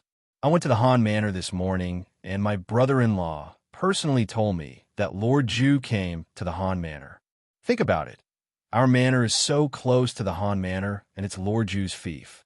Lord Zhu will definitely come and take a look. I say, Mei Laosi, why are you in such a hurry? It's such a hot day. Won't you let Lord Zhu rest for a while?" An old man was lying on a bamboo mat and enjoying his eldest grandson fanning him with a cattail leaf fan. When he heard Mei Laosi's words, he couldn't help but rebuke him. "Hey, second brother Liu, I'm just anxious. When I heard that Lord Zhu's fief was in our manor yesterday, I was so excited that I couldn't sleep well the entire night.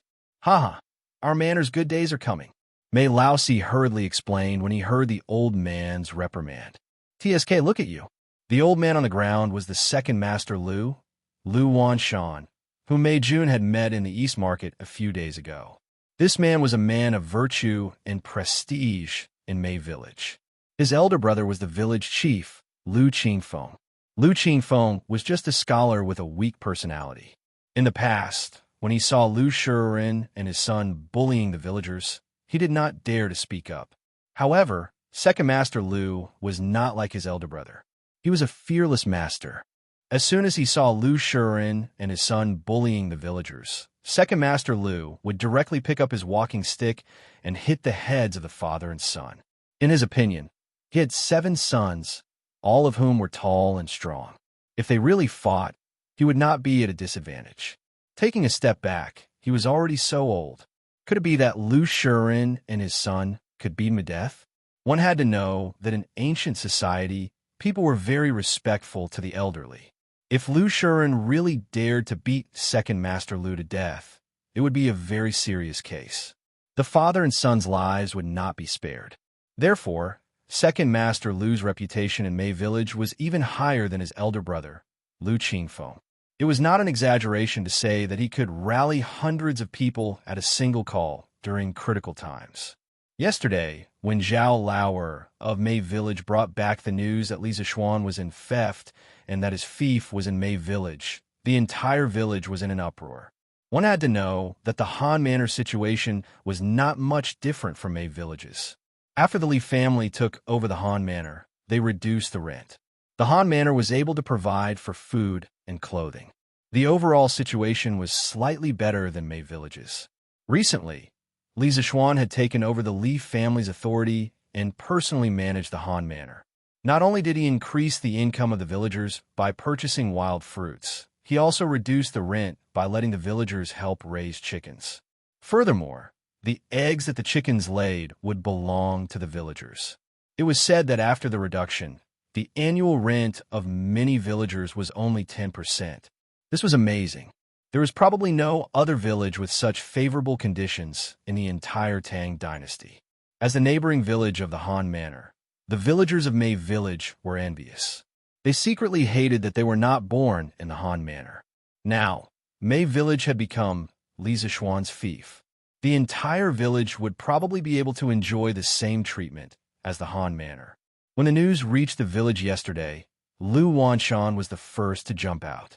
Ignoring Lu Qingfeng's obstruction, he shouted in the village, "Lu Shiren, get out of Mei Village!" Lu Shiren's land was about to be taken away by the imperial court, so he, Second Master Lu, had nothing to be afraid of. He rolled up his sleeves and fought. If he did not vent this anger, he would not be satisfied even if he died. Second Master Lu's prestige in Plum Village was very high to begin with. With a shout, how could the villagers who were usually bullied by Lu Shiren hold themselves back? In an instant, hundreds of villagers responded to his call. Hundreds of villagers scrambled to follow him, majestically charging towards Lu Shiren's mansion. Lu Shiren, get out of Mei Village! Get out of Mei Village! Get out of Mei Village! Outside Lu Shiren's mansion, hundreds of villagers shouted in unison. Their shouts shook the heavens, frightening Lu Shiren and his son. The father and son hurriedly ordered their servants to block the door with all their might. However, they hid inside the house, trembling as they waited for the villagers to disperse when they were tired of shouting. Outside the mansion, Second Master Lu saw that Lu Shiren had become a coward. They could not pry open this turtle's shell, so he took the lead and threw stones at Lu Shiren's house. The other villagers followed suit, picking up things that were convenient for them and throwing them at Lu Shiren's house. What was strange was that someone even used leaves to wrap cow dung and threw it in. As night fell, the villagers could not stay there forever. They all dispersed, agreeing to come back the next day. Lu Shiren and his son hurriedly packed their belongings in the night, including the compensation given to them by the government. After packing the gold and silver into boxes, the father and son took a few guards with them. They did not even care about the dilapidated mansion and escaped through the night. When Second Master Lu brought people to the Lu residence this morning, they naturally did not find anything. Second Master Lu spat at the door of the Lu residence in disdain and left. When it was close to noon, there was news that Li Zixuan might come to Mei Village. Other than those who had worked today, all the villagers were excited to welcome the new master of Mei Village at the entrance of the village. Second Master Lu naturally followed along. That day, he followed behind Mei Jun and also bought a curved plow. When he returned home, he tried it out. It was indeed very useful. Therefore, he was both excited and curious about the new master of Mei Village. At this time, although the sun was scorching and the heat was unbearable, no one was willing to leave. Many people were looking forward to the good days ahead under the trees. It seemed that their families would not starve anymore. They could even sew new clothes for their children during the new year. There were also some farmers who were telling their children how benevolent the new Lord Ju was. Perhaps in the future, they might have eggs to eat every month and meat to eat during the new year. Those naughty children listened and unknowingly drooled for a long time. Chapter 101. It was around 2 o'clock in the afternoon in modern times. Li Zixuan noticed that the sun was not as hot as it was at noon, so he went to Plum Village with Han Lijing. After all, he still had a lot of things to do there. If he was a few hours later, he might not be able to make it back in time. He had also asked Han Yushi if she wanted to go with him. After all, It was pleasing to the eye to have such a godlike person by his side. However, Han Yushi refused. It was not that she did not want to accompany Lisa Xuan, but she still had to gather some girls from the same village in the afternoon to brew the fruit wine. The fruits near the Han family manor had been picked clean these days. The brewing of the fruit wine was also at the final stage. Han Yushi really could not leave. As for Lan and Iron Egg, they had already gone somewhere. Lisa Xuan could only bitterly endure the hot sun with Han Lijing and go to Plum Village. Hey, look, isn't that Han Tianhu from the Han family manor? A young man sat on a big tree at the entrance of Plum Village. He sat high up and could see far. He was the first to see Lisa Xuan and Han Lijing. It really is Han Lijing. Then who is the young man beside him? Could it be Lord Li? Nonsense. How can Lord Li be so young? Also, how can Lord Li go out without an attendant? It's Lord Li. I saw him at the entrance of Strange Interest Pavilion last time. Lord Li is here. Lord Li is here. Second Master Lu was lying on the bamboo mat and was about to fall asleep. Suddenly, he heard the cheers of the crowd. The old man quickly climbed up from the bamboo mat and followed the crowd with his eldest grandson to look in the direction of the sound. Lisa Xuan saw the black mass of people at the entrance of the village from afar and was shocked. He thought that there were villagers gathering to cause trouble. He quickly quickened his pace with Han Lijing, wanting to find out what was going on. Greetings, Lord Li. Welcome, Lord Li. Greetings, Lord Li. Welcome, Lord Li. As soon as he reached the entrance of the village, Lisa Xuan was shocked by the uniform cheers. Young master, I'm afraid that the villagers of Plum Village know that you're coming and have gathered at the entrance of the village to welcome you. Han Lijing reminded from the side. Lisa Xuan nodded and looked at the group of men and women, old and young. Many of them were emaciated, their faces yellow and their bodies emaciated. Those bare-chested, burly men were bright red from the sun and were covered in sweat. Some of the children were also sweating profusely. They hid behind the adults and looked at him timidly. It was obvious that this group of people had been waiting under the scorching sun for a long time. Lisa Xuan felt very uncomfortable in his heart. He secretly blamed himself for coming so late. He didn't want to wait for others or make others wait for him in both his previous and current life. So he couldn't bear to have these villagers wait for him like this. He hurriedly walked forward. Uncles and aunties, sorry to keep you waiting. When Lisa Xuan shouted, he used a bit of his inner strength, and the excited and noisy crowd immediately calmed down. Lisa Xuan continued, I don't know how everyone knew that I was coming, but I don't want everyone to welcome me like this. I can't bear it.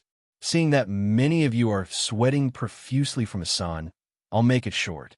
Once you're done, you can go back to your own homes, okay?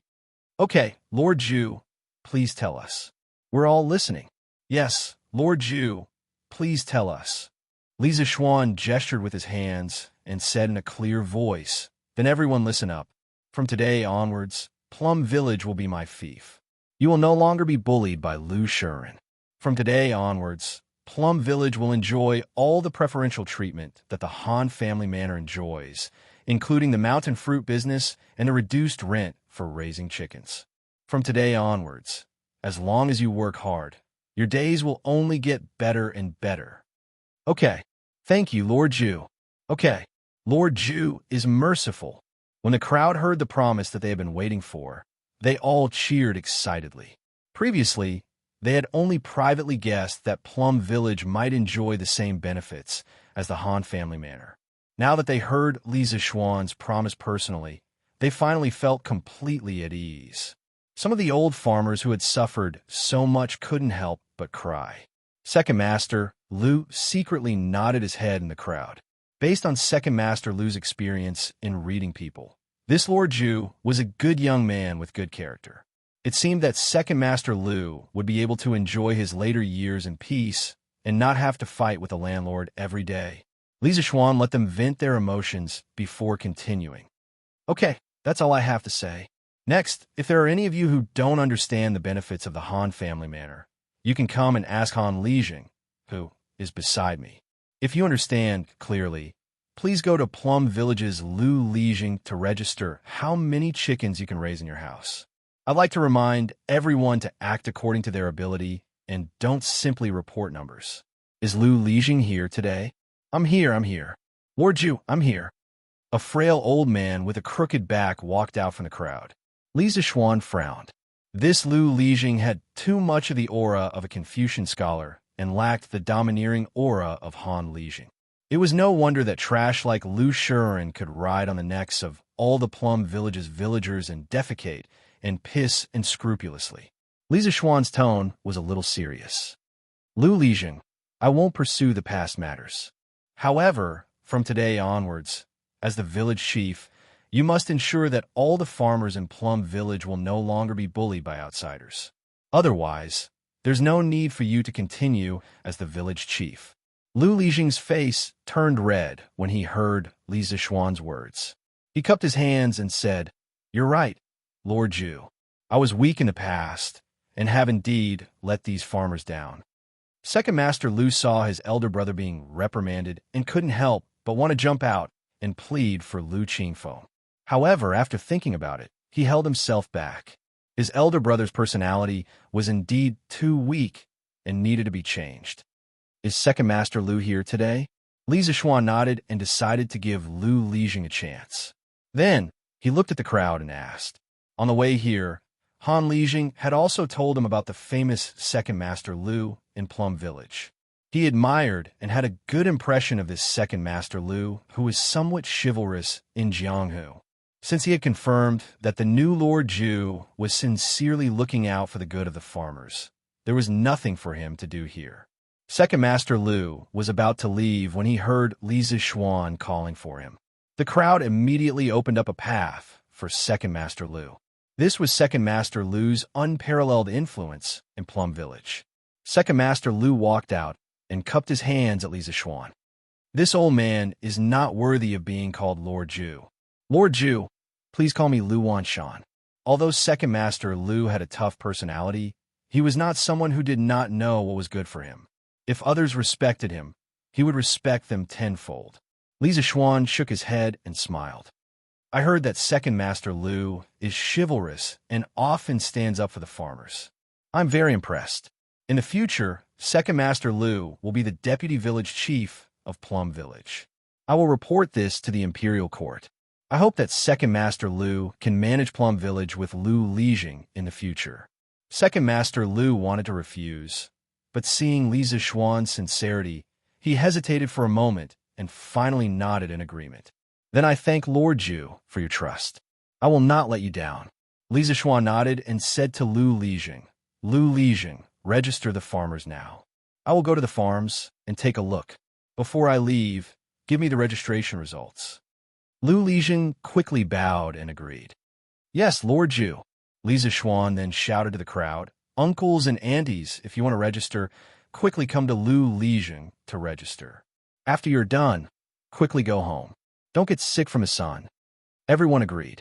Li Zixuan saw that there was nothing for him to do here, so he bid farewell to Han Lijing and entered the village alone. Chapter 102. The sun was setting in the west, and a cool breeze blew.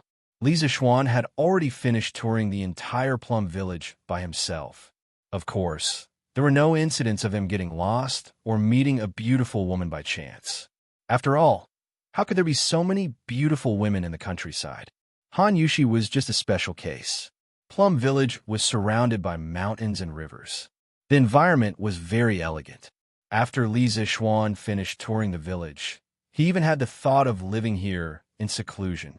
Shaking his head, he got rid of this unrealistic thought. Li Zixuan came to the village entrance and took the statistical booklet that Lu Qingfeng had made for the villagers. Then, he returned to the Han family manor. After arriving at the Han family manor, Li Zixuan asked Han Lijing to inform some villagers to go to Plum Village tomorrow to guide them in the construction of the chicken farm. Li Zixuan returned to the Han family manor alone. The Han family manor's manor. Hong Ling, quickly bring 3 people to wash the wild strawberries. Okay, Sister Yushi. Xiang, bring 4 people to wash and cut these hawthorns. Sister Yushi, Xiang will go now. Wen, go get some water, sugar, and distilled yeast. Okay. The moment Li Zixuan entered the manor, he felt as if he had come to a country of women. The manor was full of young and lively girls, making the surrounding air seem fresher. This was the first time he saw Han Yushi personally making wine. He saw her use a hairband to tie up her long hair. Her sleeves were also rolled up high, revealing two slender, white jade-like arms. She was squeezing some juice, mixing some distilled yeast and sugar, and pouring into the wine jar. Her movements were so elegant. Her every move was poetic. While she was busy with the work in her hands, she directed the girls to do their jobs and work together. The manor seemed to have become her battlefield, and she was the female general of the battlefield. Perhaps it was because of the hot weather, but there were already beads of sweat on Han Yushi's nose. Some traces of sweat could also be seen on the clothes on her back. Every time she bent down, the thin white dress outlined her beautiful figure. See no evil, see no evil. Li Zixuan hurriedly turned his face away and coughed twice. Only then did Han Yushi and the other girls realize that Li Zixuan had already entered the door. "Greetings, Lord Zhu." All the girls stopped what they were doing and bowed to Li Zixuan. Han Yushi gave him a smile. "Young master, you're back." When Li Zixuan heard this, he felt a little strange. It was as if a wife was greeting her husband who had just returned from afar. Shaking his head to get rid of the wild thoughts in his mind, he hurriedly smiled at the girls. "There's no need to be so courteous. Carry on with your work. Don't delay it because of me." After saying that, Li Zixuan walked straight to Han Yushi. Although the other girls returned to their original positions and continued with their work, their eyes secretly glanced over from time to time. Which girl didn't yearn for love? Li Zixuan was handsome and had a high status. He was young and rich. It would be a lie if they said they weren't moved. However, they all understood that in terms of beauty, all of them added together couldn't compare to Han Yushi. Now, they were looking at Li Zixuan and Han Yushi with gossipy gazes. All the girls wanted to know if Han Yushi, the most beautiful girl in the Han family manor and even the surrounding villages, could capture the heart of this young Lord Zhu. Of course, in their hearts, they really hoped that Han Yushi and Li Zixuan would end up together, because then, this young Lord Zhu would be the son-in-law of the Han family manor. The Han family manor would continue to have good days in the future. "Yushi, you've worked hard. Come and wipe your sweat." Li Zixuan tenderly handed over a handkerchief. He wasn't used to wearing it on his body. He felt that only women would wear handkerchiefs. However, every time she helped him pack his clothes, she would put a washed handkerchief on his waist. After a long time, Li Zixuan was too lazy to correct her. He didn't expect to use it today. He wanted to personally wipe Han Yushi's sweat. However, he remembered that this was ancient times. If he did so, it would be too presumptuous. Not only would it ruin a girl's reputation, Han Yushi would probably ignore him in the future. It had to be said that even though Li Zixuan had been in a relationship in his previous life, he was still a novice when it came to understanding women's thoughts. Until now, he still couldn't see Han Yushi's feelings for him. Han Yushi hesitated for a moment. She shyly took the handkerchief and thanked him. Then, she gently wiped the sweat on her face and said, "Young master, this is the last batch of fruit wine. The previous batch of fruit wine can already be taken out of the cellar. When will be sent to you?" Li Zixuan muttered. "How much was the last batch of fruit wine?" Han Yushi thought for a moment and replied, "There were a total of 80 jars. Each jar was about 40 pounds. Li Zixuan nodded and said, "Then tomorrow, ask your father to call a few young men and send the last batch of fruit wine to my house." "Yushi, are you free tomorrow? After the wine is sent over, we will start mixing the wine. Do you want to come together?" Finally, she could help the young master. Han Yushi was a little excited. She quickly replied, "Yes, young master. Today's last batch of fruit juice and wine can be put into the cellar after mixing. That's all." Li Zixuan happily said, "That's good." At this moment, Lana and Iron Egg came back. The little girl was sweating all over, but her face was filled with a happy smile. Li Zixuan was a little speechless. His little sister's temper was getting wilder and wilder. "Master, brother." The two little guys greeted Li Zixuan. Li Zixuan nodded. Seeing that it was getting late, he said goodbye to Han Yushi. Iron Egg stayed. Li Zixuan asked him to go to the city with Han Yushi and the others tomorrow. As soon as he got home, Li Zixuan immediately went to the study. He wanted to draw a set of distillation equipment. A complete set of distillation equipment was divided into two parts, the distillation pot and the condenser. Li Zixuan planned to make the distillation pot with pure copper. First, copper had a good thermal conductivity. Second, copper was a catalyst for some esterification reactions. Third, copper had a good resistance to the acidity of the raw wine. Fourth, copper could make butyric acid, hexanoic acid, decanoic acid, lauric acid, and so on form insoluble copper salts and precipitate them so that these unpleasant acids could be removed. As for the condenser part, Li Zixuan planned to use a clay pot to fire it, because in this era, the process of firing glass was not mature. Li Zixuan knew the general formula, but he did not have the time to study it.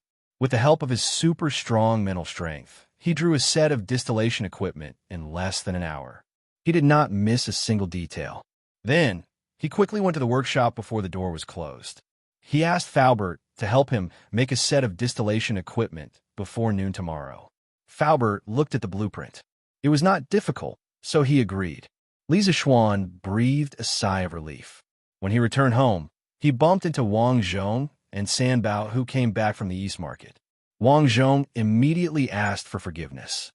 "Young master, I did not buy many chicken seedlings today. This old servant has failed in his duty. I have let young master down." Li Zixuan was surprised. "Why?"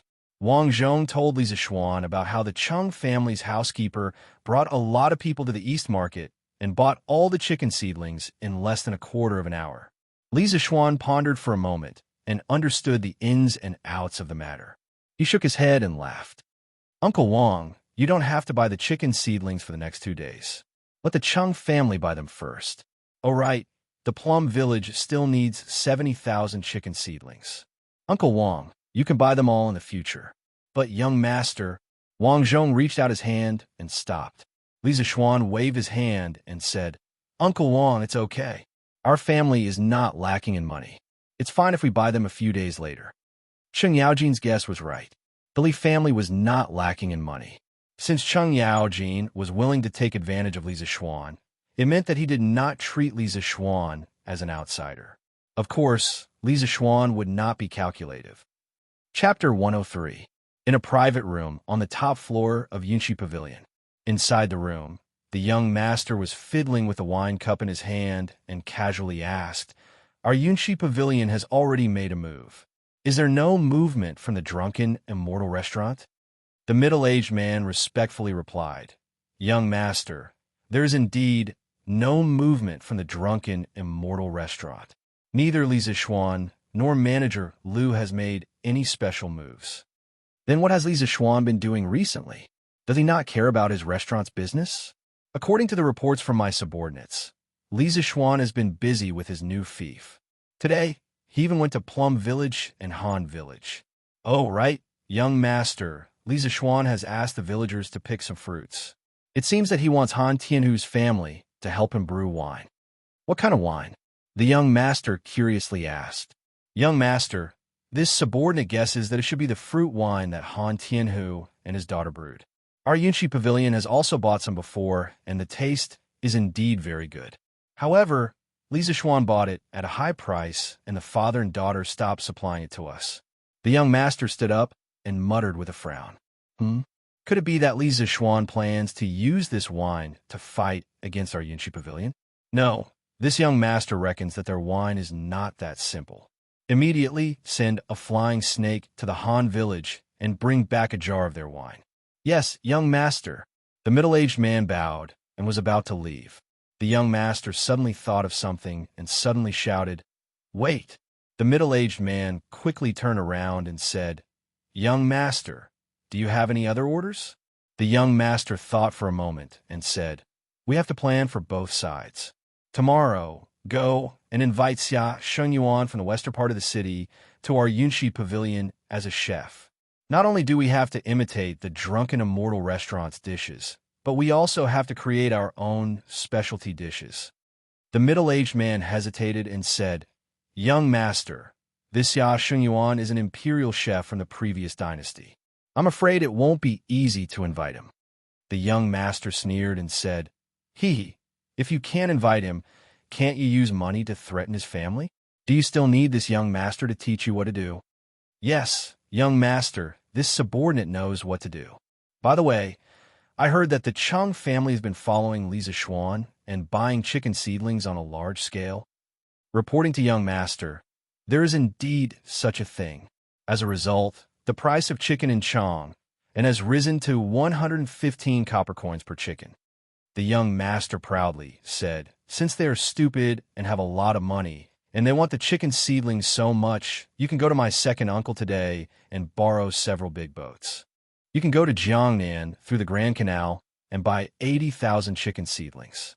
You can ship them to Chong and sell them to the two families.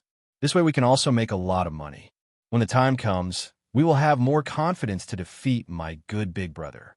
The middle-aged man exclaimed in admiration, "Young master is truly far-sighted. This subordinate admires you. What are you flattering me for? Hurry up and do your job." The young master impatiently waved his hand and scolded. However, from the flash of joy in his eyes, it could be seen that he enjoyed the flattery very much. After the middle-aged man left the room, the young master looked out of the window. Then, he seemed to have thought of something unhappy. His face was ferocious as he said hatefully, "My good big brother, this time I will definitely not lose to you." Chong'an City, Azure Dragon Lane. In the backyard of a luxurious mansion, there was a young girl in gorgeous clothes. She was riding a scooter and playing happily. Not far away in the corridor, there was a young master in white who was looking at the little girl with a smile on his face. Eldest young master, just now in the streets and alleys of Chong and City, some pieces of paper suddenly appeared. On them were notices about the strange interest pavilion. A young servant in green clothes quickly came over and reported to the young master in white. This young servant was Lu Yun, who had applied for a Red Supreme membership card in the strange interest pavilion a few days ago. "Oh, let me see it." The young master in white withdrew his gaze and turned around to take the notice in Lu Yun's hand. After a while, he smiled and said, "Second-generation scooter? This strange interest pavilion is really interesting. Scooter, curved shaft plow, it's really interesting. Lu Yun, take this young master's membership card tomorrow and buy Meng Air a so-called second-generation scooter. This young master wants to see how different this second-generation scooter is from the first generation." Lu Yun didn't understand his young master's strange behavior recently, but he didn't dare to ask. He quickly bowed and said, "Yes, young master." The young master in white nodded slightly, but when he saw that Lu Yun hadn't left, he frowned and said, "What? Do you have something to say?" A trace of struggle flashed across Lu Yun's face.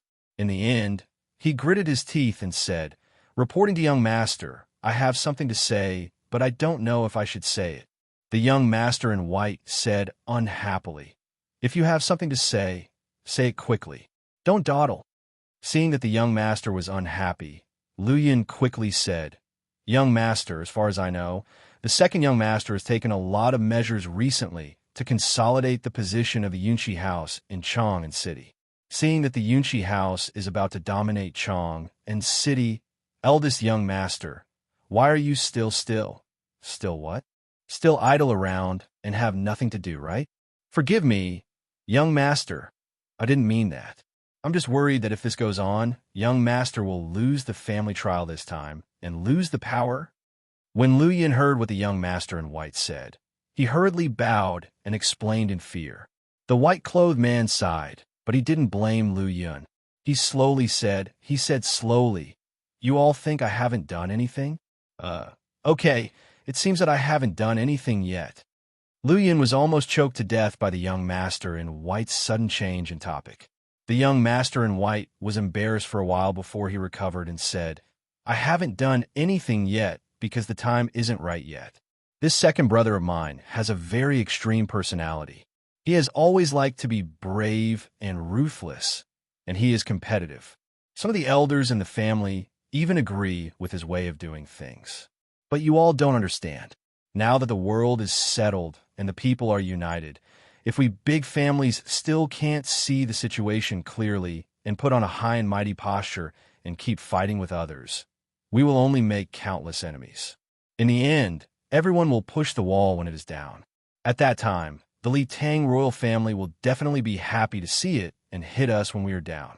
At the end of the Sui dynasty, all of you were afraid of the slightest thing and didn't dare to jump out to fight with the Li family to seize the country.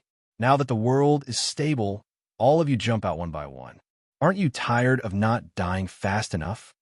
The young master in white was a little angry as he spoke. In the end, he couldn't help but hit the railing angrily.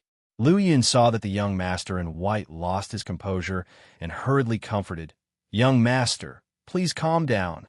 The young master in white calmed down and continued, "In a time of peace and prosperity, blindly being brave and ruthless can't be done. Cooperating with others to win is the smart thing to do and the way to survive." Liu Yin heard this and said in surprise, "Young master, do you want to cooperate with Li Zixuan? I'm afraid the family won't agree, right?" The young master in white snorted angrily and said angrily, "Humph, a bunch of stubborn old men, never willing to lower their arrogant heads and can't see the situation at all. However, this is only a small trial in the family. All the decisions are up to me. The family has no right to interfere." Liu Yin heard the young master in white's rebellious words and hurriedly lowered his head, not daring to say anything. The young master in white stood in place. The more he thought about it, the angrier he became. In the end, he snorted angrily and left with his hands behind his back. Chapter 104. Li Zixuan didn't know that there were two brothers who were constantly thinking about him. He had been tired for the whole day, so after taking a shower, he fell into a deep sleep not long after lying on the bed. Han Village, Han family courtyard. It was late at night, and the moon was dark and the wind was strong.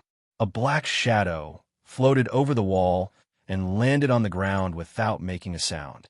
The black-clothed man looked around, then bent down and carefully sneaked into the wine cellar on the west side of the courtyard. A moment later, he came out with a jar of wine in his arms. His feet lightly tapped the ground, and he was about to soar into the sky. Suddenly, his feet sank, and then a huge force came. He saw a tall and burly old man lift him up and smash him against the courtyard wall with all his strength. "Who are you, sneaking around like this? Tell me your name." Although Han Lijing was already sound asleep, his many years of military life still made him vigilant.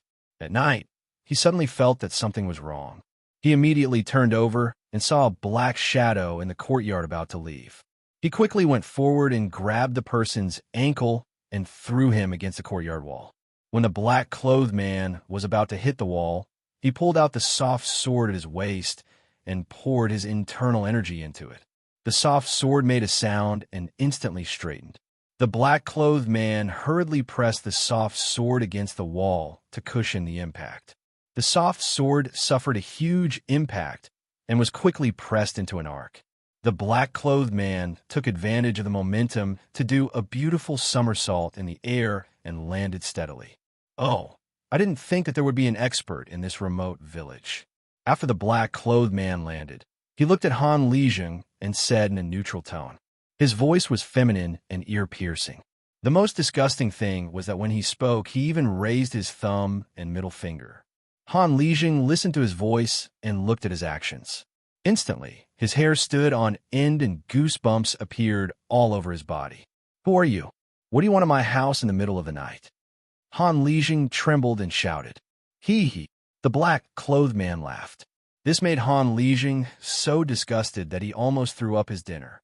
At this time, he heard the black-clothed man say in a coquettish voice, I just came to borrow a jar of wine from you. Why are you being so fierce? You hurt me just now. All right, I won't talk nonsense with you anymore. I have to go." After saying that, he twisted his thumb and middle finger, lightly twisted his snake waist, stomped his feet on the ground, and fled far away like a gust of wind. Han Lijing also wanted to chase, but his left leg had an old injury, so it was inconvenient for him to move. Moreover, this black-clothed man's Qinggong was extremely high, and Han Lijing himself was not proficient in Qinggong, so he could only stand in the same place, helpless. "Father, what happened?" Han Yushi heard a sound in the courtyard, so she put on her coat and came out to investigate. Han Lijing shook his head and comforted her. "It's okay. Yushi, go back and sleep. Tomorrow, I will accompany you to Chang'an City." Today, the man in black was of unknown origin. Han Lijing smelled a trace of danger. Thinking that his daughter was going to Chang and to deliver wine tomorrow, Han Lijing was somewhat worried and decided to accompany his daughter. Father, then daughter will go to sleep.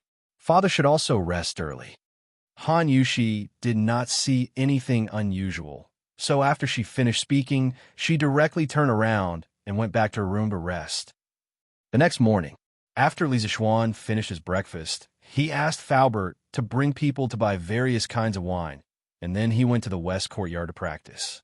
Previously, his Taishian Sutra showed signs of breaking through to the 6th level, but as he was busy with mundane affairs these days, the feeling of breaking through in his body disappeared. This made him very depressed, so he decided to work hard today. He wanted to use the sword to refine the true qi in his body. However, someone did not let him do as he wished. He had just practiced for a while when Cheng Chumo came to his door. "Haha, little Xian, I haven't seen you for a few days, and you have been conferred a title. You have to treat your brother to a few drinks." Cheng Chumo laughed loudly and walked into the west courtyard. This fellow was now a frequent guest of the Li family, and there was no need to report his entry. All the servants in the residence knew that he was the son of Lu Guogong, and no one dared to stop him. Li Zishuan put away the wind-chasing sword and came up to him with a smile. "Brother Chonyo, you can't say that. Look, your younger brother has been conferred a title. As his elder brother, shouldn't you treat your younger brother to a big meal to celebrate?" Chung Chumo was suddenly speechless. He scratched his head and muttered, "That seems to be the case." Li Zishuan looked at him and found it funny. He thought that since he had nothing to do, it would be fun to tease this fellow. So he continued, "Then tomorrow, Brother Chonyo will treat us to a big meal at the Drunken Immortal restaurant. How about it?" Chung Chumo was instantly embarrassed. He knew his family situation very well. His father had just taken out 4,000 to 5,000 strings of cash to buy chicken seedlings, and Lier had docked 3 months of his father's salary. This was one disaster after another. Old Cheng's family was currently living a tight life, waiting for Old Li to give them a salary. Chung Chumo did not have much pocket money left, so he was too embarrassed to look for his friends. When he heard that Li Zishuan had been conferred a title, he thought that he would be able to freeload a good meal here. Who knew that he would be defeated by Li Zishuan? This instantly turned awkward. However, what kind of person was Chung Chumo? He did not care about things like face. He chuckled cheekily and said, "Hee hee, that's great. Little Xian, I'll take you to the Yunshi restaurant for a big meal tomorrow. I heard that they invited the imperial chef from the previous dynasty, Xia Shengyuan, to cook there. I'll treat you, and you'll pay. How about it?" When Li Zishuan heard the first half of his sentence, he thought that the sun had risen from the west today. This fellow actually took the initiative to treat him to a meal. When Li Zishuan heard Chung Chumo say that he would pay for the meal, Li Zishuan staggered. He wanted to slap his size 42 shoes on Chung Chumo's size 38 face. Of course, Chung Chumo probably didn't know how big a size 38 was. Li Zishuan said unhappily, "Get the F*CK out of here." After the brothers teased each other for a while, Li Zishuan brought him to the front hall and asked someone to serve tea and snacks. At this moment, he suddenly remembered what Chung Chumo had said and asked, "Chonyo, you just said that the Yunshi restaurant invited the imperial chef from the previous dynasty?" Chung Chumo did not eat much in the morning. As he ate tea and snacks, he stammered, "That's right. That imperial chef from the previous dynasty lives not far from my house. When I came over this morning, I heard them talking about it. Sigh, if it weren't for the fact that I'm short on money, I would have gone to try that imperial cuisine." As Chung Chumo spoke, his saliva was about to drip out. He quickly turned his grief into appetite and ate the tea and snacks on the table with all his might. Li Zishuan was speechless. He had previously guessed that the Chung residence's finances might be a little tight recently. After all, taking out a few thousand strings of coins all at once would hurt most people. Moreover, If it weren't for the fact that their family was short on money, Chung Chumo would not have taken the initiative to take advantage of them and buy the chicken seedlings first. However, he had never imagined that Chung Chumo would be in such a miserable state. He was actually so poor that he came here to freeload. However, the matter that Chung Chumo mentioned had attracted his attention. The Yunchi restaurant had been making a lot of moves recently, and it was obvious that they wanted to stir up trouble. With the imperial chef's reputation, they would probably attract a lot of diners. Fortunately, his cocktail was almost ready. He had full confidence that it would definitely beat that imperial chef. Haha, Brother Chonyo, you don't have to be envious of the imperial cuisine. In the end, it's just some old tricks. Our Drunken Immortal restaurant will also be releasing a few new delicacies and a new wine. I guarantee that it will be the best wine in our great Tang. When the time comes, this little brother will invite you to try it. Li Zixuan chuckled. Hearing this, Chung Chumo's eyes lit up. He automatically filtered out the so-called new dishes. What he cared about the most was the new wine that Li Zixuan mentioned. As a descendant of a military leader, there was no one who did not like wine. Little Xian, is this wine really as good as you say it is? Big brother is very picky when it comes to wine. I won't drink unless it's a famous wine, Chung Chumo said arrogantly. Li Zixuan snorted in his heart. It was already good enough that the old Chung Chumo could afford wine. Chung Chumo was still panting here, but he was still his brother. He still had to give him some face. Li Zixuan said cooperatively, Chonyo, don't worry. Choax, don't worry. When my master was alive, he loved to drink this kind of wine the most. Do you think this wine tastes good? Hearing this, Chung Chumo felt as if his heart was being scratched by 100 claws. He looked forward to this new wine even more. He had heard the legend of spiritual masterling Su from his father countless times. In his opinion, this kind of wine that even immortals love to drink should be considered an immortal wine. Little Xian, where is this wine? Big brother can't wait. Quickly take it out and let me have a taste. Li Zixuan shook his head and laughed. This wine is a kind of mixed wine. It hasn't been mixed yet. I plan to start mixing it when the ingredients are delivered. Chung Chumo said excitedly. That's great. Big brother has nothing to do today. I'll wait here for you to mix the wine. Haha, I can even taste the wine for you for free. This guy was really shameless. He obviously wanted to freeload the wine, but he said it in such a dignified manner. Li Zixuan's face was full of black lines. However, he didn't know how to drink. Letting Chung Chumo taste the wine on the side was a good idea. He just hoped that this guy would be more reliable when the time came. Chapter 105. Chang'an City, Li Mansion. Li Zixuan couldn't do anything about a certain thick-skinned person who refused to leave. However, Han Yushi wasn't here yet, so he definitely couldn't brew wine. Thus, Li Zixuan dragged Chung Chumo to the west courtyard to spar with him. F***CK, I'm not coming. Stop fighting.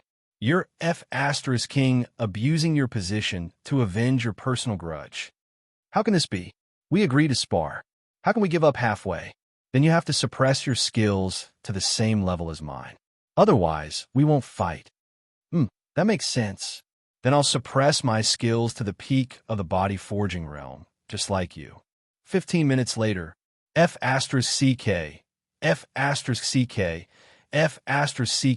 I'm not coming. I'm not coming even if you beat me to death. Xiao Xian, you pervert. I'll never spar with you again.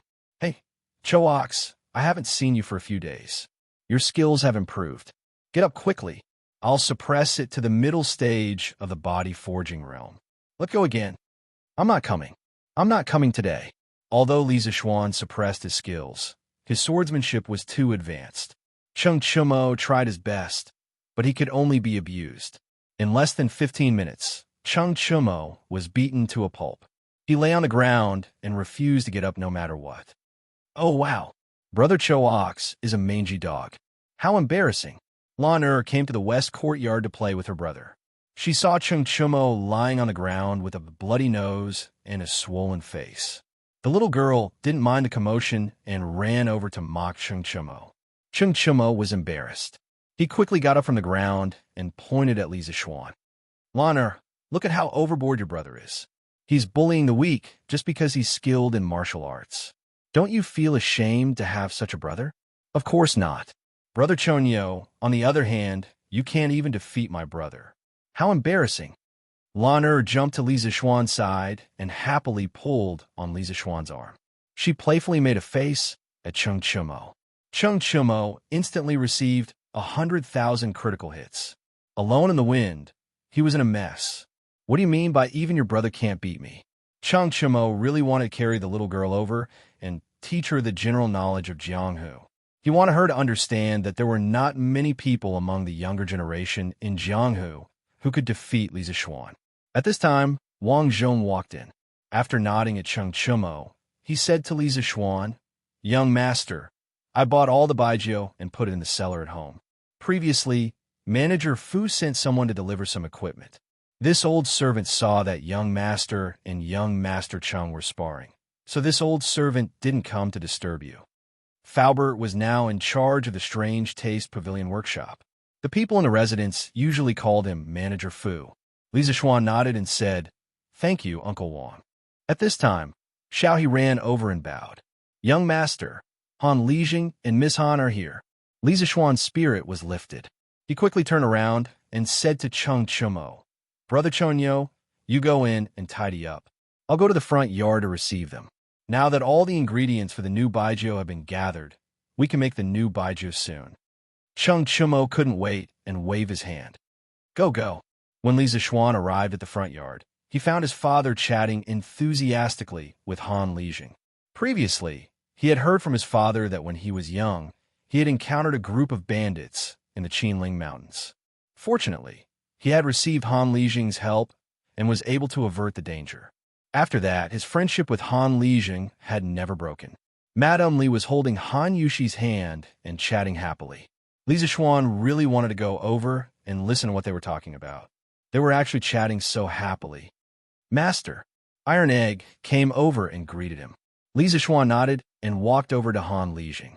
He cupped his hands and said, "Uncle Han, you've worked hard. But why did you come personally?" Han Lijing stood up and replied, "Young master, a thief came to our house last night and stole a jar of baijiu. This old man was worried that something would happen to Yushi on the road today, so I came over." Li Zishuan immediately stood up and asked with a frown, "What happened? Uncle Han, quickly tell me." At this time, Li Jingma also looked over with a serious expression. Han Lijing then recounted the events of last night's confrontation with the wine thief. Li Zishuan pondered for a long time, but still couldn't figure out the thief's intentions. He could only frown and say, "That's right. Uncle Han, this person's kung fu is strong, but his purpose is unknown. I'm afraid his purpose is not as simple as stealing wine. Uncle Han, you and Yushi should be careful when you go out recently." Han Lijing nodded. The few people in the house chatted for a while. Li Zishuan brought Han Yushi and Iron Egg to the west courtyard to prepare to mix the baijiu. Naturally, Han Lijing was accompanied by Li Jingma. He had to stay for lunch at noon. Cheng Chumo had just gone to get a basin of water to wash the dust off his face. At this time, he saw Li Zishuan and Han Yushi walking over side by side. The two of them were slim and graceful. The man was like a jade tree in the wind, and the woman was like a beautiful flower in the water. They were really a match made in heaven. Cheng Chumo was not a novice in love. When he saw Li Zishuan and Han Yushi looking at each other with some affection in their eyes, he knew that they must have an affair. This fool hurriedly went forward and winked at Li Zishuan. He said wretchedly, "Aya, little Xian, where did you kidnap this beautiful girl from? Why didn't you introduce her to your big brother?" Han Yushi instantly blushed and lowered her head to count ants. Li Zishuan glared at Cheng Chumo angrily. "Don't talk nonsense, Chonyo. This is Han Lijing's daughter, a master winemaker. She is the most important person for the new wine I want to mix. If you offend her, be careful that you don't have any wine to drink. Yushi, this is Cheng Chumo, the eldest son of Lu Gugong and my brother. Don't treat me like an outsider." When Cheng Chumo heard this, he wanted to give himself 2 big slaps. He quickly licked his face and said with a fawning smile, "Oh, Miss Han, don't be angry. I was just talking nonsense. It was a joke. Don't take it to heart." Han Yushi did not expect Lu Guogong's son to be such a lively clown. She quickly said, "Young Master Chung, you are too serious." Yushi did not take what you said before to heart. Chung Chumo breathed a sigh of relief and said, "That's good, that's good." Xiao Xian quickly mixed the wine.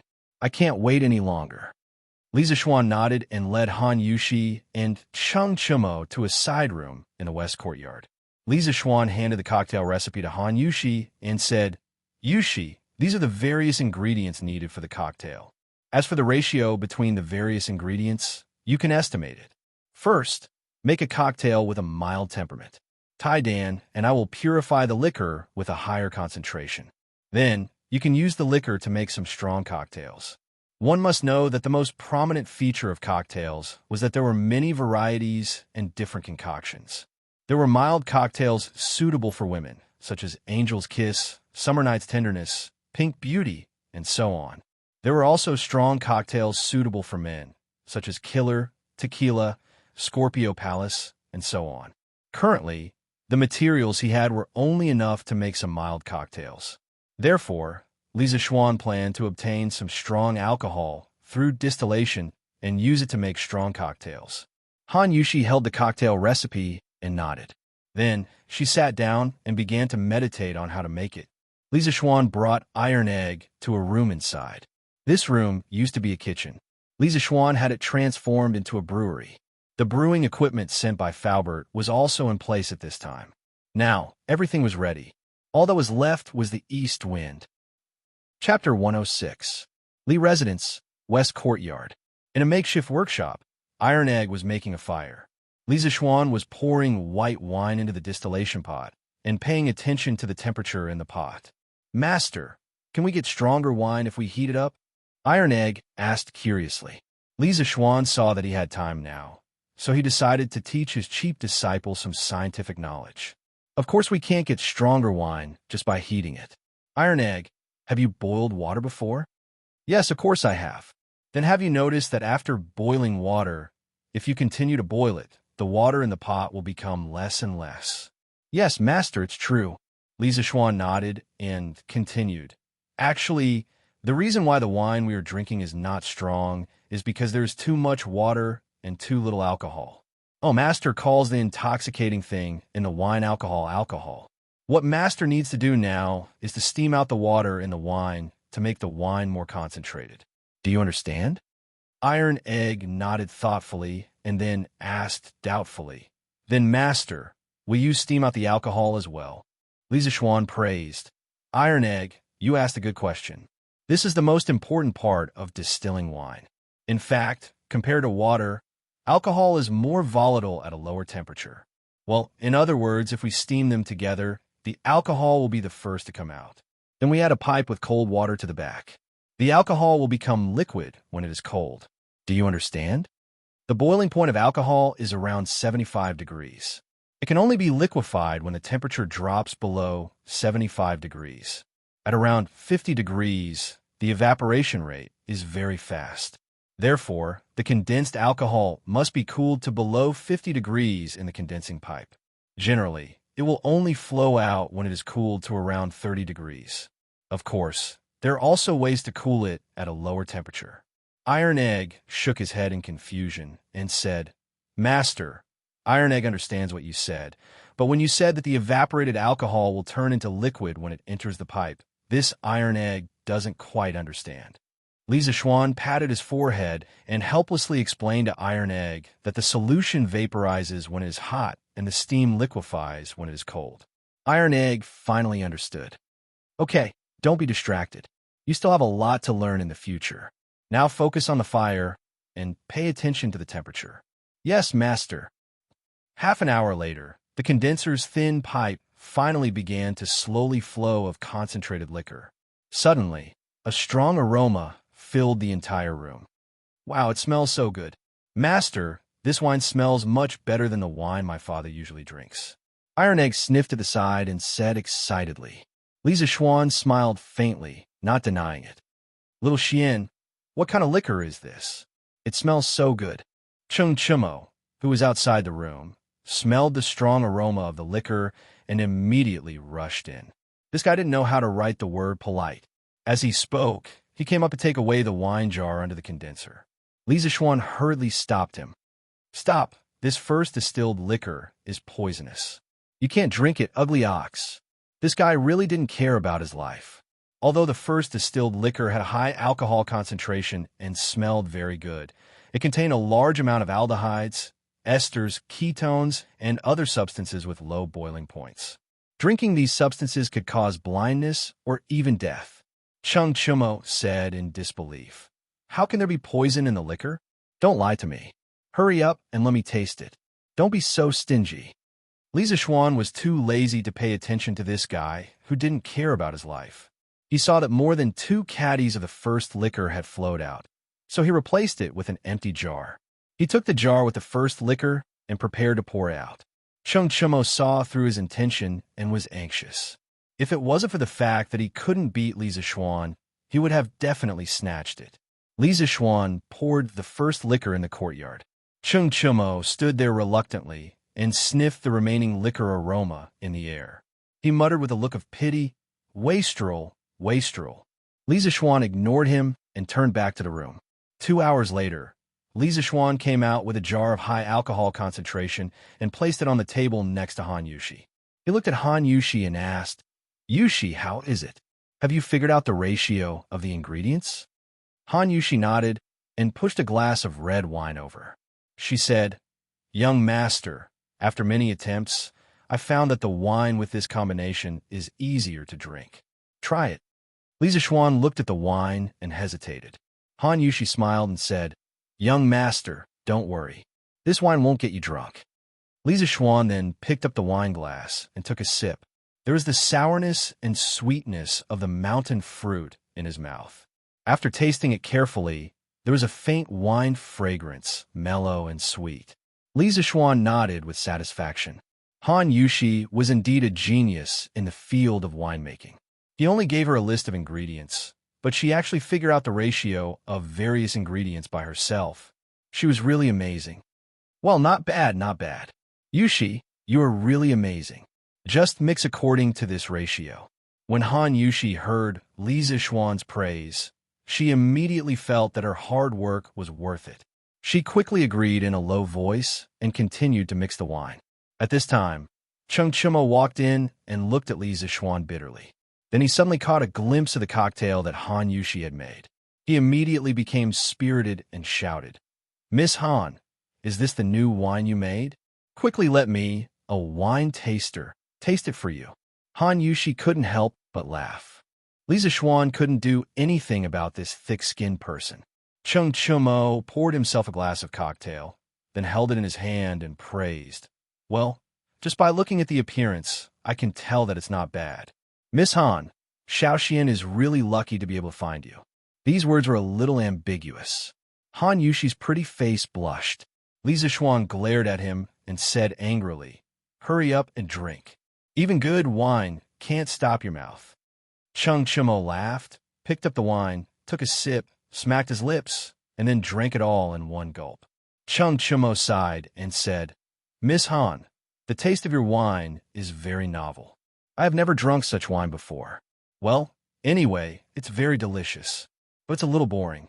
It can't be compared to the wine that Shaoxian poured out just now." Han Yushi smiled and said, "Young Master Chung, this wine can also be matched with stronger wine. Please wait a moment." When Li Zishuan saw that Han Yushi had started to mix the wine again, he pulled Chung Chumo out and said, "Chonyo, come over and help me carry some things." "Well, don't you know how to ask the servants in your house to help you? Have you ever heard that if you want to drink good wine, then hurry up and follow me?" Chung Chumo could only follow unhappily. Li Zishuan dared to treat Lu Guogong's son as a servant. Li Zishuan asked Chung Chumo to come over to help him carry a bag of saltpeter. Although it wasn't heavy, it was free labor. It would be a waste if he didn't use it. He didn't want this guy to be bored and picky again.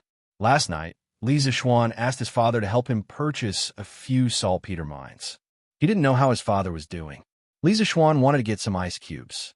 If he didn't add ice cubes to the strong cocktail, it would burn the stomach. With ice cubes, it would be more comfortable to drink. Chapter 107.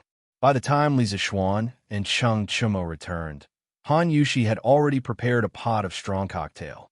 Cheng Chumo could smell the aroma of the wine from afar. He threw the bag of saltpeter onto Li Zixuan's shoulder and walked in impatiently. Li Zixuan really wanted to pull this guy over and give him a good beating. "Hey, Miss Han, is this the strong new wine you were talking about? It smells so good. Wait for me, old Cheng, to taste it." When Li Zixuan came in, he saw Cheng Chumo pouring him a full glass of wine. Then, he couldn't wait to raise his head and pour it into his mouth. Li Zixuan couldn't stop him in time. This was strong wine. Sure enough, after drinking a glass of wine, Cheng Chumo's neck turned red to the tips of his ears. He quickly put down the glass, bent down, and started coughing violently. His face suddenly turned as red as a monkey's butt. "Cough, cough, little Xian, this wine is really, really strong. But old Cheng, like it.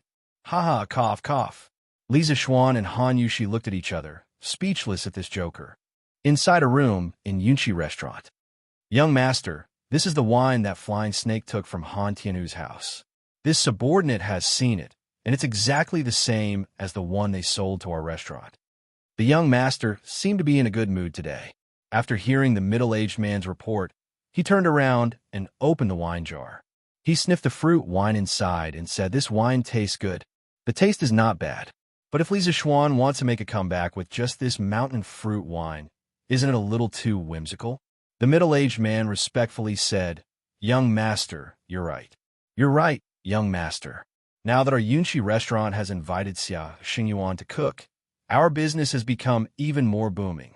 I've counted the number of customers that came this morning. It's almost the same as the number of customers that came in a day. Furthermore, the customers who ate here were full of praise for Xia Xingyuan's culinary skills. This subordinate believes that it won't be long before our Yunchi restaurant becomes the #1 restaurant in Chang'an." The young noble proudly chuckled and said, Not bad. Now that Xia Xingyuan has come to our side, release his granddaughter. Only then can he work wholeheartedly for our Yunchi pavilion." "Yes, young master." The young master nodded. After a moment, he asked, "Did anything happen to the flying snake at the Han village yesterday?" The middle-aged man smiled and said, "Don't worry, young master. Flying snake's illusory cloud movement technique is unparalleled in Jianghu. Looking at the current Jianghu, there are not many people who can catch up with him. However, when he left last night, he was discovered by Han Tianhu. This subordinate told him not to cause any trouble, so he immediately escaped without exposing his identity." The young master nodded when he heard that and said, "You did well. This is indeed not the time to complicate matters. However, this Han Tianhu was quite capable to be able to detect this. You can't underestimate him in the future. You can't make the same mistake twice." "Yes, young master. You've been doing well recently. This young master has seen it all. When I win the clan competition and take control, I will definitely treat you well." After giving a slap, he would give carrot. The young master understood this principle. The middle-aged man happily said, "Thank you, young master." Yongla Lane, Li residence. In the front hall, it was lunchtime. A few maids brought in all kinds of delicacies and placed them on the dining table. Li Jingmo invited everyone to take a seat. Of course, Cheng Chumo, who was slightly tipsy from drinking in the backyard, was among them. This fellow had originally come to freeload. Now that he saw such good wine here, how could he still walk? Thus, the Li residents had an extra pair of chopsticks for lunch. "Father, Uncle Han, how can there not be good wine when there's good food? Wait a moment, I'll bring the new wine that we just made this morning for you to try." Li Zixuan nodded. Li Jingmo then went to the west courtyard to get the wine. Han Lijing looked at his daughter in surprise. He said in surprise, "Yushi, you've made the wine so quickly?" Han Yushi nodded and said, "We've already made the initial mix. I'll try again in the afternoon to see if there's a better mix ratio." A moment later, Li Zixuan came back with 2 jugs of wine. "Xian, it's not like we don't have wine at home. Why do you have to make the wine yourself?" Madame Li saw that her son had been busy the entire morning just to make wine. She felt a little sorry for him. In her opinion, the family had endless money to spend, and she didn't need her son to think of ways to earn money.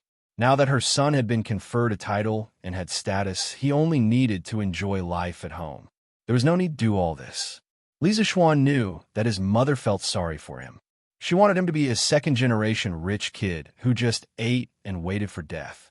However, in this era, there were no cell phones, no television, and no computers.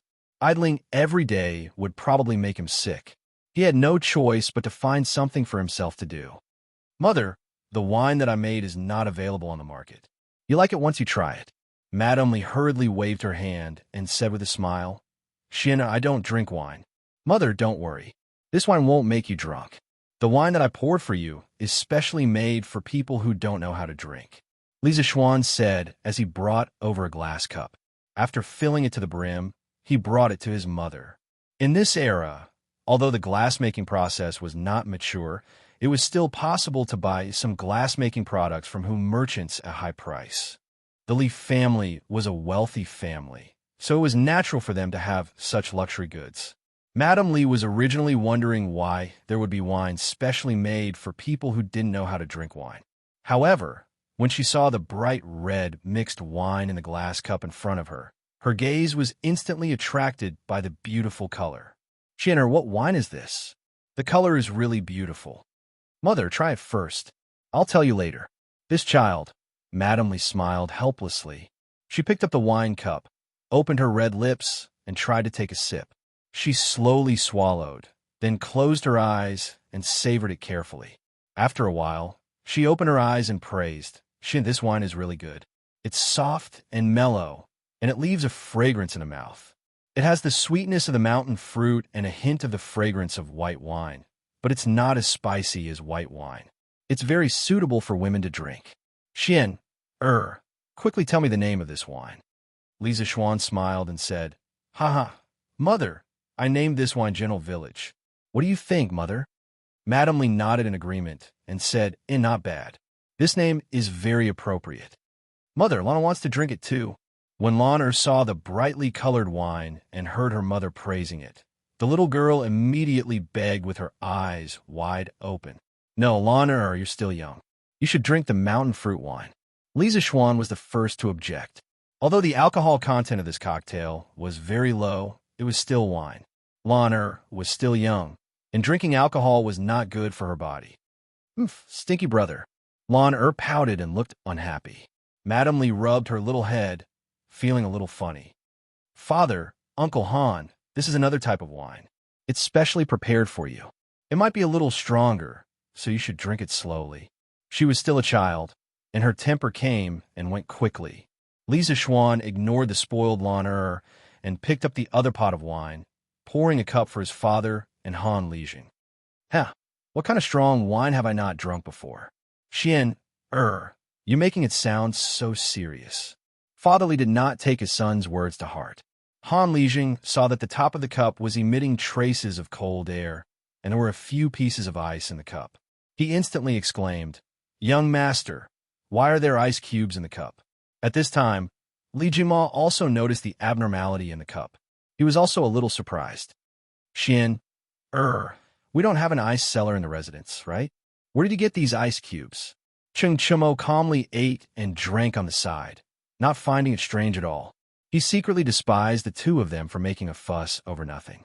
This fool had completely forgotten that when he saw Li Zishuan produce a few ice cubes from the water in the west courtyard, his expression was much more surprised than Li Jingma and Han Lijing. "Father, Uncle Han, this is the method of making ice that I learned from my master. Try this wine first." Only then did the two of them suppress the surprise in their hearts. They picked up the wine cup and took a light sniff. Immediately, an extremely strong aroma of wine and mountain fruits entered their nostrils. Han Lijing praised Li Jingma. "Master, just by smelling it, I can tell that this wine is not ordinary." Li Jingma also nodded in agreement. Of course, he had this bit of knowledge. The two of them put away their contempt and took a sip. They could not help but exhale comfortably. "Amazing, this old man has drunk wine all my life, but I've never drunk such a strong and mellow wine. It's really too satisfying." Li Jingma could not help but pat the table in praise. Han Lijing also sighed and said, The fragrance of this mountain fruit has become more mellow after being fermented by the strong wine. The coldness of the ice can also suppress the spiciness of the strong wine. Young master, the wine that you have mixed is really wonderful. Chung Chumo also poured a cup. He had not drunk enough in the west courtyard just now. At this time, after he heard Han Lijing's sigh, he immediately gave a thumbs up and shouted, Yes, yes, yes, that's the feeling. Han Lijing, you said what I wanted to say. Mrs. Li and Han Yushi quickly covered their mouths and laughed. Li Zishuan automatically filtered Chung Chumo's shameless words and smiled at Han Lijing. This wine is all thanks to Yushi. I only know the ingredients in it. The ratio of each ingredient was researched by Yushi. At this time, Mrs. Li also said from the side, Han Lijing, you have a good daughter. Yushi is not only dignified and beautiful, but she is also clever and skilled. She knows everything. Whoever can marry such a beautiful woman in the future will have to cultivate 8 lifetimes of good fortune. She had always been very satisfied with Han Yushi. She was charming and had a good figure. She was good at giving birth. Unfortunately, her son was a blockhead. After so long, he still had not taken the girl down. She could only be anxious at the side. When Han Yushi heard Mrs. Li praising her, she was shy and happy. She lowered her head and did not dare to speak. Han Lijing quickly said, Old madam, you are too kind. At this time, Li Jingma asked, Xian'er, what is the name of this wine? Li Zishuan replied, Father, I named it Drunken Immortal. What do you think? Li Jingma pondered for a moment and nodded. Drunken Immortal, it is very appropriate. This wine has a strong aftertaste and can easily intoxicate people. Xian'er, a few days ago, you told me that you wanted to make a new thing and sell it in the Drunken Immortal house to compete with the Yunshi house. Was this wine you were talking about? Li Zishuan replied, Yes, this is the land of tenderness and the Drunken Immortal. Father, what do you think are our chances of winning if we use these 2 wines to compete with the Yunshi house? Li Jingma stroked his beard, pondered for a moment, and then said with unusual certainty, In my opinion, once these 2 new wines, which have never appeared in the Tang Empire before, are released, the whole Chong and city will be shaken. Our Drunken Immortal house has a 90% chance of winning. Chapter 108. Li Zishuan was even more confident now that the intoxicated immortal and gentle village had received everyone's approval. However, Li Zishuan's next words immediately poured a bucket of cold water over his head. Xian'er, the imperial court has regulations that forbid private workshops from making wine as they please. Due to the extreme shortage of food during the Tang dynasty, the imperial court had placed extremely strict restrictions on private winemaking. Private winemaking without a permit from the imperial court would result in confiscation and imprisonment. When Li Zishuan heard his father say this, he was instantly dumbfounded. Only then did he remember that there was indeed such a saying in ancient times. But on second thought, what he was doing was concocting wine, so it shouldn't be within the limits of the imperial court, right? Father, this child's wine is blended with wine sold on the market. It shouldn't be considered private winemaking, right? Li Jingma thought for a moment before shaking his head. Xian'er, although this is barely acceptable, it's inevitable that people will use this as an excuse in the future. You have a noble title now, so it's not good to lose the big picture for a small gain. Li Jingma cautiously maintained his point of view. He felt that wealth was far less important than the stability of a noble title. What's so difficult about this? Little Xian, our family used to have a winemaking workshop that has everything needed for winemaking. That workshop has a winemaking permit from the imperial court. Little Xian, why don't you move your new winemaking workshop there? Chung Chumo saw that Li Zishuan was in a difficult position and suddenly had an idea. He slapped his thigh excitedly. If Li Zishuan agreed, then their Chung family would never lack wine in the future. Now that he had drunk the intoxicated immortal, he was afraid that he wouldn't be able to drink any other wine. Li Zishuan's eyes lit up. Chung Chumo was usually quite amusing, but at crucial moments, he was quite reliable. However, he was still somewhat hesitant. Chonyo, your idea is good, but I don't know what Uncle Chung is thinking. If Uncle Chung is willing, Our family can fork out money to buy your winemaking workshop. Hey, we brothers don't need to talk about money. I'll go back and tell my father. My father will definitely agree. Chung Chumo was thinking about his family's winery. Since it had been in a slump, he might as well give it to Li Zixuan to make wine. When the time came, not only would Li Zixuan owe him a favor, but the Chung Chumo also believed that his father would definitely agree. Li Zixuan muttered, "Of course you can't refuse to pay. How about this? Your family uses this workshop to enter the partnership, and I'll give you 10% of the new wine shares. How about that?" No matter which era it was, the winemaking industry was a profitable business. This was especially true for monopolized wines. The profits were even more shocking. For example, Mao Tai in his previous life had a gross profit margin of 97%. The company's share price had once risen to more than 500, becoming the most expensive stock in China's stock market. Tenderness and Drunken Immortal undoubtedly held a monopoly in the Tang dynasty. It was very difficult for others to imitate them. In the future, the profits from these two wines would undoubtedly be astronomical. Therefore, giving the Chung family 10% of the shares was definitely generous. Chung Chumo could also see the huge profits from this new wine. He clapped his hands excitedly and said, "Since Xiao Xian is so generous, I won't refuse. I'll go back and tell my father in the afternoon." After the matter was settled, everyone ate and drank freely. After the meal, the guests and the host enjoyed themselves to the fullest. Li Zixuan asked someone to send the drunk Chung Chumo back.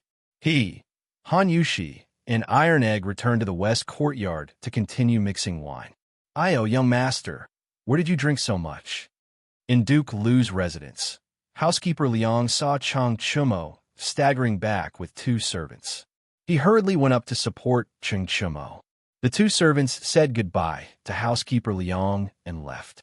I'm not drunk. Uncle Liang. You. Chung Chumo's mouth and eyes were crooked. He pushed housekeeper Liang and spoke nonsense. At this moment, Chung Yaojin came back from outside. He saw Chung Chumo as if he was fished out of a wine jar. He frowned and said, "Where did this little bastard drink so much wine? Did he go out to fool around again?" Housekeeper Liang hurriedly replied, "Master, I don't think so.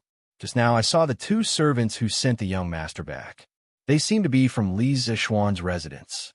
Chung Yaojin glared and said angrily, "This little bastard went to Xiao Xian's house to eat and drink and didn't invite me. How dare he?" After scolding, Chung Yaojin was still angry and kicked Chung Chumo twice. Recently, the price of chicken seedlings in Chong and had skyrocketed. Even the Duke Lu's residence could not support it. However, Chung Yaojin was a man of his word. He said that he would buy 30,000, and he would buy 30,000, not one less. As a result, the meals in the Duke Lu's residence were tasteless, not to mention drinking wine. Chung Chumo was still in a daze when he felt someone kicking him.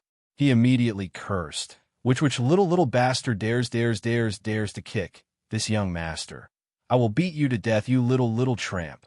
Housekeeper Liang almost burst out laughing when he heard this.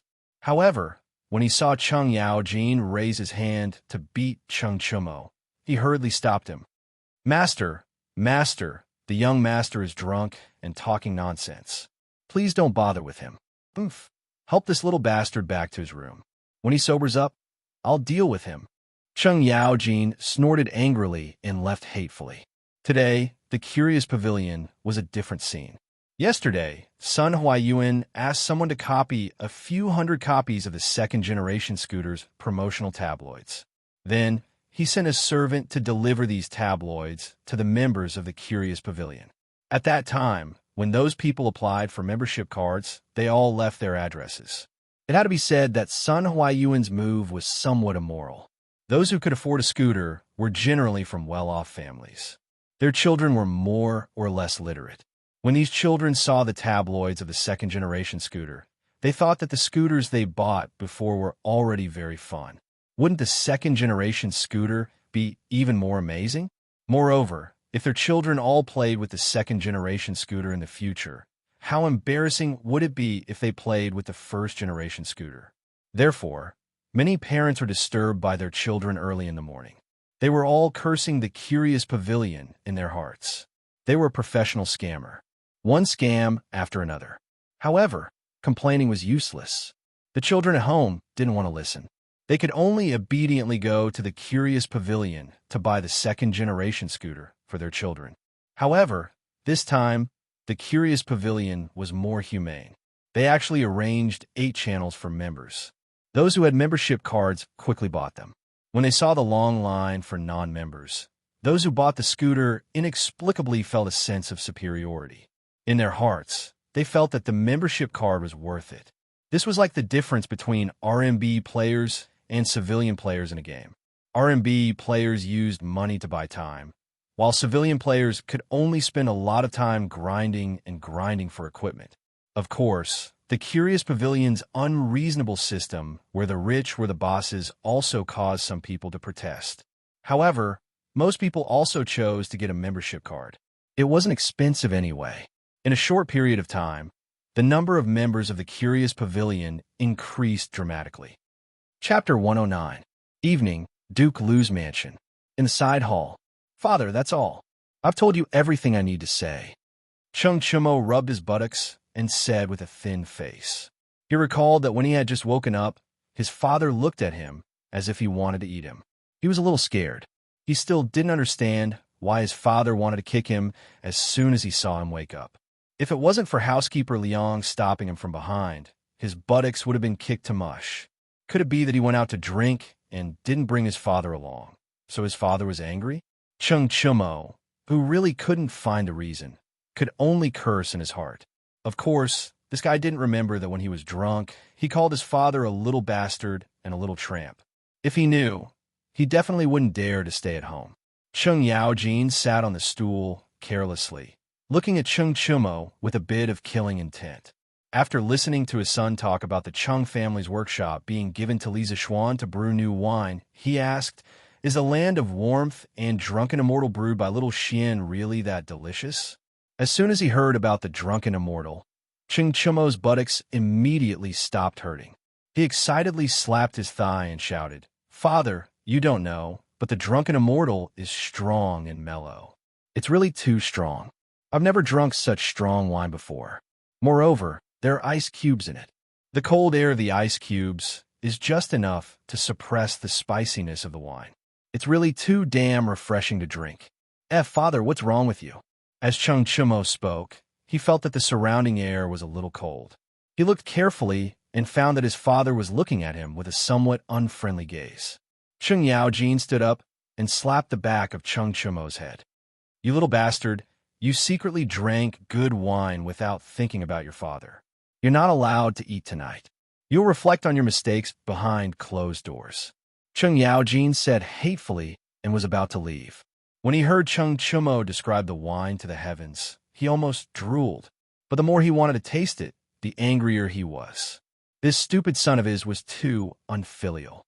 Chung Chumo rubbed the back of his head. He thought to himself that he was stupid, and his father still hit him on the head every day. No wonder none of the sons in the Chung family were smart. When he saw that Chung Yaojin was about to leave, he hurriedly asked, "Hey, father, should we take out our family's winery and cooperate with Shaoxian?" "Nonsense. Of course we have to cooperate." Chung Yaojin, who had just walked out of the door, grumbled. The wine that even Li Zishuan's master liked to drink would definitely be popular in the whole of Chong, and when it was sold, 10% of the shares would be a lot of money, far more than the value of their winery. No matter how they thought about it, their family had gained a big advantage in this business. In the afternoon, Han Yushi mixed the wine with Li Zishuan for a while. After finally determining the best ratio of various ingredients, she went home with Han Lijing. Li Zishuan was a little reluctant. He felt that when he was with Han Yushi, time passed too quickly. But she was a girl, and it was not appropriate for her to stay in his house without special circumstances. Li Zishuan could only silently watch Han Yushi's back and sigh alone. Alas, although the beauty was beautiful, she was still not his. Li Zishuan really wanted to sing the song, "Love You" is hard to say at this moment. It was difficult for him to confess to a beauty in person. Who asked him to be an otaku? If they had mobile phones to chat with each other, Li Zishuan would definitely have the courage to take the initiative to pick up girls. Mrs. Li saw her son's dejected look and quickly pushed Li Jingma's arm to make him look over. Li Jingma asked softly, "Madam, what's wrong with Xian?" Mrs. Li rolled her eyes at him and said softly, "Are you stupid? Can't you see that Xian has grown up and wants to get married?" Li Jingma's jaw dropped when he heard that. After a while, he said in shock, "Madam, you're saying that our son and Han, you just realized it now? Shoo, lower your voice. Our son's skin is very tender." Mrs. Li was speechless at her husband's EQ. She secretly wondered if her son was so slow in the field of relationships. Could it be that he inherited it from his father? Dad, Mom, what are you guys talking about? Li Zixuan turned around and saw his parents mumbling something to each other. He couldn't help but ask curiously, "Ahem, it's nothing. Today's weather is really good. Xian, go do your thing." Li Jingma coughed dryly and pulled Mrs. Li to the east courtyard, leaving behind a confused Li Zixuan. In the east courtyard's living room, "Madam, you're saying that Xian has taken a liking to Han Yushi?" Li Jingma sat on a stool and asked with a concerned expression. "How could it be fake? Only a blockhead like you wouldn't be able to see it. I'm guessing that all the servants in the manor have seen it." Old man Li laughed awkwardly. Mrs. Li rolled her eyes and said with a sigh, "Old master, our Xian isn't young anymore. It's time to talk about marriage." A few days ago, Xian was conferred a noble title. Many matchmakers heard the news and came to talk about marriage. I didn't dare to casually agree. Xian is a very opinionated child. As his parents, we can't just randomly matchmake him. Li Jingma nodded in agreement. "Madam, you're right.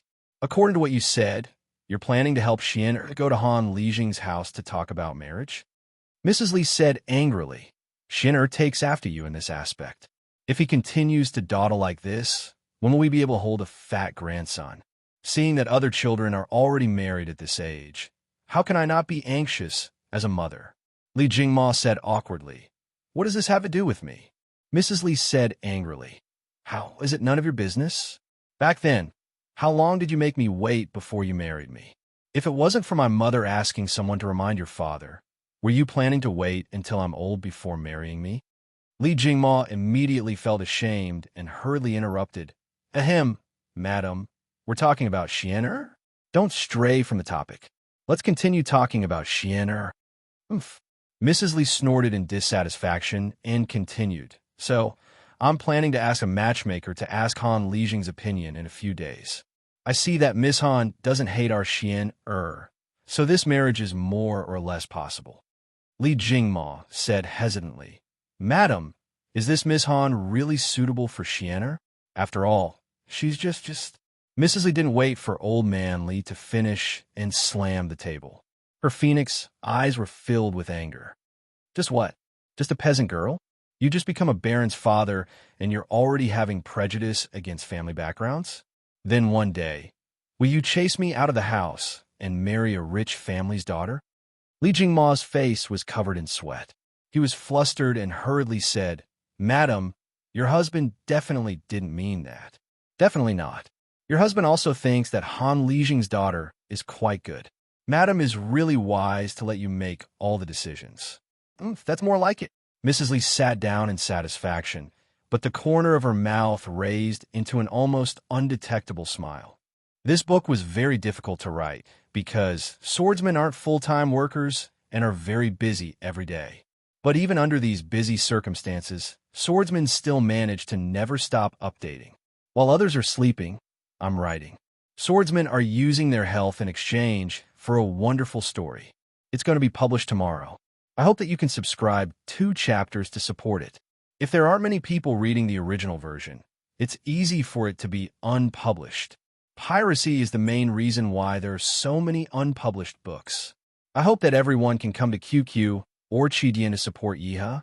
Actually, it's not expensive. It only costs you 20 cents a day. If it falls on the ground, you probably won't pick it up. Do you think that swordsmen can't even exchange it for 20 cents of encouragement? In addition, it's actually beneficial for you to read the original version. Chivalrous Assassin would always send it out without checking it because he's in a rush. After sending it out, he would check and correct the typos. After I've corrected it, the original website will show that there are no typos. On the other hand, the pirated website won't update it. They'll only grab the first version and won't continue to update it. This will greatly affect your reading experience. Also, reading the original version will allow you to interact with swordsmen. If you have any characters that you want, you can tell them in the comment section. If the swordsmen feel that it's okay, they will add it into the book. The price you need to pay for it is only 20 cents a day. You can't even bear to spend 20 cents? Swordsmen really want to write this book well and finish it. Because I like some of the characters in the book very much, I sincerely hope that readers can come to QQ or Qijian to support the original version. Swordsmen will definitely repay you with more wonderful stories. Chapter 110. The next day, early in the morning, Cheng Chumo, like an idiot, stepped on a skateboard that was specially developed for young people by the Strange Interest Pavilion Workshop and wobbled to Li Zixuan's door. His flashy appearance attracted a lot of attention along the way. Of course, he didn't buy the skateboard from the Strange Taste Pavilion. Firstly, Cheng Chumo didn't have much pocket money right now. Secondly, he didn't have the patience to wait in line. He got the skateboard through the back door. Now, everyone in Chang and city knew that he and Li Zixuan were so close that they almost wore a pair of pants together. Therefore, Sun Huayuan directly gave him a skateboard. This guy obviously forgot the pain after the scar healed. Last time, he fell so miserably on the skateboard. Now, he immediately started to walk around on the skateboard again. Li Zixuan saw Cheng Chumo in the yard with the skateboard. For a moment, he almost thought that he had traveled back in time. Cheng Chumo's appearance was really too out of place. Xiao Xian, I realize that the skateboard you're selling this time is better than the one you gave me last time. Cheng Chumo proudly patted the skateboard in his hands. Now that he had this thing, he didn't even want to ride a horse when he went out. Obviously, this thing was much more convenient than riding a horse. Li Zixuan curled his lips. This time, the skateboard from the Strange Taste Pavilion was connected by roller bearings. Of course, it was better than the one he took out last time. Chouinyo, you're using this. Aren't you afraid of falling again? Li Zixuan joked. Xiao Xian, you're underestimating me. How could I fall twice in the same place? Anyway, bragging didn't cost him anything, so Cheng Chumo decided to show off. Li Zixuan shook his head and ignored him. Cheng Chumo remembered his purpose for coming here today. He said, Little Xian, my father agreed yesterday. The winery is yours. You can use the craftsmen inside without worry. They have all signed a contract with my family. They won't sell out our secret recipes for no reason. Li Zixuan was overjoyed. That's great. I'll ask Faubert to make a dozen more sets of distillation and purification equipment. We'll move all the winemaking equipment over there as soon as possible. We'll try to officially start mixing tenderness and drunken immortal in large quantities within the next 2 days. He was indeed worried about the confidentiality of the new wine's formula. Now that Cheng Chumo could solve the problem, it was for the best. Last night, his father had also told him that he had already bought 2 saltpeter mines. Now, he didn't have to worry about ice cubes anymore. Cheng Chumo quickly nodded his head like a chick pecking at rice. Yes. We have to do this as soon as possible. Little Xian, how much do you want to set the price for this wine? Cheng Chumo couldn't wait for Li Zixuan to go to his winery right now. That way, when he and his father wanted to drink, they could directly go to the winery and get a pot of wine. Drinking their own wine didn't cost them any money, right? Li Zixuan had already considered the price of the new wine. Last night, he had learned about the wine market of the Tang dynasty from Li Jingmo. The most expensive wine of this era belonged to Jiannan Braised Spring and Yingzhou Rich Water. A bushel would cost more than 100,000 yuan. This wasn't an exaggeration. There was a shortage of food in the Tang dynasty. Wine was generally expensive, and famous wines were even more so. Li Bai once wrote in A Difficult Journey, a bushel of golden wine is worth 10,000 yuan, while a jade plate is worth 10,000 yuan. Jiannan Braised Spring was a famous wine. A bushel of wine in the Tang dynasty was equivalent to 10 liters, and 1 liter was equivalent to 1.25 caddies. The price of a caddy of Jiannan Braised Spring was about 600 to 700 yuan in modern times. Of course, This was only based on the exchange rate of copper coins to gold and silver. However, there was a problem that couldn't be ignored. The prices of goods in the early Tang dynasty were extremely cheap. A bushel of rice could be bought for 3 to 4 copper coins. If it was converted to gold in modern times, 1 yuan could buy 6 kilograms of rice. Therefore, if one were to compare the prices of the time, the copper coins used for 500 grams of Jianan braised spring were equivalent to the purchasing power of 15,000 yuan in modern times. Only a tycoon like Li Bai would be able to afford it. His good friend Du Fu, in his later years, when he was poor and destitute, he could only drink 300 copper coins a bucket of inferior quality wine. Otherwise, how could Du Fu write a poem like "Come early, drink a bucket of wine"?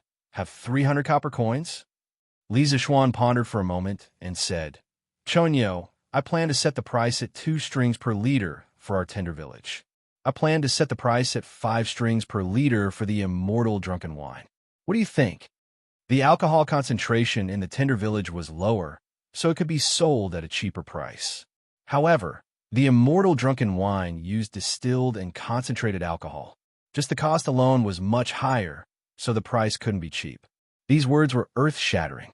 Cheng Chumo opened his eyes wide and said in disbelief, "I say, Xiaoxian, have you gone crazy thinking about money? 5 strings per liter? Why don't you go rob a bank? Who would be willing to drink such expensive wine?" Li Zishuan shook his head and said, "Don't tell me you think that the immortal drunken wine isn't worth that much." Upon hearing this, Cheng Chumo couldn't help but recall the taste of the immortal drunken wine. The moment he recalled it, his gluttonous bug was hooked. He smacked his lips and said with difficulty, "The taste of the immortal drunken wine is indescribable. I'm afraid that we won't be able to find such a good wine in Tang. However, the price of 5 strings per liter is too high. Ordinary people really can't afford to drink it." Li Zishuan smiled and said, "This wine is not for ordinary people to drink in the first place. Moreover, the wine used in the immortal drunken wine is a famous wine that has been concentrated several times. 3 caddies of Jianan roasted spring is only enough to condense 1 caddy of the raw spirit we need. After mixing in other ingredients, the cost of 1 liter of immortal drunken wine is more than 3 strings of cash. Therefore, the price of 5 strings per liter isn't expensive." After Li Zishuan said this, Cheng Chumo understood. He quickly said, "It seems that it's not expensive. Let's set it at this price." The Cheng family also had 10% shares in the winery. The more the immortal drunken wine made, the more money they would get.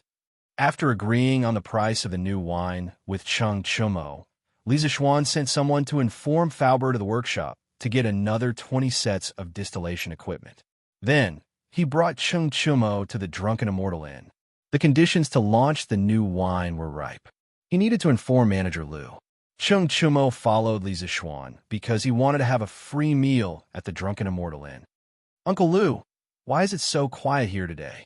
Li Zishuan walked into the Drunken Immortal Inn and was shocked to find that there were only 3 or 4 tables of people eating in the main hall on the first floor. "Sigh, young master, you don't know. Although the Yunshi restaurant launched the nibbling chicken to compete with us in the past, there were still some diners who were willing to stay and eat at our Drunken Immortal Inn. But yesterday, they found an imperial chef and launched many famous imperial dishes. Our already few diners became even fewer. Now, those who are willing to eat here are those who live close to us." Manager Liu frowned and sighed as he poured out his grievances. The Drunken Immortal Inn's performance was not good. He was somewhat ashamed to meet his boss. Li Zishuan patted Manager Liu's shoulder with a smile and comforted, "Uncle Liu, don't worry. I brought a few new things to the Drunken Immortal Inn. The Drunken Immortal Inn will soon become popular again." Cheng Chumo, this clown, also winked and said, That's right. Shopkeeper Liu, you can rest assured. I, Old Cheng, guarantee that in 2 days, the Drunken Immortal restaurant will be hard to find, haha." Apart from Li Zishuan, perhaps no one was more confident than Cheng Chumo in the land of warmth and immortal Drunken Immortal Inn. Chapter 111. Drunken Immortal Restaurant. Cheng Chumo sat alone in the main hall of the first floor, waiting for something in boredom. He was waiting for Lisa Schwan. More accurately, he was waiting for Lisa Schwan's new dishes. As there were not many customers in Drunken Immortal restaurant today, Lisa Schwan did not plan to go to the private room upstairs. When Lisa Schwan told manager Lou that he had brought a few new things to Drunken Immortal restaurant, he did not only refer to Gentle Fragrance and Drunken Immortal. He also wanted to teach Wang Eru a few new dishes to compete with Yunchi Restaurant's palace delicacies. Inside the kitchen of Drunken Immortal restaurant. Eru, do you have pork here? Lisa Schwan wanted to make some red braised pork first, but he remembered that in the transmigration novels he had read in his previous life, the pigs of the Tang dynasty were not castrated and were extremely smelly. The pigs were seen by the nobles as cheap meat that only the commoners could eat. Lord Ju, of course we have pork, Wang Eru replied curiously. Lisa Schwan was a little surprised. Then go get me 4 pounds of pork belly. Yes, Lord Ju. A moment later, Wang Eru walked over with a large piece of pork belly. Lord Ju, do you think this is enough? Lisa Schwan nodded and leaned over to smell it curiously. He then frowned and muttered, There's no smell. This doesn't make sense. Wang Eru was dumbfounded. Lord Ju, what are you talking about? What do you mean? Nothing. Eru, was this pig castrated when it was alive? Lisa Schwan changed the topic. Wang Eru laughed foolishly. Lord Ju, this is a sow. Lisa Schwan was speechless. Then are all the boars sold in the East Market castrated? Lisa Schwan held back the words that were about to come out of his mouth and continued to ask. Wang Eru laughed and said, Lord Ju, look at what you're saying. Of course, they've all been castrated. If this boar wasn't castrated, how smelly would it be? Lisa Schwan slapped his head. Sure enough, the stories in those transmigration novels were all lies. Some authors were simply irresponsible. According to historical records, castrated pigs appeared as early as the Western Zhou dynasty. The Book of Changes' Big Beast Hexagram had a saying, the teeth of a castrated pig are auspicious. It meant that castrated pigs were no longer aggressive, and their teeth were not to be feared, so it was auspicious. The reason why pork had declined to become a cheap meat was due to specific historical reasons. After the fall of the Western Jin dynasty, a large number of nomads from the north went south. After more than 300 years of war, they first unified the Sui dynasty and then the Tang dynasty. Although the Li clan that founded the Tang dynasty was Han, they had already been heavily Hu. The royal family was like this, and so were the nobles and bureaucrats who could afford meat. The Hu naturally preferred to eat mutton, and pork gradually declined. It wasn't until the Northern Song dynasty, when Su Shi invented Dompa pork, that pork became popular again. Since pork didn't have that kind of fishy smell, Lisa Schwan planned to make a few more famous pork dishes. He had been in the Tang dynasty for so long, but he had never eaten pork before. The Li clan was a wealthy clan, so of course, Mrs. Li wouldn't let her son eat pork. 2 hours later, Lisa Schwan looked at the 4 famous pork dishes in front of him. Red braised pork, red braised lion's head, dompa pork, and twice-cooked pork. He nodded with satisfaction. The only thing lacking was that the Tang dynasty didn't have vermicelli, so he couldn't make pork stewed with vermicelli. Eru, I heard that Yunchi restaurant offered twice the price to poach you. Why didn't you leave? Lisa Schwan saw that Wang Eru was tired and sweating, so he asked casually. When Wang Eru heard this, his expression immediately became serious. He was no longer laughing and joking like before. He used his sleeve to wipe the sweat off his face and bowed his fat body seriously. Lord Ju, although I, Wang Eru, didn't study, I definitely can't do something ungrateful. In the past, I was just an ordinary cook. Lord Ju, you thought highly of me and taught me how to make gnawing chicken. Later on, shopkeeper Liu also increased my salary by a lot. My wife and children at home all have new clothes to wear. My mother also has meat to eat.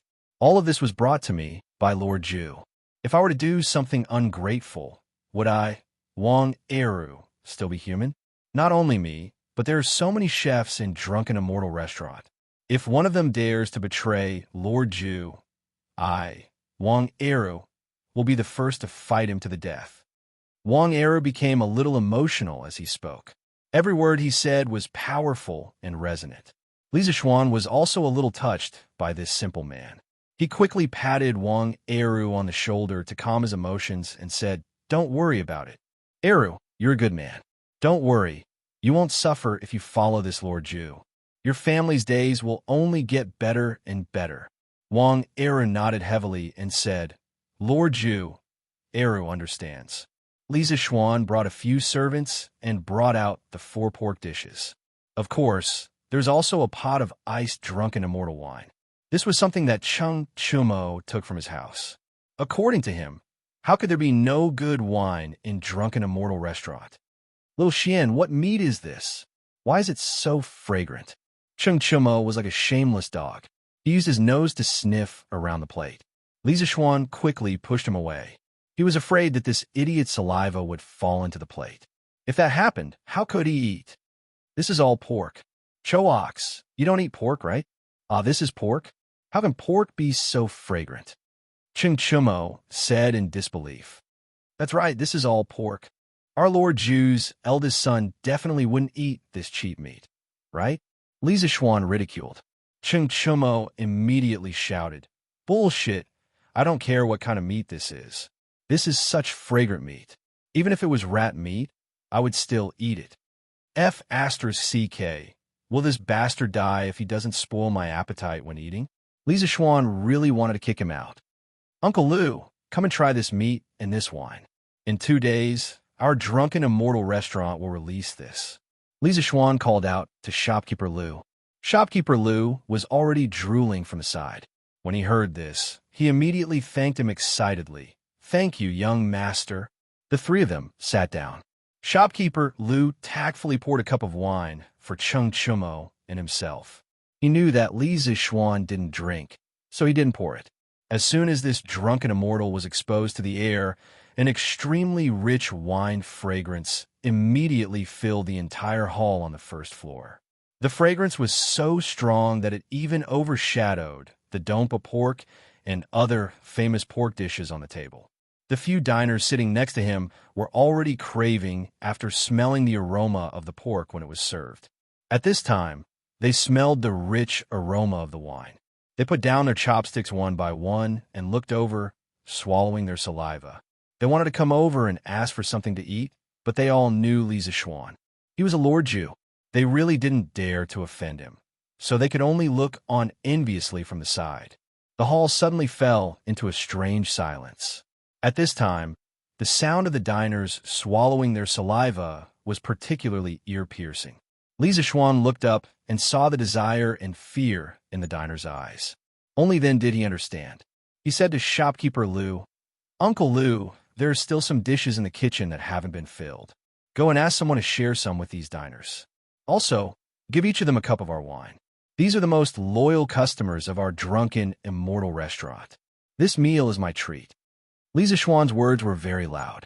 The diners all heard it. When they came back to their senses, they all cupped their hands and thanked him. "Thank you, Lord Ju. We will definitely come to this Drunken Immortal Restaurant often in the future. Yes. We will definitely come here often in the future. Lord Ju is really generous." Chapter 112. Inside the Drunken Immortal Restaurant. Xiaoxian, this braised lion's head is really delicious. I didn't expect pork to be so delicious. This dompa meat is also delicious. But why is it called dompa meat? It's obviously pork. Cheng Chumo's cheeks were puffed up. While eating, he was still blindly barking. Unlike Shopkeeper Lu, who had been silently eating. Lisa Xuan wondered if all the food on the table would be enough to fill Shopkeeper Lu's fat belly. Cough, cough, this wine. Manager Lu was a little thirsty. He picked up the wine cup and poured it into his mouth, but he almost choked to death. After a long time, he sighed and said, "Young master, this wine is really too strong. I, old Lu, have been drinking wine for most of my life, but I have never drunk such a strong wine. It's really satisfying." Manager Lu is right. It's not an exaggeration to call this wine an immortal brew. This old man has tasted all kinds of wine in the world, but I have never drunk such a strong wine with such a unique taste. It's even better than Jiannan Braised Spring. A customer in his 40s or 50s echoed with an intoxicated look. Brother Jihua is right. I thought Jianan Braised Spring was the best wine in Tang Dynasty, but I didn't expect that I was just a frog at the bottom of the well. Once this wine is released, I'm afraid all the wines in Tang Dynasty will be overshadowed. I just don't know the name of this wine. Another diner also voiced out. Li Zixuan stood up and said with a smile, "This wine is called Drunken Immortal. It's a very strong wine. There's also a milder wine called Gentle Softness." 2 days later, these two wines will be released together with these new dishes. At that time, I invite everyone to come and support us. Several customers quickly cupped their hands and said, Of course. If we don't drink this immortal brew to our heart's content, wouldn't we regret it for life? Yes." After eating and drinking to their heart's content, everyone left the Drunken Immortal restaurant. Those customers became the first batch of promoters of the new wine and dishes. Of course, Li Zixuan wouldn't just rely on these people to help him advertise. He still had other tricks up his sleeve. Chung Chumo ate until he was full and drank until he was full. This guy had learned to be smart. After eating and drinking, he did not plan to go home first. He wanted to go out and have some fun to disperse the smell of alcohol so that he would not be kicked when he went back. Li Zixuan couldn't be bothered with him, so he let him be. It just so happened that he still needed to bring this fellow along in the afternoon. He had people move the ingredients and equipment needed to concoct the Drunken Immortal and Gentle Fragrance to the Chung family's winery. This fellow was eating for free, so he should at least contribute a little, right? The next day, a group of children on first-generation scooters suddenly appeared in the streets and alleys of Chang'an City. The children sang as they ran, Drunken Immortal, 2 liters are free if you're not drunk. Gentle Village, enjoy gentleness. Drink at Drunken Immortal Restaurant. At this time, Li Zixuan racked his brains to come up with a rhyming advertising slogan. He instructed Sanbao to find some children and let them ride on scooters to run around Chang'an City while singing the 2 lines of the advertising slogan. As for the reward, it was the scooters they were riding. As long as they shouted for a day, the scooters would belong to them. With such a generous reward, the other children were envious, and they all fought to sign up for it. Li Zixuan didn't reject any of them. He took as many as he could. Of course, he could afford this advertising fee. In fact, it was very worthwhile. In the end, the advertising team reached more than 50 people. It directly caused the citizens of Chang'an City to be bombarded with these 2 phrases for an entire day. Isn't this Drunken Immortal restaurant too arrogant? 2 liters of wine is free if you're not drunk. I, Xiao Luo, can drink 100 cups without getting drunk. Tomorrow, I'll go to Drunken Immortal restaurant to drink for free. Ha ha. I'll go too. It'll be a waste if I don't drink this free wine. Let's see how Drunken Immortal restaurant will clean up this mess. I just don't know how the wine tastes. I hope it's not too bad. Hee. You little brats are just fooling around. This wine is delicious, but it's very strong. You won't even be able to get up after 1 liter, let alone 2 liters. At this time, an old man in his 40s or 50s interrupted. It was the old man from Drunken Immortal restaurant yesterday. What's wrong, old man? Phone. Have you tried Drunken Immortal before? The man with the surname, Xiao, asked. Old man Feng twirled his beard and said with a smile, I had the honor of drinking a cup at Drunken Immortal restaurant yesterday. TSK. This wine is much better than Jianan's spring braised wine. However, the alcohol is abnormally strong. You young people, don't crawl to the ground after drinking 2 cups. Huh. Old man Feng, don't underestimate me. I'll let you drink 2 liters of wine tomorrow. Wei Zheng had just finished the morning assembly. On his way back, he sat in the sedan chair and heard the children's voices outside. Drunken Immortal, 2 liters of wine are free if you don't get drunk. In the land of warmth, enjoy gentleness. Drink at Drunken Immortal restaurant. Wei Zheng loved brewing wine all his life, and he loved drinking even more. His alcohol tolerance was also extremely high. He wouldn't get drunk even after drinking 3 liters of Jiannan's spring braised wine. This Drunken Immortal restaurant is actually so arrogant. The last time I impeached Li Zixuan, I was actually rendered speechless by that sly brat. Since you dare to spout nonsense this time, this old man will go to Drunken Immortal restaurant tomorrow to drink for free, haha. The same situation was happening in almost every corner of Chong and City. Those who thought that they could hold their liquor would naturally feel indignant after hearing these 2 lines of advertising. They had the intention to give a try. If they didn't get drunk, wouldn't they have earned 2 liters of wine for free? Lisa Schwan was making use of the wishful thinking of most people to lure them to Drunken Immortal restaurant to try this Drunken Immortal. There was a gambler living in everyone's heart. As long as they were lured out by external conditions, they would be like a scourge that couldn't be stopped. Xianer, you were the one who got someone to release those 2 lines of doggerel in Chong and City today, right? After dinner, Li Jingma called his son into the study and asked with a smile, "Hee, I can't hide anything from father. That's exactly what this child wants." Li Zixuan chuckled. Li Jingma asked doubtfully, "Then aren't you afraid that someone will really drink 2 liters of wine and not get drunk?" "Father, we can't rule out such a person, but such people are extremely rare. If he really can't get drunk, what's wrong with giving him 2 liters of wine? After all, our Drunken Immortal restaurant's reputation would have already spread by then." Hee, that Drunken Immortal restaurant was equivalent to a 40-degree white wine. If there really was someone who could drink 2 liters of wine and not get drunk, then he, Li Zixuan, would admit defeat. Li Jingma shook his head helplessly. "I just realized that you're better at doing business than me. You brat. Instead of being a noble, you just have to blindly do these things." Li Zixuan smiled. "Father, this is almost the last time I'll help Drunken Immortal restaurant. Once the new wine status is established, so will Drunken Immortal restaurants. At that time, we'll just have to stay at home and count the money."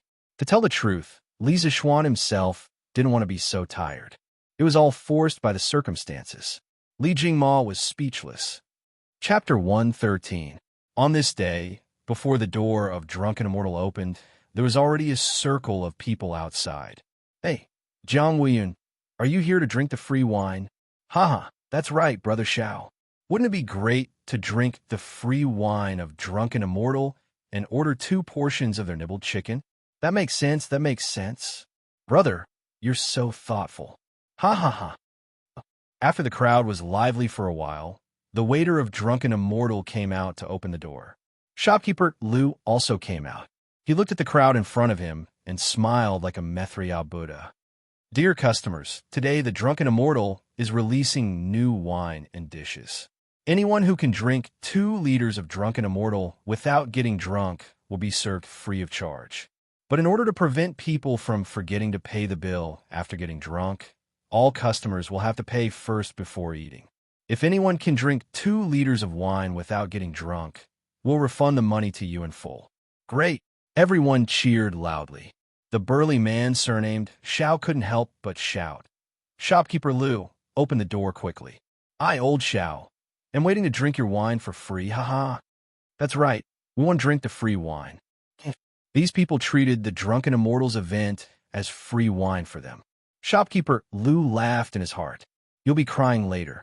Shopkeeper Lu opened the door, and the diners outside immediately rushed into the restaurant in a single file.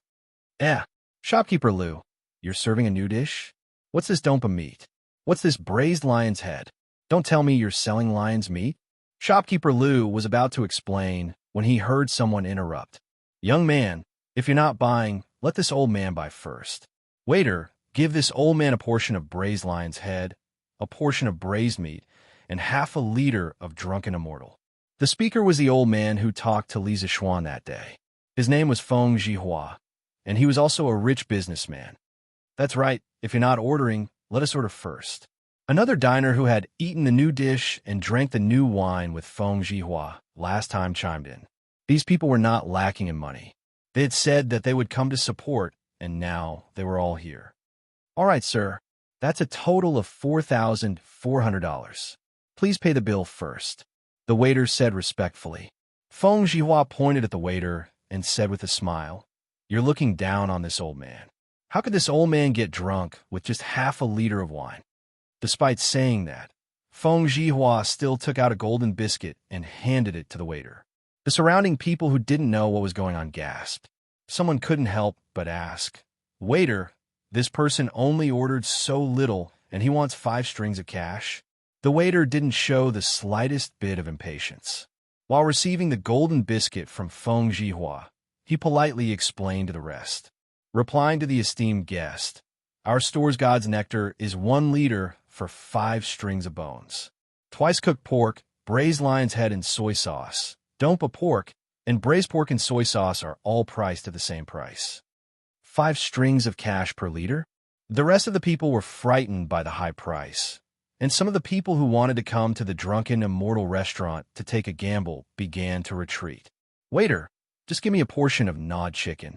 However, there were also people who were extremely confident in their drinking capacity. They thought that no matter how expensive the wine was, as long as they didn't get drunk, they would still return the money. Thus, 7 or 8 big men began to shout, "Waiter, give me 2 liters of immortal drunken wine and a portion of gnawed chicken. Waiter, give me 2 liters of immortal drunken wine and 2 portions of gnawed chicken." There were more people who ordered the gnawed chicken than the new dishes. After all, everyone hadn't eaten those new dishes yet. When Feng Jihua's dishes were served, the rest of the people realized that they were wrong. "Phew, it smells so good. Yeah, what kind of meat is this braised lion's head? Why can't I tell from the outside? Goo goo, I can't stand it anymore. Waiter, give me a portion of braised lion's head. Give me another portion of braised pork. I want a portion of dompa pork." At this time, the number of diners who ordered pork gradually increased. Half an hour later, almost all the diners' dishes and wine were on the table. "Oh, this braised lion's head is so delicious. What kind of meat is this? Why does it taste like pork? It can't be. How can pork taste so good? Hurry up and try this immortal drunken wine. It's so cold and strong." Shopkeeper Lu wasn't bragging. "This wine is so strong. I've never tasted such strong wine in all my travels. Not only that, it even has the taste of mountain fruits. This is too strange. It's even better than Jiannan's spring braised wine." A burly man with a full beard took a sip of the wine and suddenly exclaimed, Cough cough, this immortal drunken wine is really strong. This name is really apartment. If a deity were to drink this, he would probably be drunk as well. However, this shopkeeper is quite generous. He added ice cubes in such a hot day. Otherwise, drinking such strong wine would really burn people to death. Yeah, this shopkeeper sure is extravagant. This wine is 5 strings of coins per liter. It's not that expensive. Holy shit, what a strong wine. It's even stronger than Jiannan's spring braised wine. Looks like Old Xiao, will have to hand over my 200 gene of meat to this drunken immortal inn. The burly man with the surname Xiao said with a tragic expression. He just took a sip and knew that it was impossible for him to drink 2 liters without getting drunk. Haha, Xiao Qi Xiong, didn't you just say that you can do it? Haha. A middle-aged man in his 30s laughed. Meow Lauer, don't just laugh at me. Didn't you also order 2 liters of wine? If you have the guts, don't get drunk after drinking it. Haha, I don't plan to finish it. I'll take the rest home and slowly drink it. It's a pity that I don't take this wine home and slowly taste it. Xiao Qixiong slapped his head and said, Yeah, I'll take it home and slowly drink it. He knew that he would get drunk if he drank too much and was destined to lose this bet. Why would he drink it all at once? He might as well take it home and slowly taste it. After all, this wine was 5 strings of coins per liter. It wasn't cheap. Many of them felt that this was a good idea and secretly planned to do it. But these people were too perfect. Good wine was like opium. Once you drink it, you'll get addicted. How could you stop? Half an hour later. Why is this wine cup moving?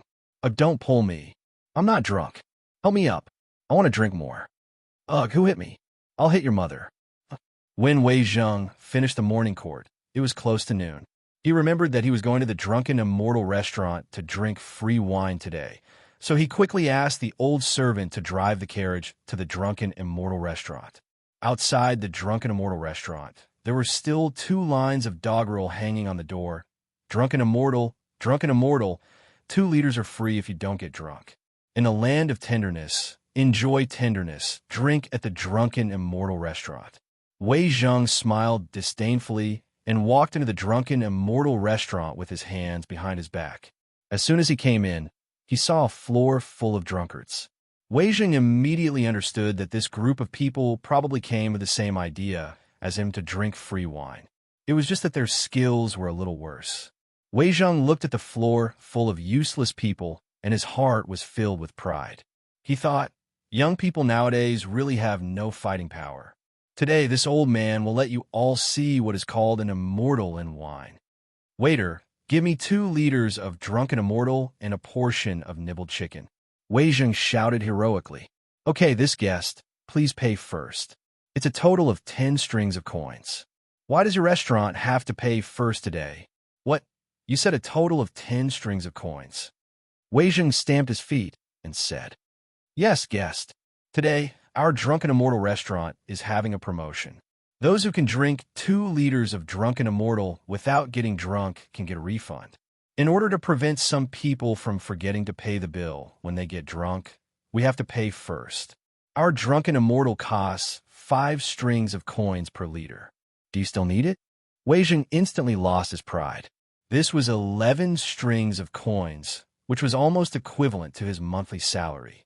However, Wei Jing had brewed wine his whole life. He really wanted to see what this wine that cost 5 strings of coins per liter looked like. If it didn't live up to its name and was still so expensive, then he would find trouble with Lisa Schwan. Wei Jing gritted his teeth and took out a gold biscuit and said, Here, quickly bring me the wine and dishes. He secretly said to himself, I can't get drunk. If I get drunk, this month's salary will be gone, and I will be scolded when I go home. Chapter 114. Inside the Drunken Immortal Inn, the waiter served Wei Jing 2 pots of wine and a portion of chicken before retreating. Wei Jing looked at the dishes that cost him a month's worth of his salary and swallowed his saliva guiltily. He wasn't like the other officials who had other sources of income other than the salary from the royal court. This was his first time spending so much money on a meal. As long as he didn't get drunk, he would be able to earn 10 strings of coins. Wei Jing lifted the wine pot and poured himself a cup of wine. The Drunken Immortal had a bright red color and was exceptionally alluring. There was even a slight chill on the surface of the cup. This Drunken Immortal and sure is extravagant. They even added ice. Wei Jing couldn't help but mutter to himself. One must know that in ancient times, in order to prevent the ice from melting, one had to dig 5 to 10 meters deep. Furthermore, the scale was usually relatively large, costing tens of millions. Generally speaking, only the royal family and wealthy clans could afford it. After sighing for a moment, Wei Jing lifted the cup and took a light sniff. In an instant, a rich aroma of wine and fruits assaulted his nose. He couldn't help but close his eyes and immerse himself in the intoxicating aroma. Good wine. There's the aroma of Jiannan roasted spring in it. However, the aroma is even richer than that of Jiannan roasted spring. Coupled with the fragrance of the fruits, the two actually don't clash at all. The person who mixed the wine has a perfect grasp of the situation. He can be considered a master wine mixer. One could tell whether an expert was a master the moment he spoke. It had to be said that Wei Jing's research in winemaking had already reached the level of a master. With just a light sniff, he was able to determine the composition of the wine. It's sweet, such a sweet wine in the world. To be able to drink such a divine wine in my lifetime, my life has truly not been in vain. As an old drunkard, what else could attract him more than fine wine? At this moment, Wei Jing had already forgotten the purpose of his visit and was completely immersed in the Drunken Immortal Inn. Wei Jing drank 1 cup after another while gnawing on the chicken. After a while, the bottle of Drunken Immortal was emptied. It had to be said that Wei Jing's alcohol tolerance was really good. After drinking more than a caddy of Drunken Immortal, he actually didn't collapse. It should be known that the alcohol content of ancient times was generally lower. Generally, those who were used to drinking low-alcohol would collapse within 4 or 5 glasses of strong alcohol, like the immortal drunken wine. It was rare to see someone like Wei Jing who could persist until now. Even though Wei Jing hadn't collapsed yet, his consciousness was a little blurry at the moment, and his face was a little red. Looking at him like this, he was probably not far from being drunk. Master, let's not drink anymore. You've already drunk too much. When we return, Madame will blame me again."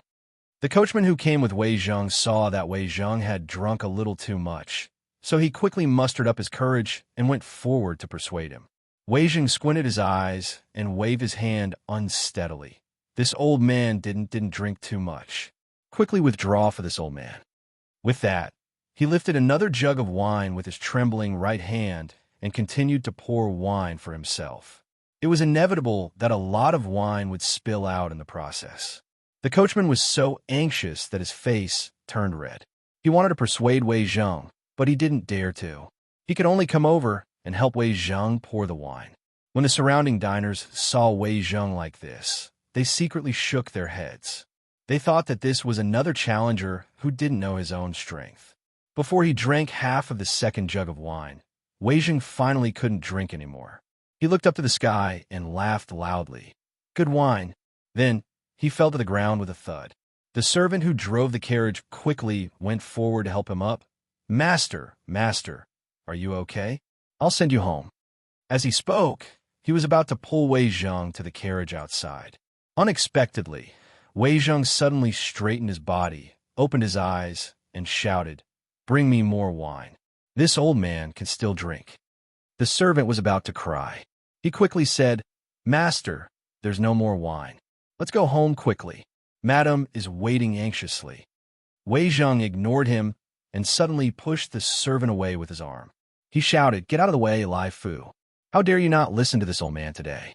Burp, this is—" At this time, he suddenly staggered 2 steps and walked in front of a diner. He stretched his head forward, and his eyes were almost touching the diner's face.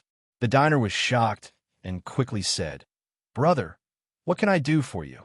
Wei Zheng laughed twice and pointed at the diner. "Brother Fong. Are you Brother Fong? I remember that I, old Wei, still owe you money. Burp, Lai Fu, quickly go and pay Brother Fong back." The diner quickly waved his hand and said, No, brother, you've got the wrong person. My surname is Wong, not Fong. You don't owe me money." "Who said that? How could I get the wrong person?" "Burp, Lai Fu, did you hear that? Quickly bring the money." Wei Zheng patted the diner's shoulder and laughed incoherently. Lai Fu anxiously said, "Master, you've really got the wrong person. This is not Fong Xiang." Today, he had already spent 10 yuan in the drunken immortal restaurant. If Lai Fu took out more money, he would probably be skinned by his wife when he returned. Wei Zheng was instantly angry. He grabbed Lai Fu and snatched the money bag at his waist. He took out a handful of money and handed it to the diner, saying, "The servant at home is not sensible. Brother Fong, please don't blame him. Burp, quickly take it." "Brother, I really can't take this money. You got the wrong person." Wei Zheng shouted loudly, "If I tell you to take it, then take it. Burp, if you don't take it, then you don't give me Wei Xuanqing face." "Burp, am I Wei Xuanqing, a villain who owes money and doesn't pay it back?" As soon as these words came out, everyone was shocked. Wei Xuanqing? This person is actually the Left Prime Minister Wei Zheng? Yes, I didn't expect Left Prime Minister Wei to get drunk. Isn't he known as the person with the highest alcohol tolerance in Great Tang? This Left Prime Minister Wei actually likes to give people money when he's drunk? It's really rare, isn't it? It's the first time I've seen someone take the initiative to give money. It would have been better if Wei Zheng didn't say it. Once he said it, the diner was even more afraid to take his money. People didn't fight with officials. At this time, if there was money to let Wei Zheng leave, the diner would definitely take out 2 big gold pancakes without hesitation. Wei Zheng was entangled with the diner for a long time. Finally, he was a little impatient. He directly stuffed the gold pancake into the diner's arms and muttered, "Brother Fong is really not straightforward." Then he proudly went to another diner and asked, "Brother it's you. Do I still owe you 5 strings of money?" "Lai Fu, quickly give me the money." Lai Fu didn't have 5 strings of money on him. At this moment, he wanted to cry. He really wanted to faint from happiness. He felt that if he continued to be like this, he would definitely be driven crazy by Wei Zheng. In the end, shopkeeper Lu couldn't stand it anymore. He called 2 servants to help Lai Fu forcibly carry Wei Zheng into the carriage. After this farce, he finally became a laughingstock. He was afraid that when Wei Zheng woke up tomorrow, he would find that he was already famous in Chang'an. Chapter 115. Imperial Palace, West Court. After the morning court, Li Er went to Empress Zhangxuan's place to have lunch with her. Your Majesty, this is the chicken I had the royal chef imitate. Try it and see what you think. Zhang Sun gently picked up a piece of chicken for Li Er and said with a faint smile, "Oh, Guanyin is so thoughtful. Haha, let me try it." Li Er picked up his chopsticks in surprise and tasted a piece of chicken. Then he praised, "Oh, not bad, not bad. It's 90% similar to the Drunken Immortal restaurant. Guanyin is so thoughtful. If Li Zishuan were here, he would definitely complain about Li Er's casual imitation." However, the Tang Empire did not seem to have the intention of protecting the original creation. "Your Majesty, the Crown Prince is here." An eunuch stepped forward and cautiously reported. "Oh, then let him in," Li Er said casually. A moment later, Li Changxian entered the palace, followed by a servant carrying 2 wine jars. "This son greets Imperial Father and Imperial Mother." Li Er nodded with a smile and asked, "Changxian, why are you here instead of having lunch in the Eastern Palace?"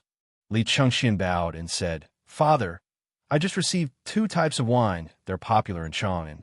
One is warm and mellow, and the other is spicy and sweet. Their flavors are unique in the Tang Empire. I brought them here to show my filial piety to father and mother."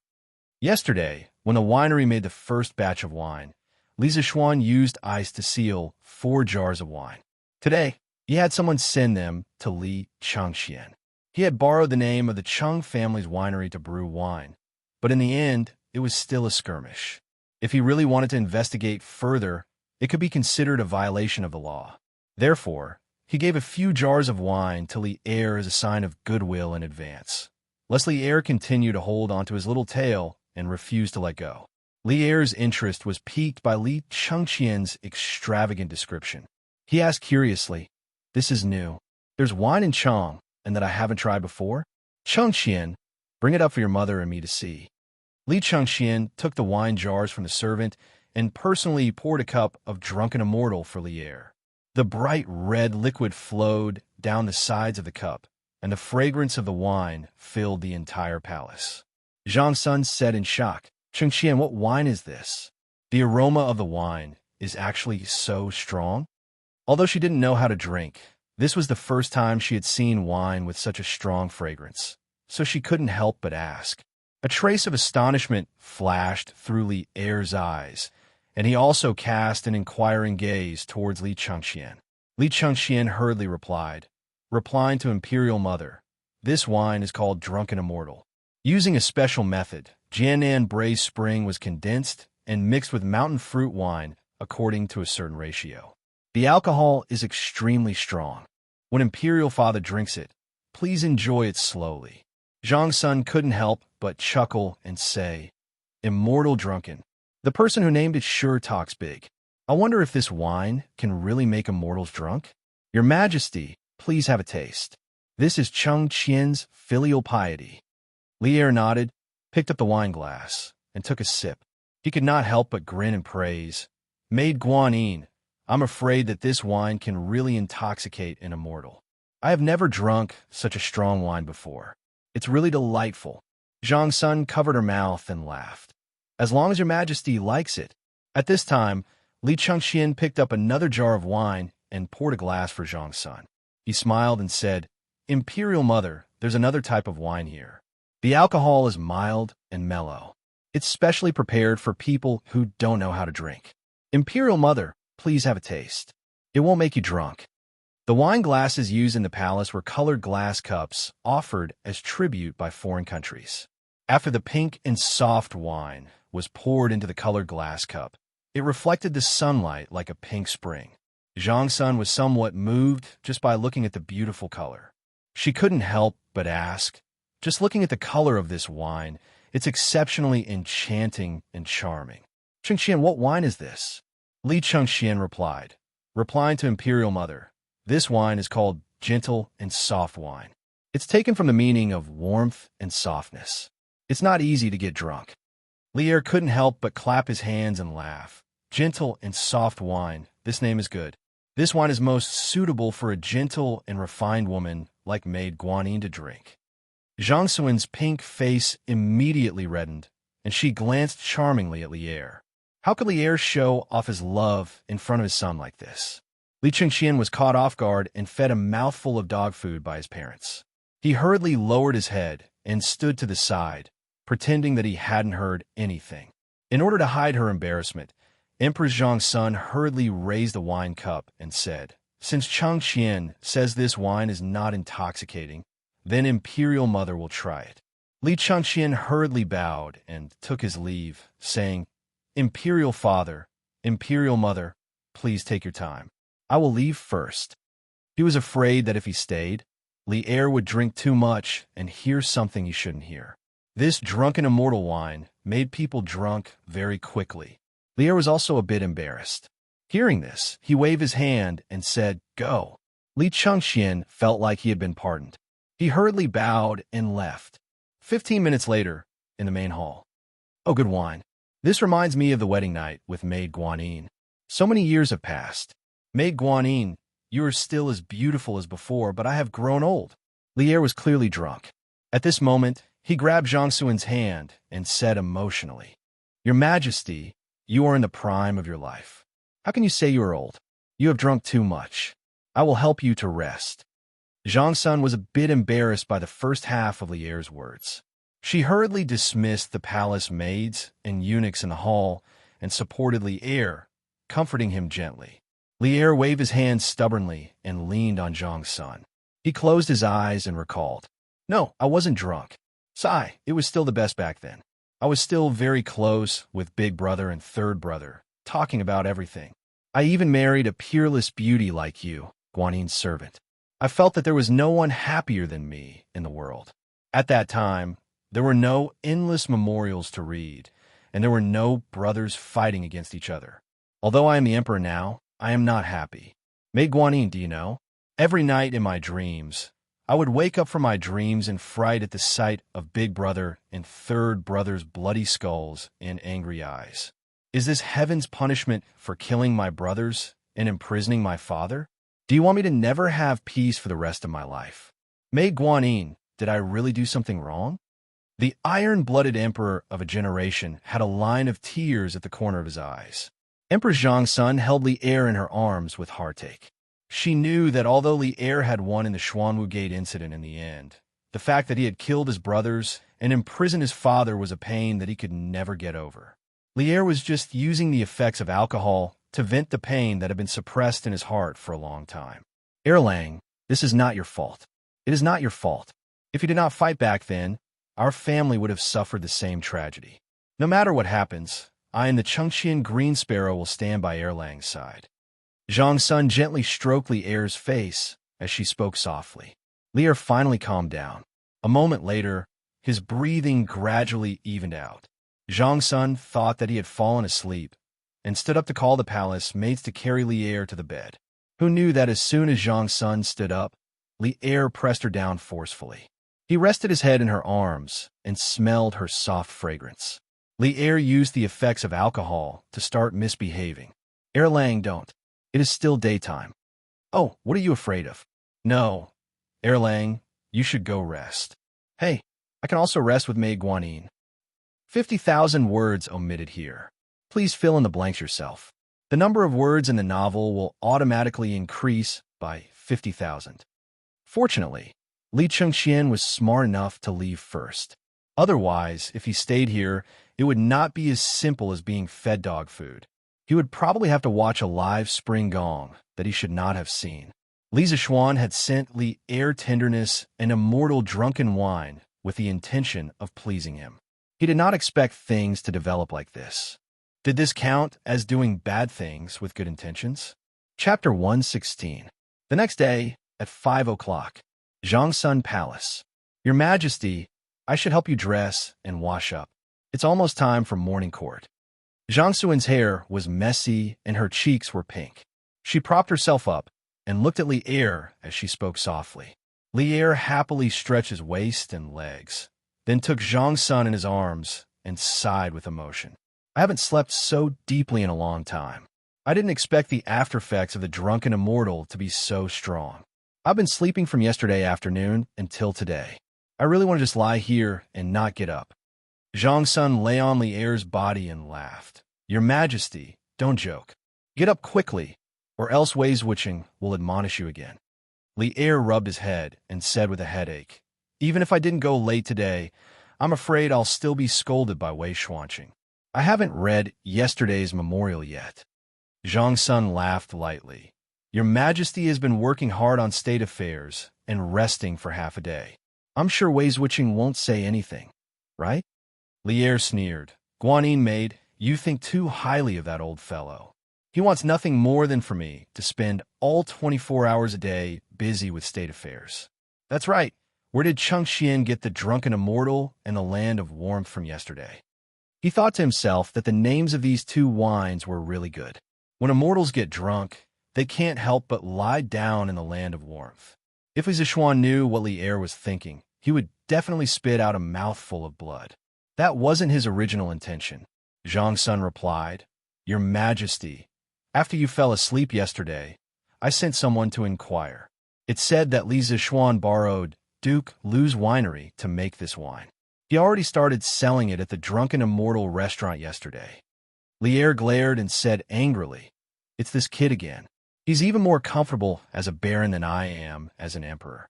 He studies eating, drinking, and playing every day. I have to find something for him to do. Otherwise, wouldn't it be a waste of his talent? Zhang's son covered her mouth and laughed. Hearing your Majesty say this, I also feel that I should arrange something for this child to do. I see that Chengxian, Chang'e, and Qingke all have a good relationship with Li Zishuan. Why don't we have him come to the palace every day to accompany Qingke and the others to school? Li Er thought for a moment, then shook his head in the end. This kid has learned a variety of things and is definitely not of the Confucian school. Don't lead Chengxian astray. As for Li Zishuan, I have my own plans. Guanyin maid need not worry. However, this kid sure is slippery.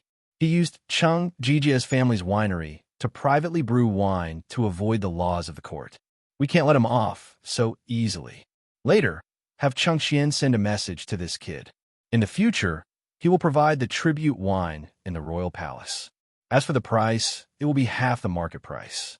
Zhang's son couldn't help but laugh. Your Majesty, aren't you going to ask Li Zishuan to pay compensation? All right, it's getting late. Your Majesty should get up. Li Er missed the drunken immortal quite a bit. He got up and smacked his lips, saying proudly, Who asked that kid to like to take advantage of loopholes? I have to make him lose the guts to delve into eating, drinking, and playing. Inside Taiji Palace, morning court. To be honest, Li Er was feeling a little guilty going to court today. After all, he hadn't finished his work yesterday.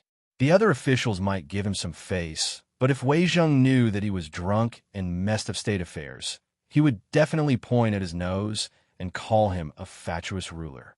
However, Li Er was very lucky today because Wei Zheng was having trouble protecting himself.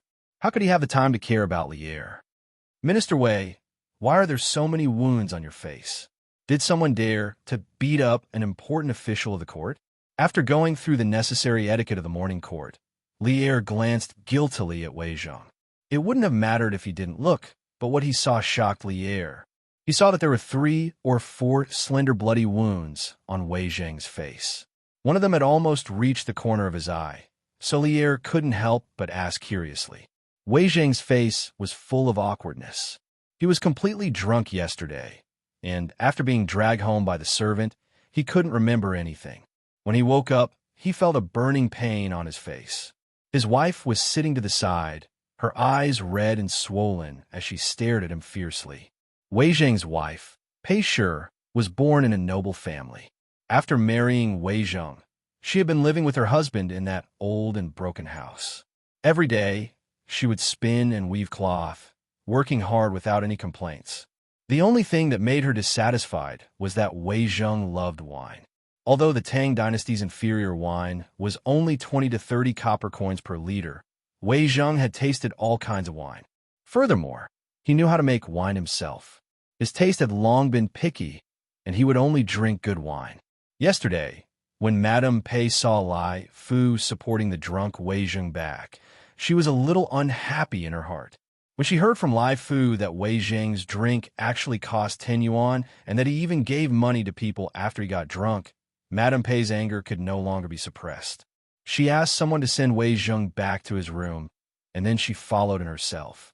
Looking at her husband sleeping soundly on the bed, and thinking about how their family was poor to begin with, Wei Zheng had actually used up all of his money. The more Pei thought about it, the angrier she became. She couldn't help but scratch her husband's body. As she scratched, Pei stopped and sat to the side, sobbing softly. When Wei Zheng woke up in the morning for a meeting, he saw that Pei's eyes were red and swollen. After Wei Zheng woke up, he remembered that he had gone to the Drunken Immortal restaurant to drink yesterday. He was confident that he wouldn't get drunk after 2 liters and then win back the 10 copper coins, but he didn't expect to get drunk in the end. He knew that 10 copper coins was a large sum of money for his family. When he saw his wife's red eyes, he knew that he was in the wrong. Thus, he ignored the burning pain on his face and got up to comfort his wife for a long time before rushing to the morning court. Before the morning court, Wei Zheng had already been laughed at by his colleagues outside Taiji Palace. The news of Wei Zheng giving money when he was drunk had spread throughout Chang. Now that they saw Wei Zheng's face full of scars, how could the ministers not know what had happened? At the moment in the court, Wei Zheng, who had always dared to say anything, was embarrassed by Lier's question. He mumbled for a long time and didn't know what to say. He didn't say it, but someone else said it for him. In the early days of Zhengguan, the court was relatively free and there were fewer rules. As long as it was not too presumptuous, no one would hold it accountable. Cheng Yaojin came out of the crowd and laughed. "Your Majesty, I heard that Wei Zhuqing was drunk at the Drunken Immortal restaurant yesterday and took the initiative to give money. I guess that the injury on his face was caused by a fall on the way home. Ha!" The ministers in the court were amused by Cheng Yaojin's obvious teasing words. Wei Zheng blushed and glared at Cheng Yaojin. Lier thought about it carefully and instantly imagined the whole thing. He couldn't help but find it funny, but he still had to hold back his laughter. Otherwise, it would be too hurtful. Fang Xianling was kind and didn't want to embarrass Wei Zheng too much. In fact, he also somewhat sympathized with him. His wife was the founder of jealous women. In fact, she was 10 times or 100 times more ferocious than Lady Pei. Fang Xianling didn't know how much domestic violence he had suffered over the years. "Your Majesty, these are just the family affairs of the ministers. It's really inappropriate to discuss in the court. I suggest that we put this matter aside and discuss the state affairs." Fang Xianling came out of the crowd and bowed to Lier. Wei Zheng secretly cast a grateful look at Fang Xianling. Lier held back his laughter and pretended to be serious. "Ahem, Minister Fang is right. Let's discuss the state affairs. If you have something to say, please report. If not, the court is dismissed." But he was laughing in his heart. He didn't expect Wei Xuanqing to have such a day. It was really satisfying. Chapter 117. Outside the imperial court, it was another scene. Chang'an City, West City. "Have you heard? Yesterday, the Drunken Immortal restaurants sold immortal drunken wine.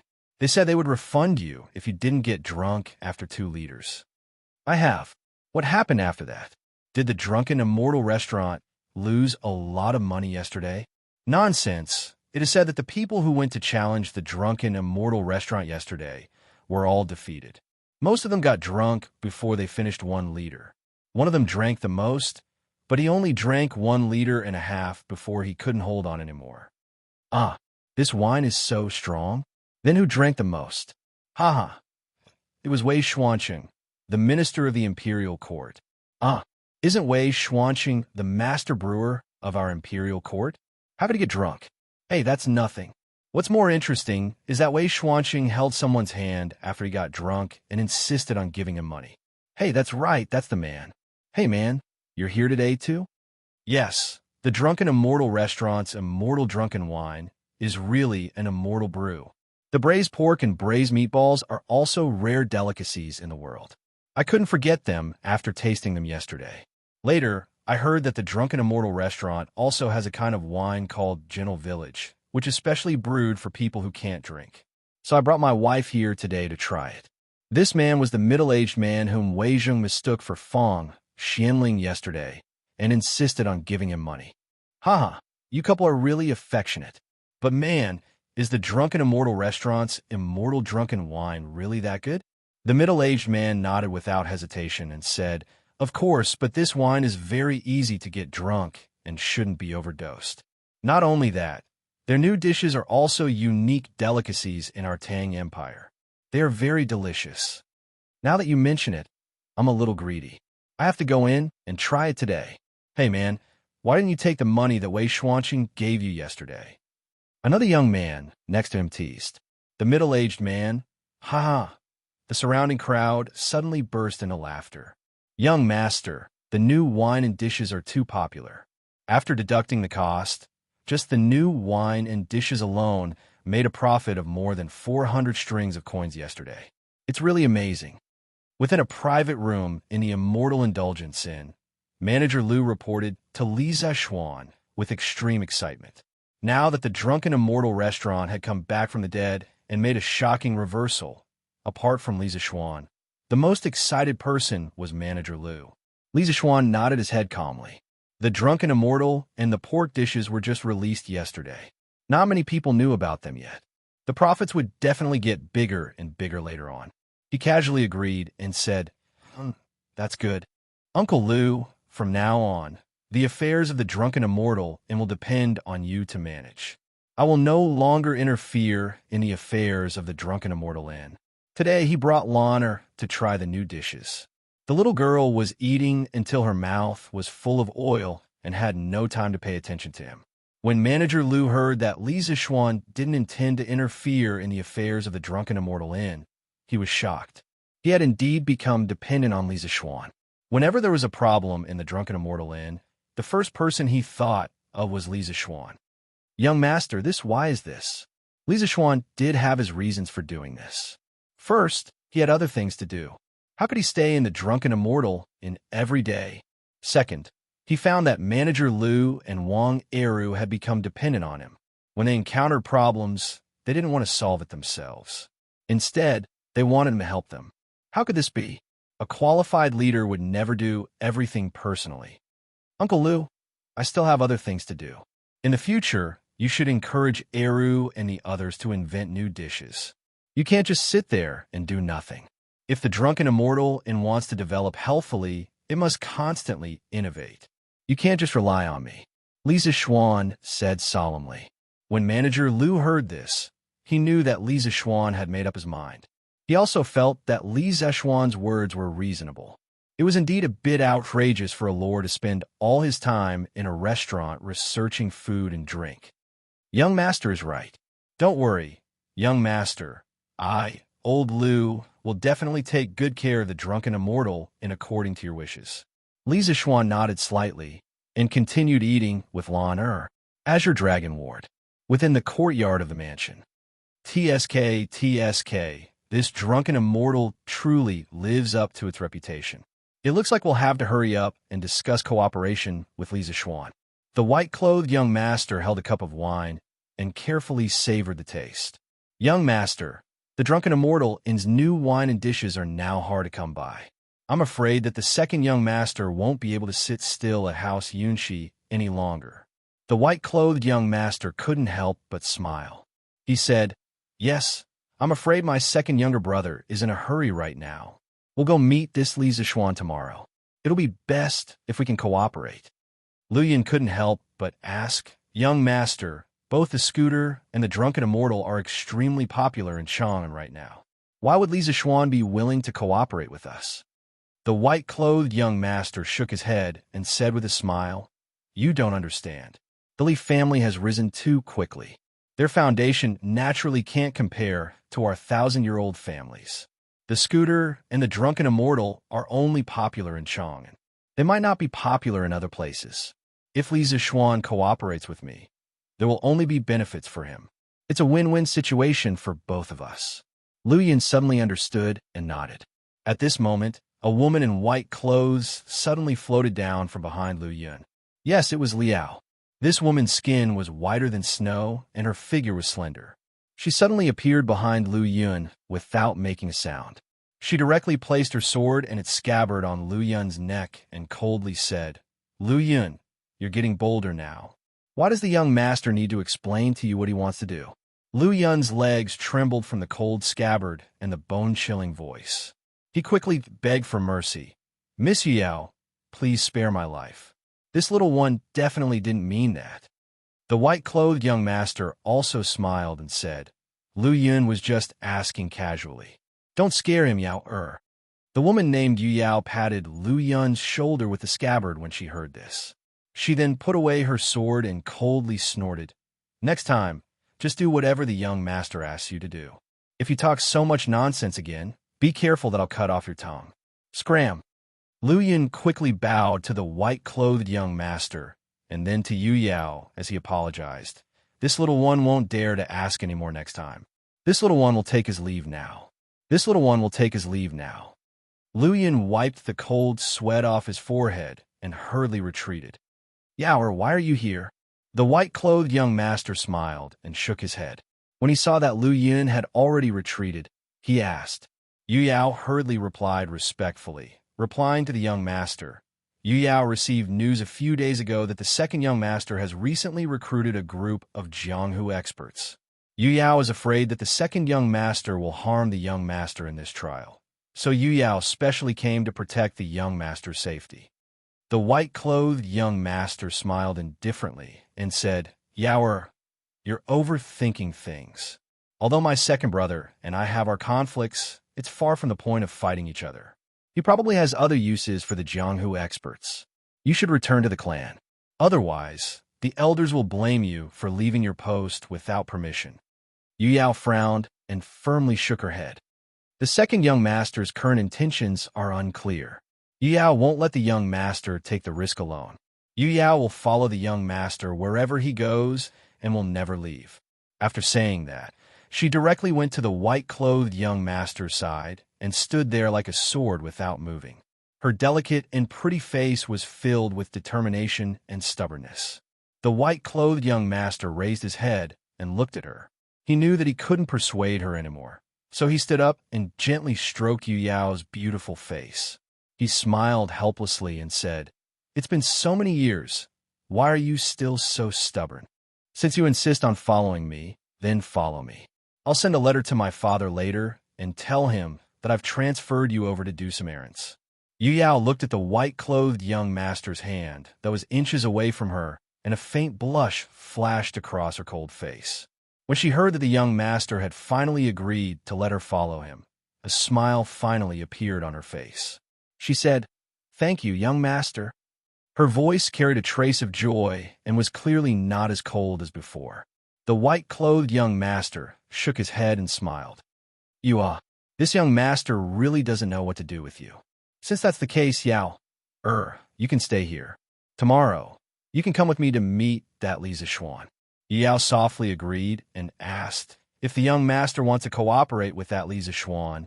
Yu Yao can just go and capture him. Why bother the young master to personally make a trip? If that Li Zixuan dares to not agree to cooperate, I'll kill him. The white-clothed young master unhappily flicked Yu Yao's forehead and said, "Why do you only know how to fight and kill? This is Chang, and in the future, don't mess around without my orders. Moreover, this matter can only be cooperated. Don't let your emotions affect your decisions." "Yes, young master." Yu Yao rubbed her forehead and whispered in agreement.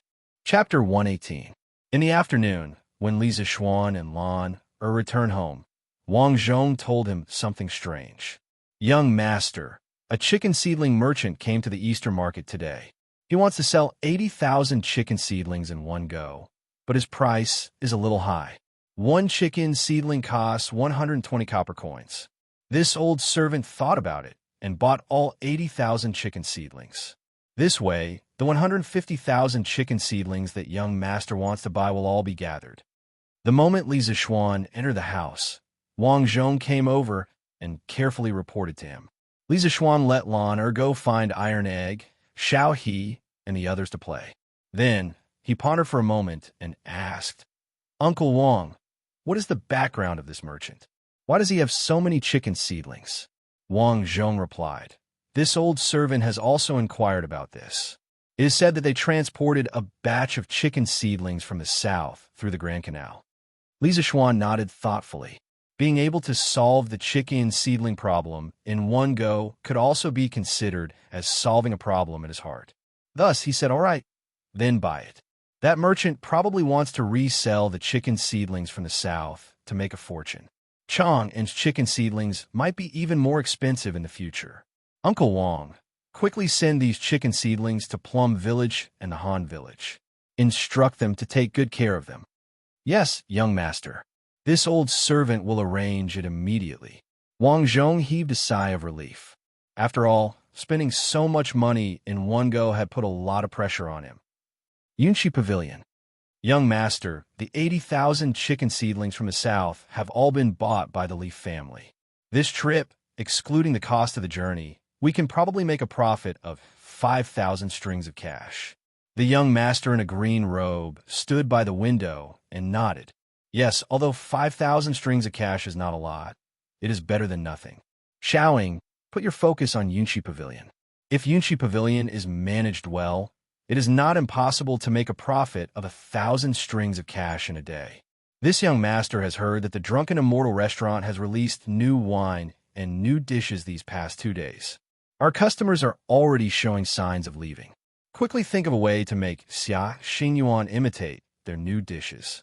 Xiaoying, this middle-aged man, was actually the shopkeeper of Yunchi restaurant. Xiaoying hurriedly replied respectfully, Yes, young master.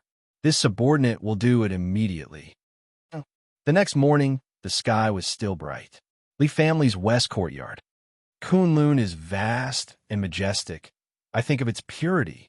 Gods fight in the Xian realm, and the Chun, Yin, and Yang. Gods fought in Xian, and there was neither good nor evil. The dragon is born in the middle, and its head and tail believe in each other.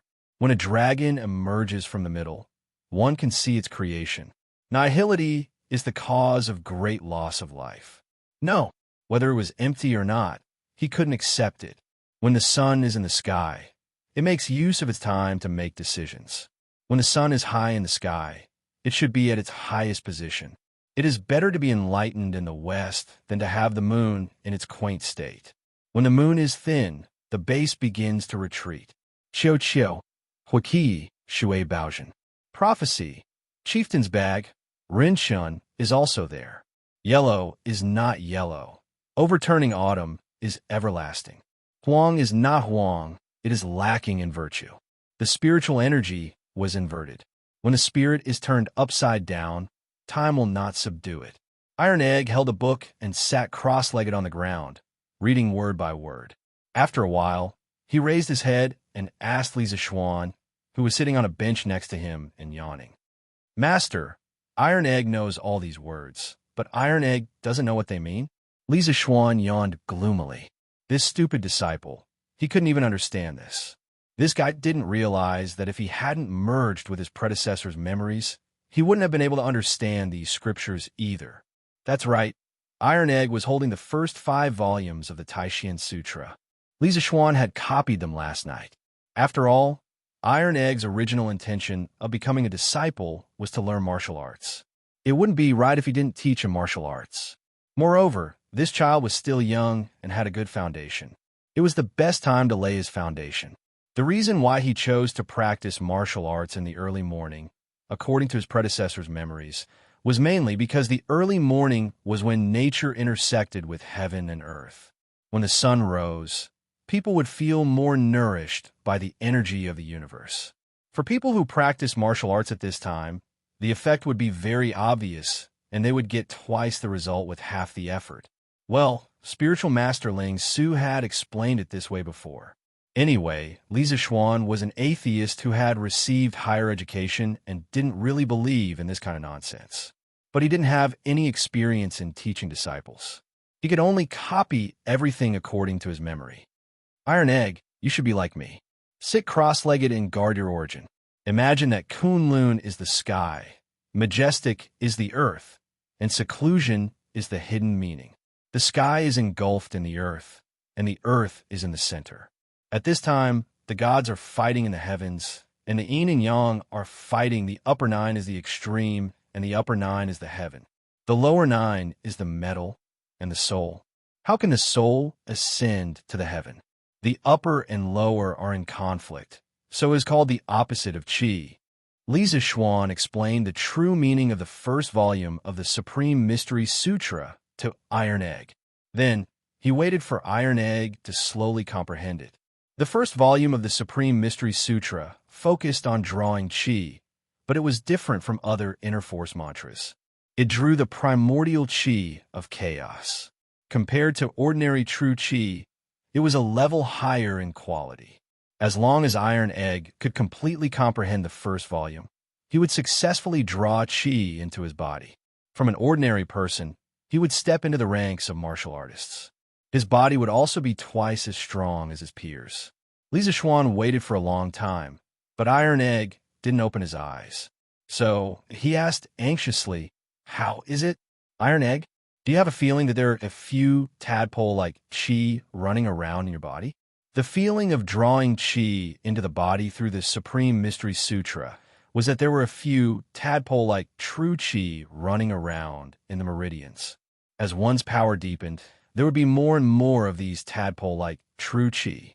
In his memory, spiritual master Ling Su once said that when the Supreme Mystery Sutra was practiced to the 10th level, the tadpole-like true qi would become a giant frog. The 100 acupoints would become one, and one's inner force would grow and multiply endlessly. Unfortunately, it seemed that no one had been able to practice it. Iron Egg heard this and opened his eyes. With a sad face, he said, "Master." Iron Egg didn't feel anything. Well, he was still too impatient. If drawing qi was so easy, then wouldn't the world be filled with martial arts masters? Iron Egg, from now on, you will wake up every morning at Mausher around 5 in the morning. Meditate for an hour, stand still for an hour, then run 10 laps around our house. Only then can you eat. After eating, you will go with Lon to listen to the teacher's lecture. Do you understand? Iron Egg was immediately dumbfounded. Meditating and standing still was fine, but running 10 laps around the Lee Mansion was a bit difficult. The Lee Mansion occupied a large area. Running 10 laps around the mansion would be more than 20 miles. Wouldn't that be exhausting? Lisa Schwann said seriously, "What? You can't do it? Did you forget what you said to me when you first became my disciple? If you can't even endure this little bit of hardship, what martial arts are you learning?" A martial artist not only needs to cultivate the mind, but also needs to strengthen the body. With your current weak appearance, even if I gave you a body of inner force, you wouldn't be able to withstand it. Iron Egg saw his master's stern expression and hurriedly agreed. Master is right. Iron Egg will definitely do as you say in the future. I definitely won't be lazy. Lisa Schwann nodded and said, "That's more like it. You practice martial arts on your own. I won't keep an eye on you all the time. But if I find out that you're lazy, then our relationship as master and disciple will come to an end. Do you understand?" Iron Egg heard this, and his body trembled. He had enough of the days of being weak. He didn't want to be weak again. He clenched his teeth, clenched his fists, and said in a clear voice, "Master, don't worry. Iron Egg definitely won't be lazy." Lisa Schwann nodded with satisfaction. As a master, of course, he couldn't always be amiable. There was a reason why a strict master would produce a fine disciple since ancient times. Well, Iron Egg, after you practice martial arts in the morning and listen to my lessons in the afternoon, if I have time, I'll teach you another skill. You have to learn it well. In times of peace, no matter how good your martial arts are, you're just a boorish man. You might not even be able to eat and wear. I have high hopes for you. I hope you won't only be obsessed with martial arts. If you learn my skill well, you'll be even better than a Wooly master. Lisa Schwann could also see that Iron Egg was obsessed with martial arts and was not interested in cultural studies. That was why he advised him. The Tang Empire still had more than 100 years of prosperity. You're just a boorish man who doesn't know anything about martial arts. You probably won't even be able to eat and wear when the time comes, unless you become a bandit. Of course, if Iron Egg really became a bandit, Lisa Schwan would be so angry that he would punish him. Master, is there really such a powerful skill? Iron Egg was indeed a little averse to learning before.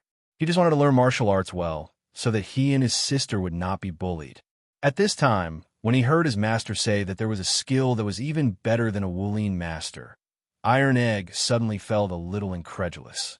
Lisa Schwan smiled and said, "Of course. I call this skill engineering. The previous scooters, roller bearings, and curve plows were all made with this skill.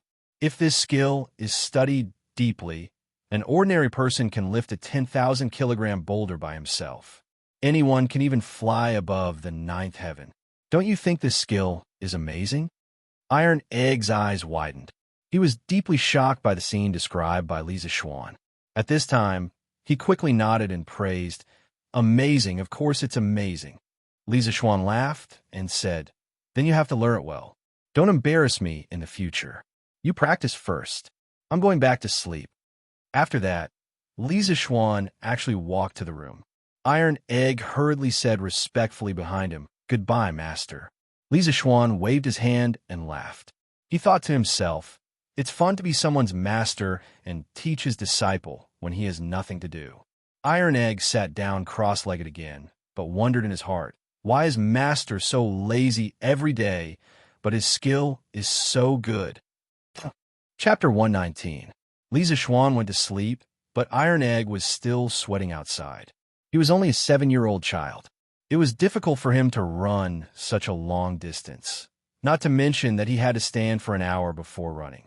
Iron Egg's legs were weak by the 5th lap. At this time, he was relying on his strong willpower to move his legs.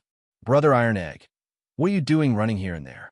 After Lawn Air woke up, she wanted to find Iron Egg, but she was told by the servants that Iron Egg was outside running around the Lee mansion.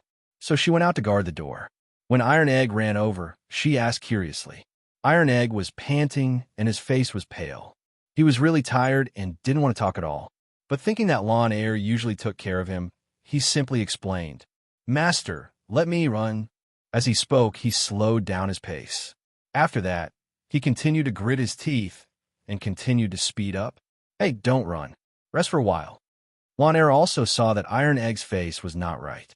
She quickly chased after him and shouted. Bruiser shook his head, but he didn't stop. He didn't dare to speak, and he didn't dare to stop to rest. He knew that if he let out this breath, he wouldn't be able to run anymore.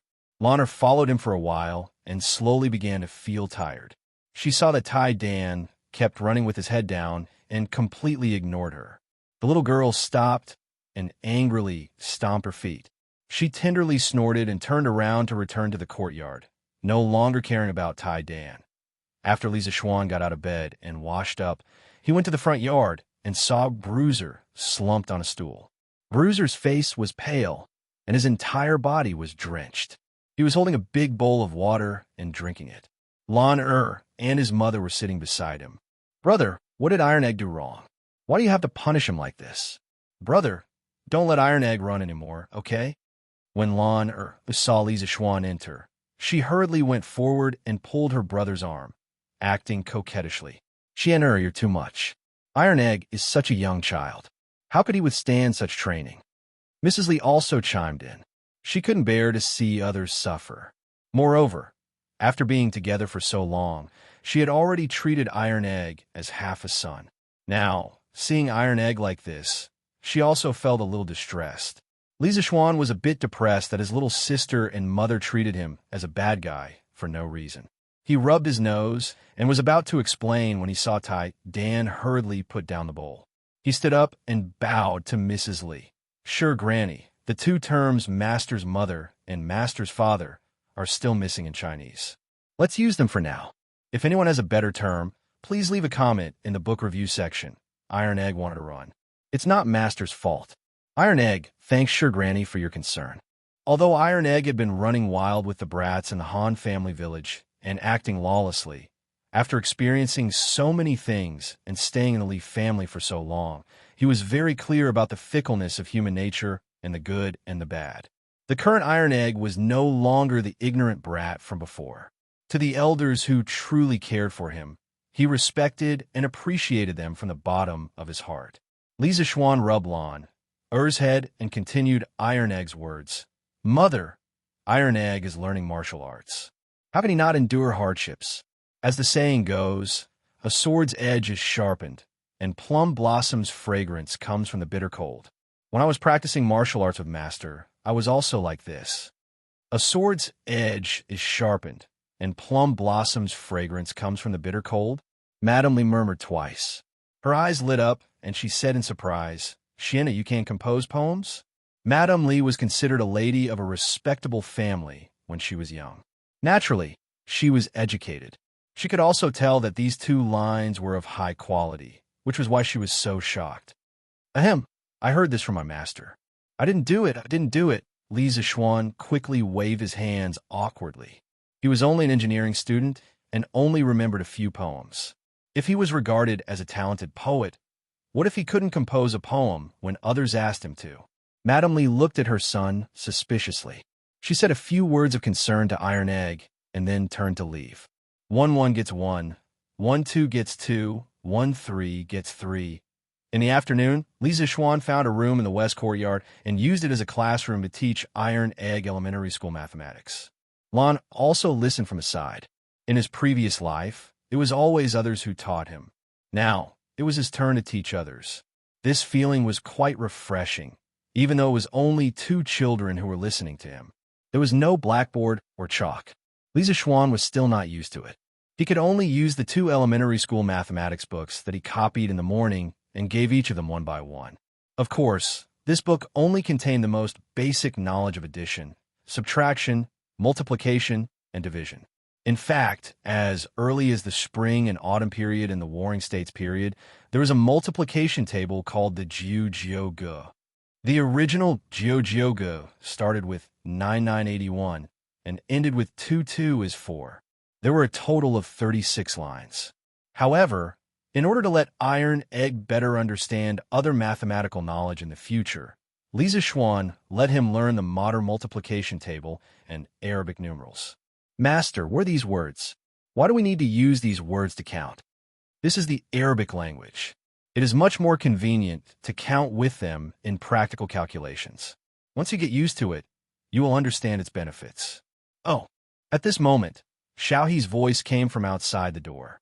Young master, there is a white-clothed gentleman surnamed Wang outside the residence. He said that he wants to discuss a big business with you.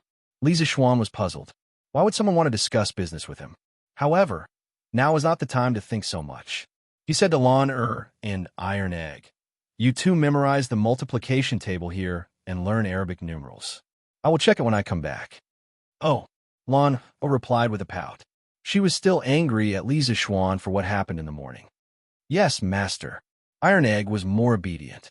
Li Zishuan nodded and pushed open the door. As he walked out, he asked Xiaohe, what business does that person want to discuss with me? Xiaohe said angrily, Young master, that person did not say. There is a woman holding a sword beside him.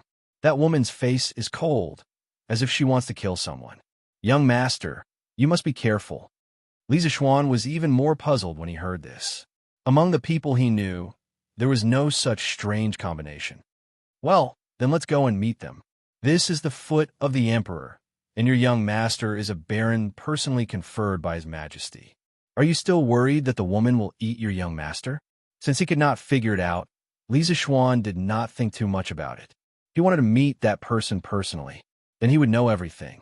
Xiaohe lowered her head and thought, Yes, the young master is now a baron and can be considered as a member of the imperial court. Not everyone dares to harm the young master. When the little girl thought of this, she stopped worrying about Li Zishuan and went to the front yard with Li Zishuan. Chapter 120. Li Zishuan walked out of the west courtyard and met little Shi. When the little maid saw him coming out, she quickly went up to greet him. Young Master Wang, and the others are waiting for you in the front hall. Little Shi bowed. It turned out that Wang Zhong saw that the white-clothed young master outside the residence was elegant and had a noble aura. He didn't seem like an ordinary person, so he brought the 2 of them to the front hall to serve tea and wait. Li Zishuan nodded and walked toward the front hall. Front hall. Young master, that Li Zishuan is so rude. That little baron actually dares to make young master wait for so long. Wait for Yao, to take that guy's head and vent your anger for young master. Seeing that 15 minutes had passed and Lisa Schwann still hadn't arrived, Yu Yao couldn't help but feel angry. She felt that Lisa Schwann was purposely putting on airs to humiliate her young master, after saying that she was about to leave with her sword. Actually, this couldn't be blamed on Lisa Schwann. Who asked him to be teaching his disciple? Of course, he had to take some time to explain before leaving. Wait!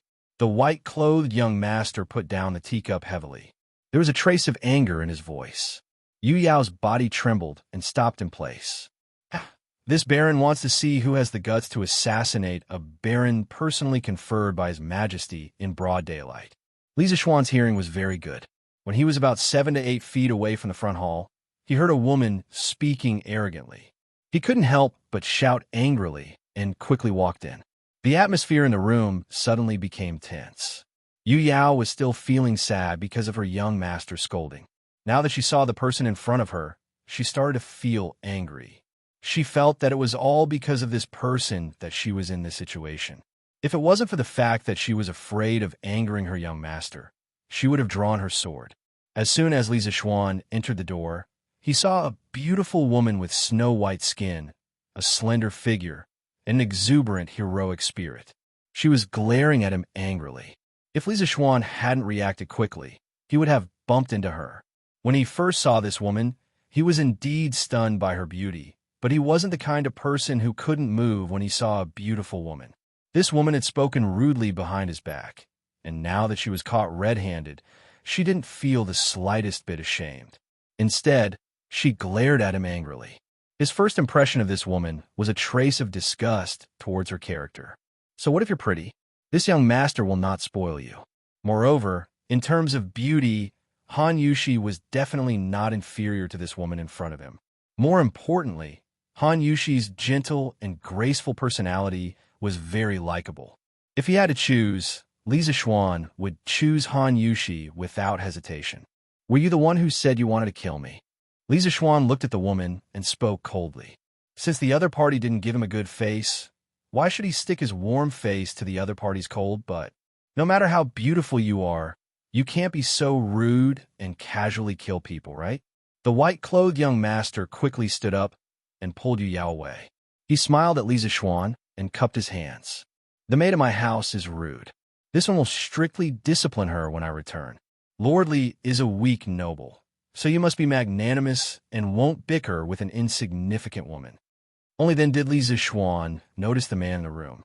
He was dressed in white and had black hair. He was elegant and unrestrained, and he had a scholarly air about him. He gave off a gentle and refined feeling. Lisa Schwann said indifferently with his hands behind his back, "A good man doesn't fight with a woman.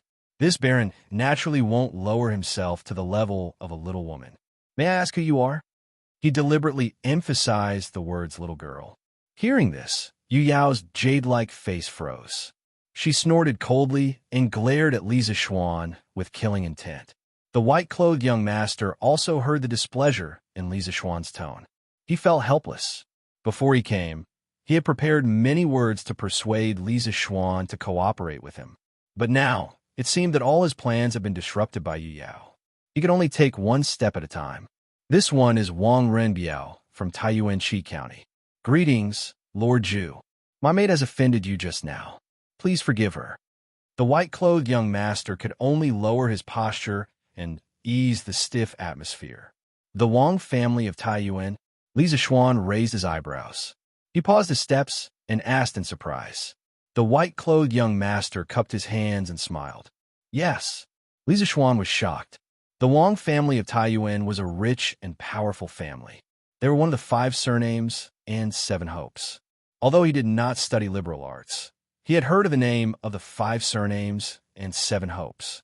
During the Han and Sui dynasties, it was a society based on the status system. The aristocratic families enjoyed high prestige and status in society. Among all the noble aristocratic families, there were 5 most noble surnames.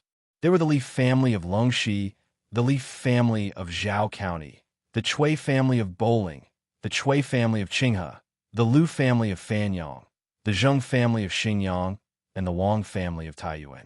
Among them, the Li family and the Chui family each had 2 surnames. Therefore, they were called the 5 surnames and 7 hopes. These 7 great clans all had deep foundations and produced many talented people.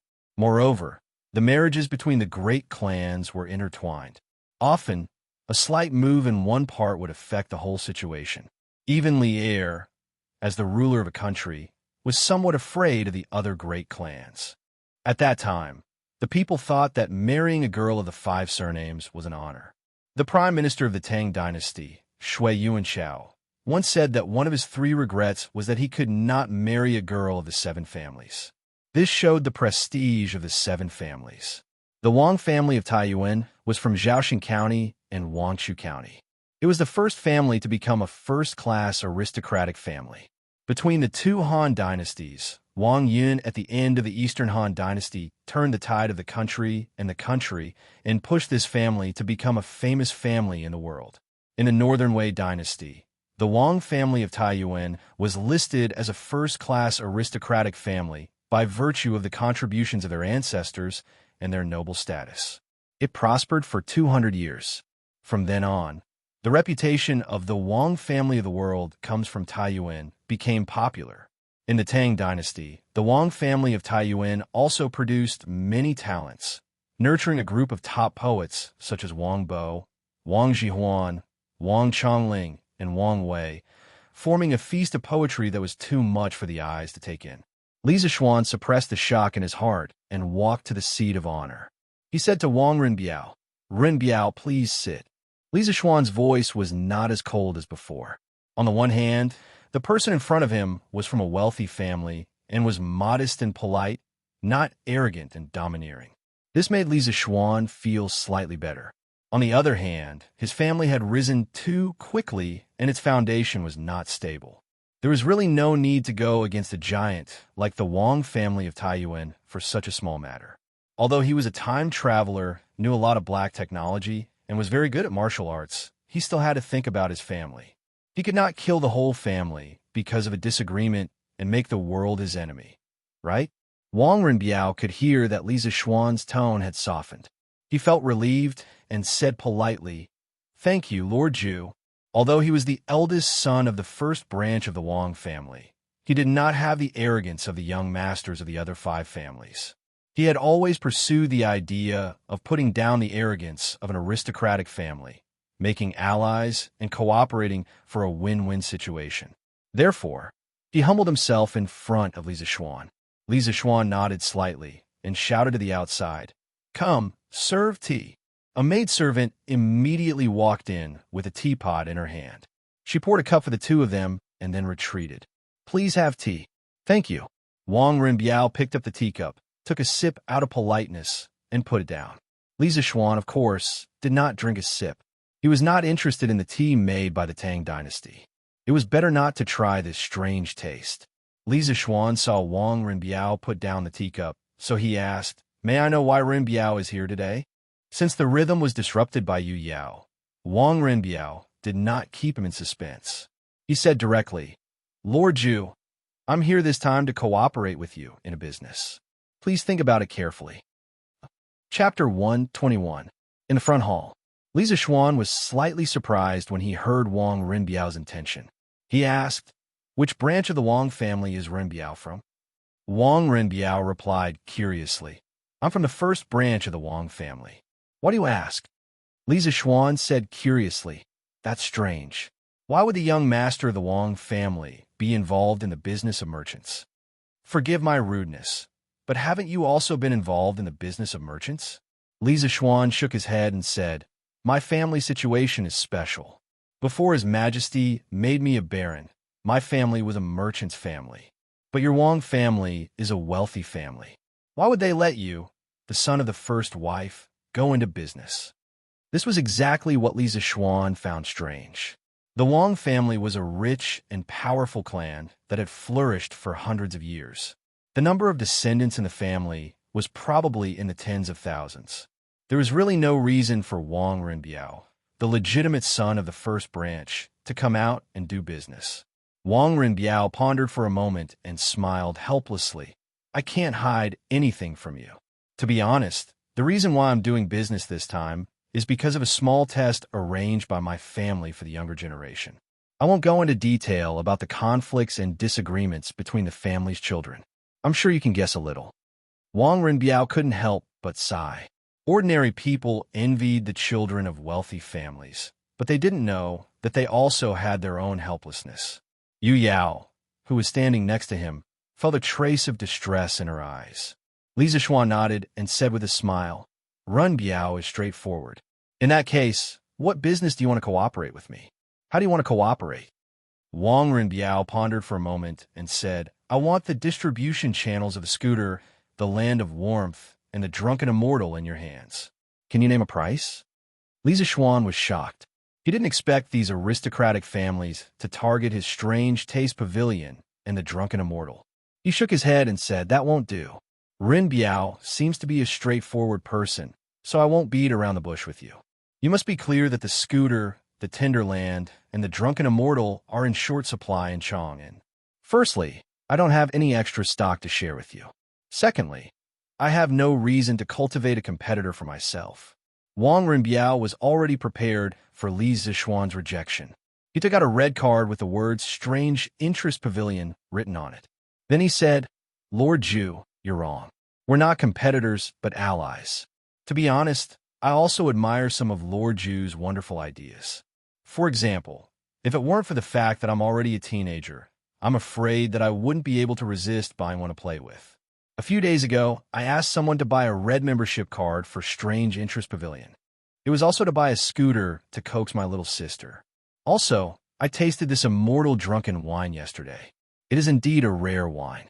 In my opinion, good goods like the scooter, the Tinderland, and the drunken immortal should be enjoyed by the people all over the Tang Empire. So what I mean is, can Lord Zhu give me some of the goods? I'll sell them to other places in the Tang Empire. I'll definitely not sell them in Chang and compete with Lord Zhu. Li Zixuan looked at the red card Wang Renbiao took out, and his eyes flashed. Sun Huayuan had told him before that a person surnamed Wang had asked a servant to get a Red Supreme membership card. At that time, he was slightly surprised. After all, 500 strings of coins was not a small amount. He didn't expect that the person who applied for the card was Wang Renbiao. At the same time, he felt that this Wang Renbiao was somewhat interesting. Before talking about business, he would praise someone and put on a look of worship. No matter if the other party was sincere or not, this kind of attitude would make one unable to feel any ill will towards him. Li Zixuan pondered for a moment and said, What Renbiao said is somewhat reasonable.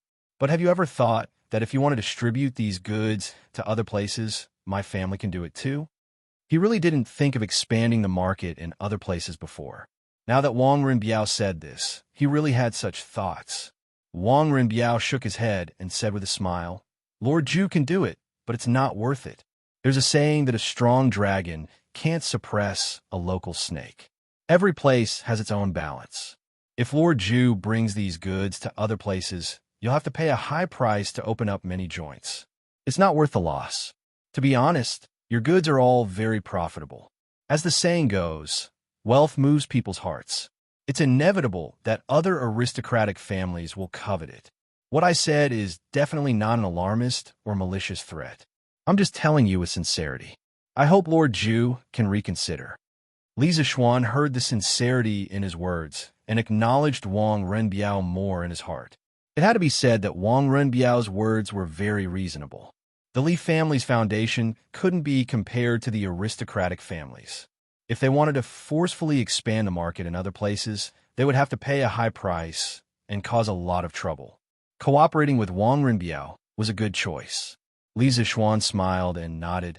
I have to say that Renbiao, you're a successful lobbyist. You've successfully convinced me. Now let's talk about how we should cooperate. Wang Renbiao was overjoyed when he heard this and breathed a sigh of relief. After losing at the beginning, he finally turned the situation around. It was really not easy. He smiled and said, I've prepared a plan. Lord Zhu, please take a look and see if it's feasible. I plan to use a 20% discount to buy 70% of your goods every month. What do you think, Lord Zhu? Li Zixuan's fingers tapped the table rhythmically. He closed his eyes and thought for a while, then said, "No, I'll allow you to use 95% of the market price and give you 50% of the goods." The 20% discount price was really a bit low. Li Zixuan was, of course, unwilling. Wang Renbiao smiled bitterly and said, "Lord Zhu, your price is really too high. Excluding the cost of the journey and the rent of the shop, we can't make any money at all." Li Zixuan didn't even think and said, "Of course, these goods can't be sold at the same price as Chong and in other places. Renbiao, you can raise the price." Wang Renbiao still shook his head and said, "This can't do. The price is still a bit high. Lord Zhu, you see, when shopkeeper's son sold this membership card, he said that with this red membership card, you can enjoy a 40% discount. Lord Zhu, can you lower the price a bit?" Li Zixuan's old face turned black. At that time, he was the one who wrote the discount rules of the membership card. Of course, he remembered. He didn't expect that he would shoot himself in the foot. This Wang Renbiao really put in a lot of effort and counterattacked. Li Zixuan thought for a while and said awkwardly, "This red membership card does allow you to enjoy a 40% discount. But Renbiao, you're now buying goods. The situation is slightly different. How about this? I'll take a step back and sell it to you at a 20% discount of the market price. What do you think?" Li Zixuan had to take a step back because there was a loophole in the system he made. Wang Renbiao was very sensible. He didn't take an inch and want a foot. With a 20% discount price, after he shipped to other places, he could raise the price by 30% or 40%. He could make a big profit. So he smiled and said, "Thank you, Lord Zhu. Let's have a good cooperation." Chapter 122. After discussing business, the two chatted for a while before Wang Renbiao said his goodbyes. Li Zixuan saw that Yu Yao was looking at him with a trace of anger. He suddenly wanted to scare her, so he completely released his peak chi transformation stage, aura. Yu Yao immediately felt a boundless pressure hit her in the face, and her face immediately paled. Li Zixuan gave her a meaningful smile, then cupped his hands in farewell to Wang Renbiao. "Umph, little girl, you think you can kill this young master?" Ha! He had noticed that this girl's strength was at most at the middle stage of chi transformation stage. He could crush her with just his cultivation.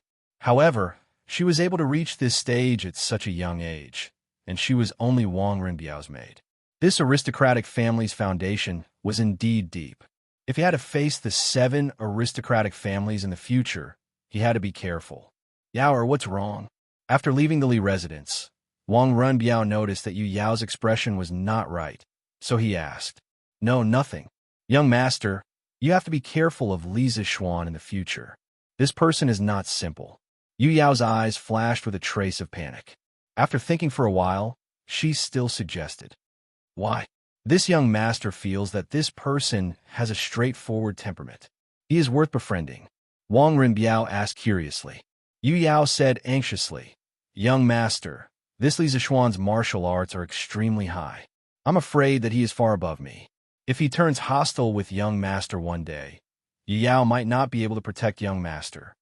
Wang Renbiao thought for a while and said with a smile, "I didn't expect this Li Zixuan to not only be talented, but also have such high martial arts. But Yao, you don't have to worry. He and I are allies now. He will not harm me." "But," Wang Renbiao frowned and scolded, "No buts. Yao, you went a little overboard today. You almost ruined my plans. Don't be impulsive in the future. Don't fight because of a disagreement." Yu Yao trembled when she heard this. Her eyes were a little red as she whispered, "I'm sorry, young master." Wang Renbiao looked at her tearful appearance and couldn't bear it. He wanted to comfort her, but in the end, he shook his head, sighed, and continued walking. "Young master, someone from Duke Yi's mansion came up. He said that divine doctor's son went to treat Duke Yi's illness and asked if you want to go and take a look." Li Zixuan was just about to return to the west courtyard when Wang Zhong hurried over to report to him. Li Zixuan's expression changed slightly as he ordered, "Uncle Wang, quickly get someone to prepare a horse. I have to go over and take a look." The first person he met upon arriving in Great Tang was Sun Simiao. If not for him saving him, even though his soul had transmigrated over, he would still be severely injured and probably wouldn't have been able to wake up. In any case, this was a life-saving grace, so he had to express his gratitude in person. If it weren't for the fact that Sun Simiao had always been like a wild crane, his whereabouts unknown, he would have gone to look for him long ago. On the other hand, he still needed Sun Simiao's help to treat the Hu sibling's illness. Yes, young master. This old servant will arrange it right away. When Wang Zhong saw Li Zixuan's anxious expression, he quickly turned around and arranged for someone to prepare the horses. Li Zixuan rode his horse to Qin's mansion and saw 12 halberds erected in front of the Vermilion Gates. The majestic appearance made Li Zixuan very envious. However, not everyone had the qualifications to erect such a thing. Only those with unparalleled military achievements and the emperor's personal permission could erect such a thing. Looking at all the civil and military officials in the imperial court, there was only one such family. The manservant at the gate had already been instructed to ask about Li Zixuan's identity and quickly came over to help Li Zixuan lead the horse and lead the way. After making many turns along the way, Li Zixuan came to a small courtyard. A 15 to 16-year-old young man walked towards him. He was slightly taller than Li Zixuan and had sharp facial features. He looked valiant and extraordinary. The young man cupped his hands and smiled. "Are you the man from Lantian County? I am Qin Huayu. Dr. Sun is currently treating my father in the room. Please follow me in." So it was Qin Xiong's son. Li Zixuan returned the greeting and said, "Thank you, Brother Qin. Brother Qin can just call me Little Xian. Uncle Qin treats me like a nephew, so let's call each other brothers." Qin Huayu hesitated for a moment and nodded. He brought Li Zixuan into a side room behind him. When he opened the door and entered, he saw that there were already 4 people in the room. Cheng Yaojin, Sun Simiao, Qin Shubao, who was half lying on the bed, and a woman in white. Li Zixuan guessed that this woman should be Qin Xiong's wife. Sun Simiao was currently holding Qin Xiong's pulse and was in deep thought with his eyes closed. Cheng Yaojin's expression was serious. He nodded at Li Zixuan and didn't say anything. Li Zixuan came in front of the woman and bowed slightly. He greeted her softly, "Greetings, Auntie Qin." The woman in white reluctantly squeezed out a smile and nodded. "Good boy." Li Zixuan also saw that all her thoughts were now on Qin Shubao. So after greeting her, he quietly stood aside and waited with Cheng Yaojin and the others for Sun Simiao's diagnosis and treatment results. Waiting was always very long. After a long time, Li Zixuan's legs were a little numb. At this time, Sun Simiao finally opened his eyes. He put down Qin Shubao's arm and stood up to stroke his beard. Cheng Yaojin's eyes widened and his ears pricked up. He was waiting for Sun Simiao to say that Qin Shubao's illness could be cured. Mrs. Qin also looked at Sun Simiao eagerly. Qin Shubao was relatively calm. At this time, he saw Li Zixuan and smiled at Li Zixuan and nodded slightly as a greeting. Sun Simiao walked a few steps with his hands behind his back. He was about to speak about Qin Xiong's illness when he suddenly caught a glimpse of Li Zixuan in the corner. He felt that this person was very familiar. He paused for a moment and called out, "Hey, it's you? Young man, you're Li Zixuan, right?" Sun Simiao's memory was not bad. After so long, he still remembered Li Zixuan's name.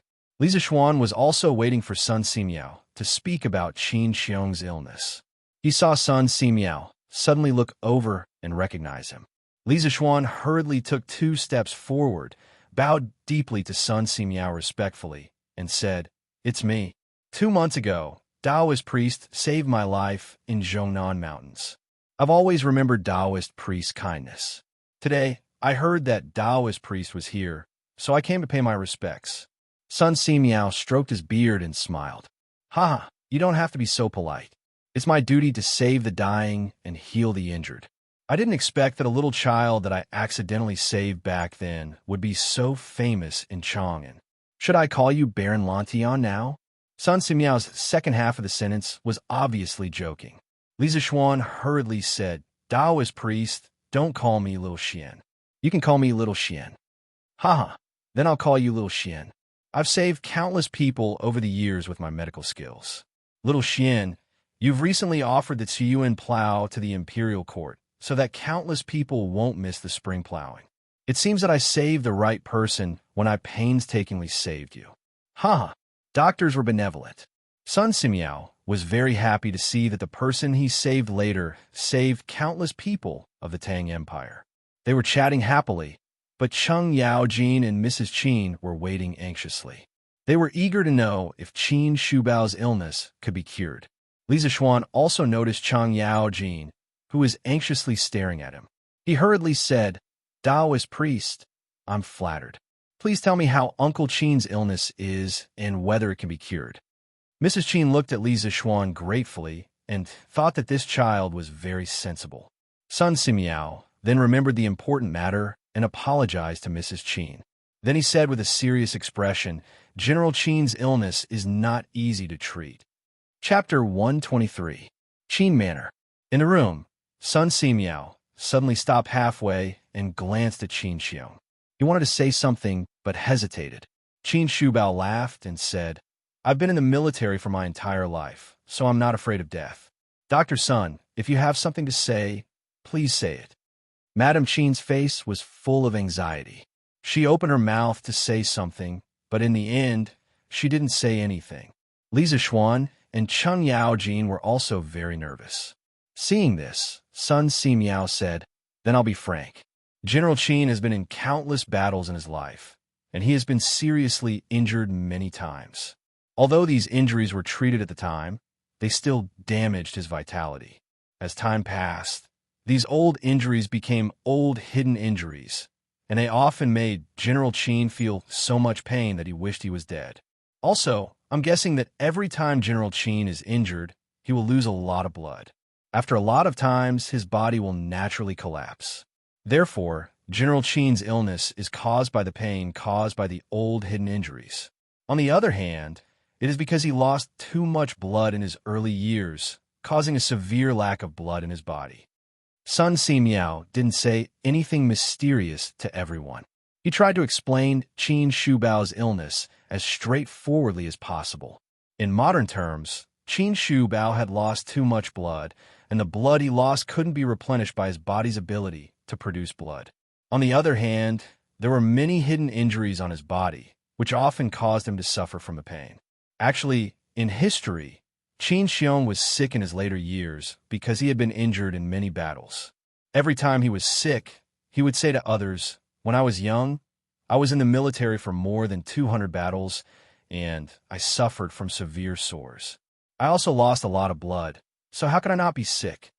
What he meant was, when I was in the military for more than 200 battles, I was seriously injured, and I lost a lot of blood, so how could I not be sick? In the end, this general who had been in the military all his life died in 12 years of the Jingguan Temple under the torment of his illness. It was a miracle that Qin Xiong was able to hold on for so long. In the Tang dynasty, 1 dendrobium was equivalent to 10 buckets, and 1 bucket was equivalent to 6,000 milliliters in the modern era. Qin Xiong said that he had lost quite a bit of blood from his injuries. The amount of blood loss was too terrifying. It should be known that the blood of a normal adult should be around 7% to 8% of their body weight. A person weighing 60 kilograms would have a total blood volume of about 4,200 to 4,800 milliliters. Generally speaking, if the amount of blood lost was less than 10% of the total amount, there would be no obvious impact on the human body's health. Qin Xiong had fought for his entire life, and the amount of blood he had lost was more than 100,000 milliliters. If it was anyone else, they would have died from blood loss. "Divine Dr. Sun, can my master's illness be cured?" Mrs. Qin hurriedly asked after hearing Sun Simiao's description. Cheng Yaojin also looked at Sun Simiao nervously. This man was usually fearless, but now he could see a trace of worry and fear in his widened eyes. Sun Simiao sighed and said, "Alas, General Qin's illness can be cured, but it is very troublesome." When everyone in the room heard Sun Simiao say that it could be cured, they were all delighted. However, when they heard the second half of the sentence, they were all worried. Sun Simiao shook his head and walked a few steps with his hands behind his back. He then said, "I can give General Qin a few prescriptions to replenish his blood and qi. It might be able to slightly alleviate his blood loss. However, It has been too long since General Qin suffered from those internal injuries in his early years. Even if I use acupuncture, I can't completely cure it. This is a bit tricky. Mrs. Qin couldn't help but cry when she heard this. She said, "Then what should we do? My old master has just passed the age of 40. Lisa Xuan also looked at Qin Shu Bao sadly. From his face, it was impossible to tell that he had just passed 40 years old. Instead, he looked like an old man in his 60s. He must have suffered a lot of pain over the years. Qin Shu Bao was displeased. "Madam, I'm not dead yet. What are you crying for? Don't let Taoist priest and Jijia see you as a joke." Mrs. Qin hurriedly wiped away her tears, but she still looked sad. Cheng Yao Jin said anxiously, "Second brother, how can you say such discouraging words? Taoist priest son, is there really no other way? As long as you can cure my second brother's illness, no matter what precious medicinal herbs you need, I can ask someone to find them for you." Sun Simiao still closed his eyes and shook his head. Qin Shu Bao said with an indifferent face, "Madam, Jijia, don't make things difficult for Dr. Sunday. In the past few years, I've been a little breathless and dizzy after playing with the golden mace twice. I'm already very satisfied that Dr. Sun can alleviate my blood loss. As for those old injuries and old pains, it's fine if you don't treat them. This little pain is nothing in my eyes." Qin Shu Bao's words were indifferent, but Li Zixuan could hear the desolation of a hero past his prime. Back in the day, Qin Shu Bao had been a peerless hero, but in his later years, he could only struggle at death's door on a sickbed. For generals like him who did not fear death, this was the most painful torture. It was better to die on the battlefield. Sun Simiao sighed and shook his head. He respected Qin Xiong's character, but unfortunately, he could not do anything about this illness. His medical skills were not omnipotent. Sun Simiao sighed twice and walked to the table at the side. He sat down, picked up the brush, and began to write the prescription. As he wrote, he said, "Mrs. Qin, this prescription is mainly used to nourish the spleen and kidney and nourish qi and blood. 1 dose a day, decoct it, and take it 3 times a day. In addition, the ginseng powder is 2 grams per dose.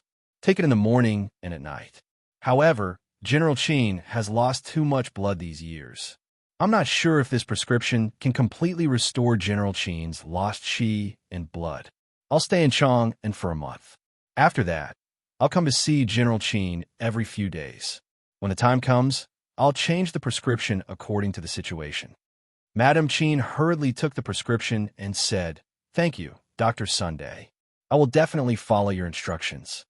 Qin Xiong cupped his hands and said, "Thank you, Dr. Sunday." Sun Simiao shook his head with a smile and said, "General Qin, Mrs. Qin, please don't be so polite. General Qin, please lift up your shirt. I'll perform acupuncture on you to relieve the pain." Mrs. Qin quickly helped Qin Xiong lie on the bed and turn over. Then she helped him take off his shirt. Sun Simiao took out a box of silver needles and walked to the bed. He said in a low voice, "It may be a little painful at the beginning, but it will be much better after a while. General Qin, please be mentally prepared." Qin Shu Bao smiled indifferently and said, "Dr. Sun, just do your acupuncture. This pain is nothing." Sun Simiao nodded and didn't waste any more words. He took out the silver needles and moved them like the wind. His movements were like moving clouds and flowing water. He pierced the Dazhui, Jiang, Tun, Yangwen, Taodao, Jizhong, Tianzong, Shenzhou, Jianjing, Waiyu Fengmin, Ganshu, and Shunshu. Li Zixuan watched from the side and also recognized these acupuncture points. Although the previous owner of this body didn't learn medicine from spiritual master Ling Su, it was said that medicine and martial arts couldn't be separated. He had practiced martial arts for many years and also recognized the 409 acupuncture points of the human body. What made Li Zixuan slightly surprised was that when Sun Simiao performed acupuncture, Li Zixuan could clearly feel the flow of vital energy at the tip of the needle. At this time, he seriously looked at Sun Simiao and found that his martial arts had also reached the Qi transformation realm. Li Zixuan opened his mouth in shock. He really didn't expect Sun Simiao to be a medical and martial artist. After Sun Simiao finished the acupuncture, Li Zixuan finally couldn't help but ask, Daoist Sun, you also practice martial arts? Sun Simiao waved his hand and said with a smile, Hee, because some acupuncture techniques need to be combined with vital energy to be more effective. This poor Taoist has practiced Taoist Qigong for more than 10 years. Of course, this poor Taoist Kung Fu is mainly to cure diseases and save people. In terms of fighting, it is definitely not comparable to you real martial artists. Li Zixuan suddenly understood and nodded. Taoist focused on cultivating vital energy and health. Sun Simiao was a medical and martial artist, so it wasn't unreasonable that he could live to 140 years old. When he went back, he would ask Sun Simiao for advice on health and let his father and mother practice it. After a few minutes, Sun Simiao removed all the silver needles from Qin Shubao's back and then walked to the basin to wash his hands. Mrs. Qin quickly came over and dressed her husband. Qin Shubao tried to get out of bed and walk 2 steps. He praised, Dr. Sun's medical skills are really good. I feel much more relaxed than before. After Sun Simiao finished washing his hands, he looked at Qin Xiong and said, General Qin, don't be too proud. Your illness hasn't been completely cured yet. First, follow this poor Taoist prescription and recuperate for a few days. During this time, don't do any strenuous exercise. As for your internal injuries, this poor Taoist will think about it and see if there is a way to completely cure them.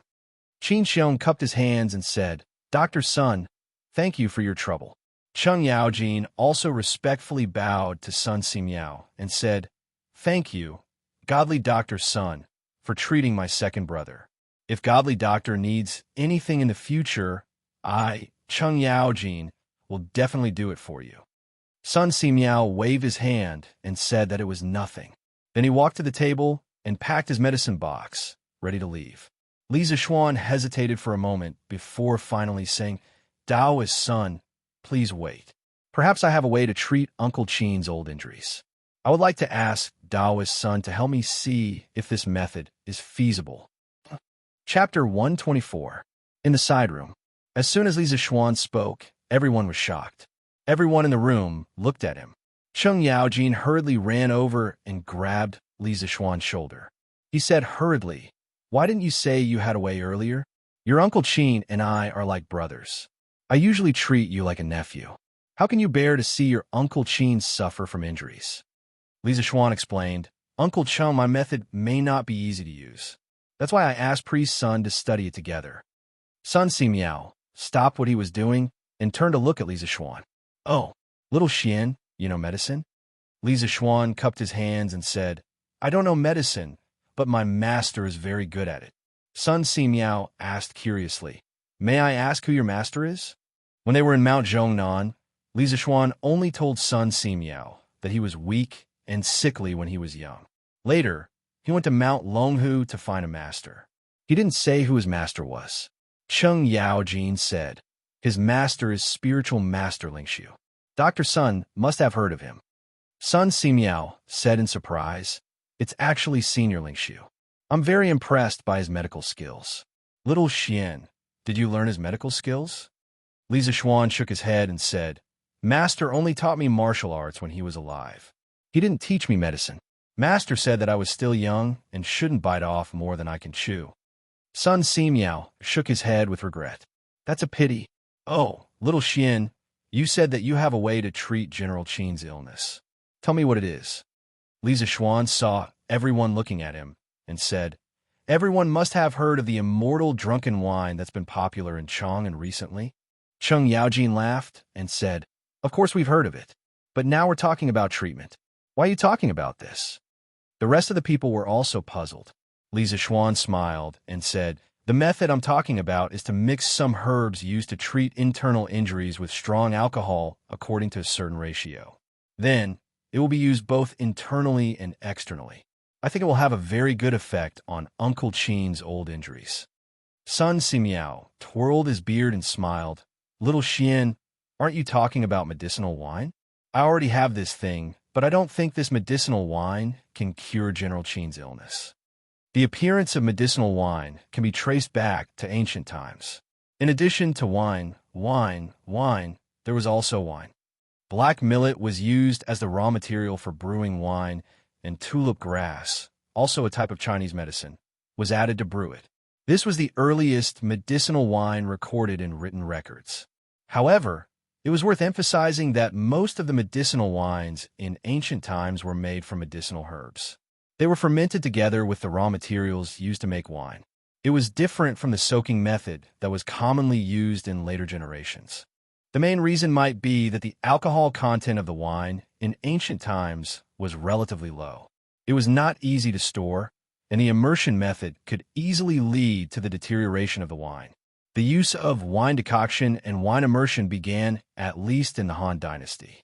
What Li Zixuan was talking about was precisely the use of extremely high concentration spirits and the immersion method to make medicinal wine.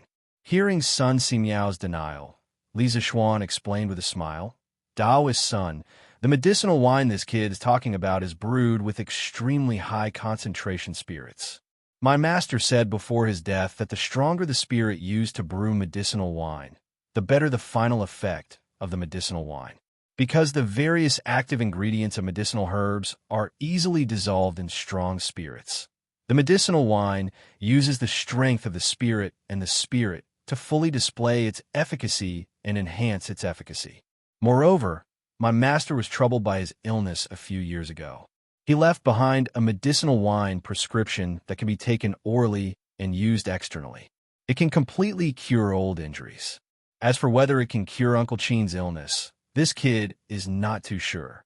A few days ago, after this kid finished arranging the matters of the winery, I personally concentrated several liters of high-concentration spirits and concocted 2 bottles of medicinal wine according to the prescription left behind by my master.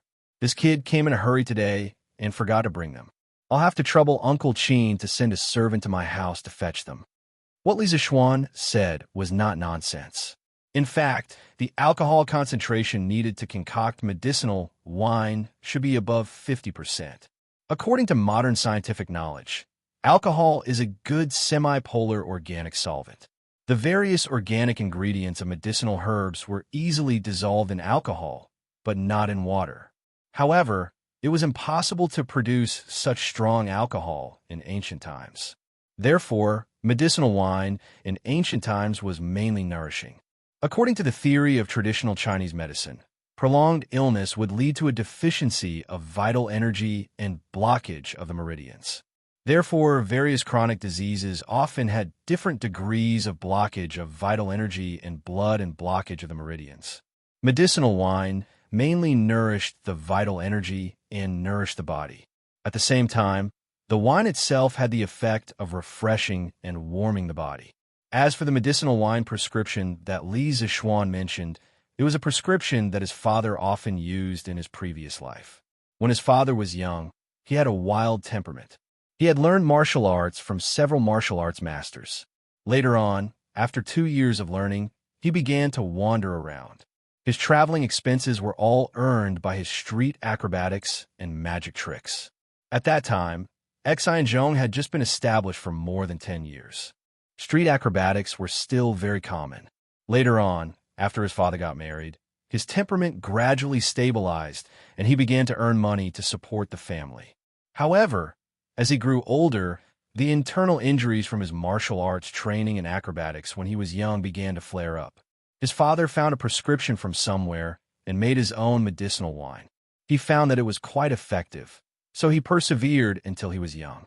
However, later on, Li Zixuan had to go to the pharmacy to get the medicine. Therefore, Li Zixuan had a deep impression of the prescription.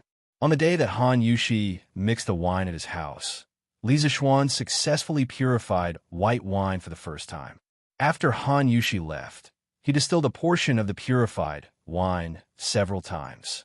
Li Zixuan estimated that the wine was at least 60% alcohol. Then, he asked someone to get the medicine according to the prescription and made 2 bottles of medicinal wine.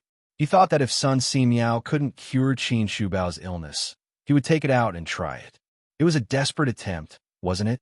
When Mrs. Qin heard this, she said excitedly, "Xiaoxian, are you serious?"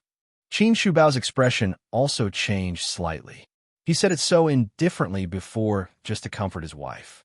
However, if there was a chance to be healthy, who would be willing to be a sickly person every day? Lisa Schwan nodded affirmatively. Mrs. Qin immediately went out and ordered the servants to get the medicinal wine from the Li family. Sheng Yaojin's face was full of excitement. He stepped forward and patted Li Zexuan's shoulder with all his strength, shouting, "Good boy, it turns out that you're already prepared. If your Uncle Qin's illness is cured this time, both the Qin and Cheng families will remember your kindness and will definitely not treat you unfairly in the future." Li Zexuan hurriedly said, "Uncle Cheng, what are you talking about? Uncle Qin is a great general of the Tang Empire and has made great contributions to the Tang Empire. Every citizen of the Tang Empire hopes that a hero like Uncle Qin will live a long life. Besides, I don't know if my medicinal wine will work."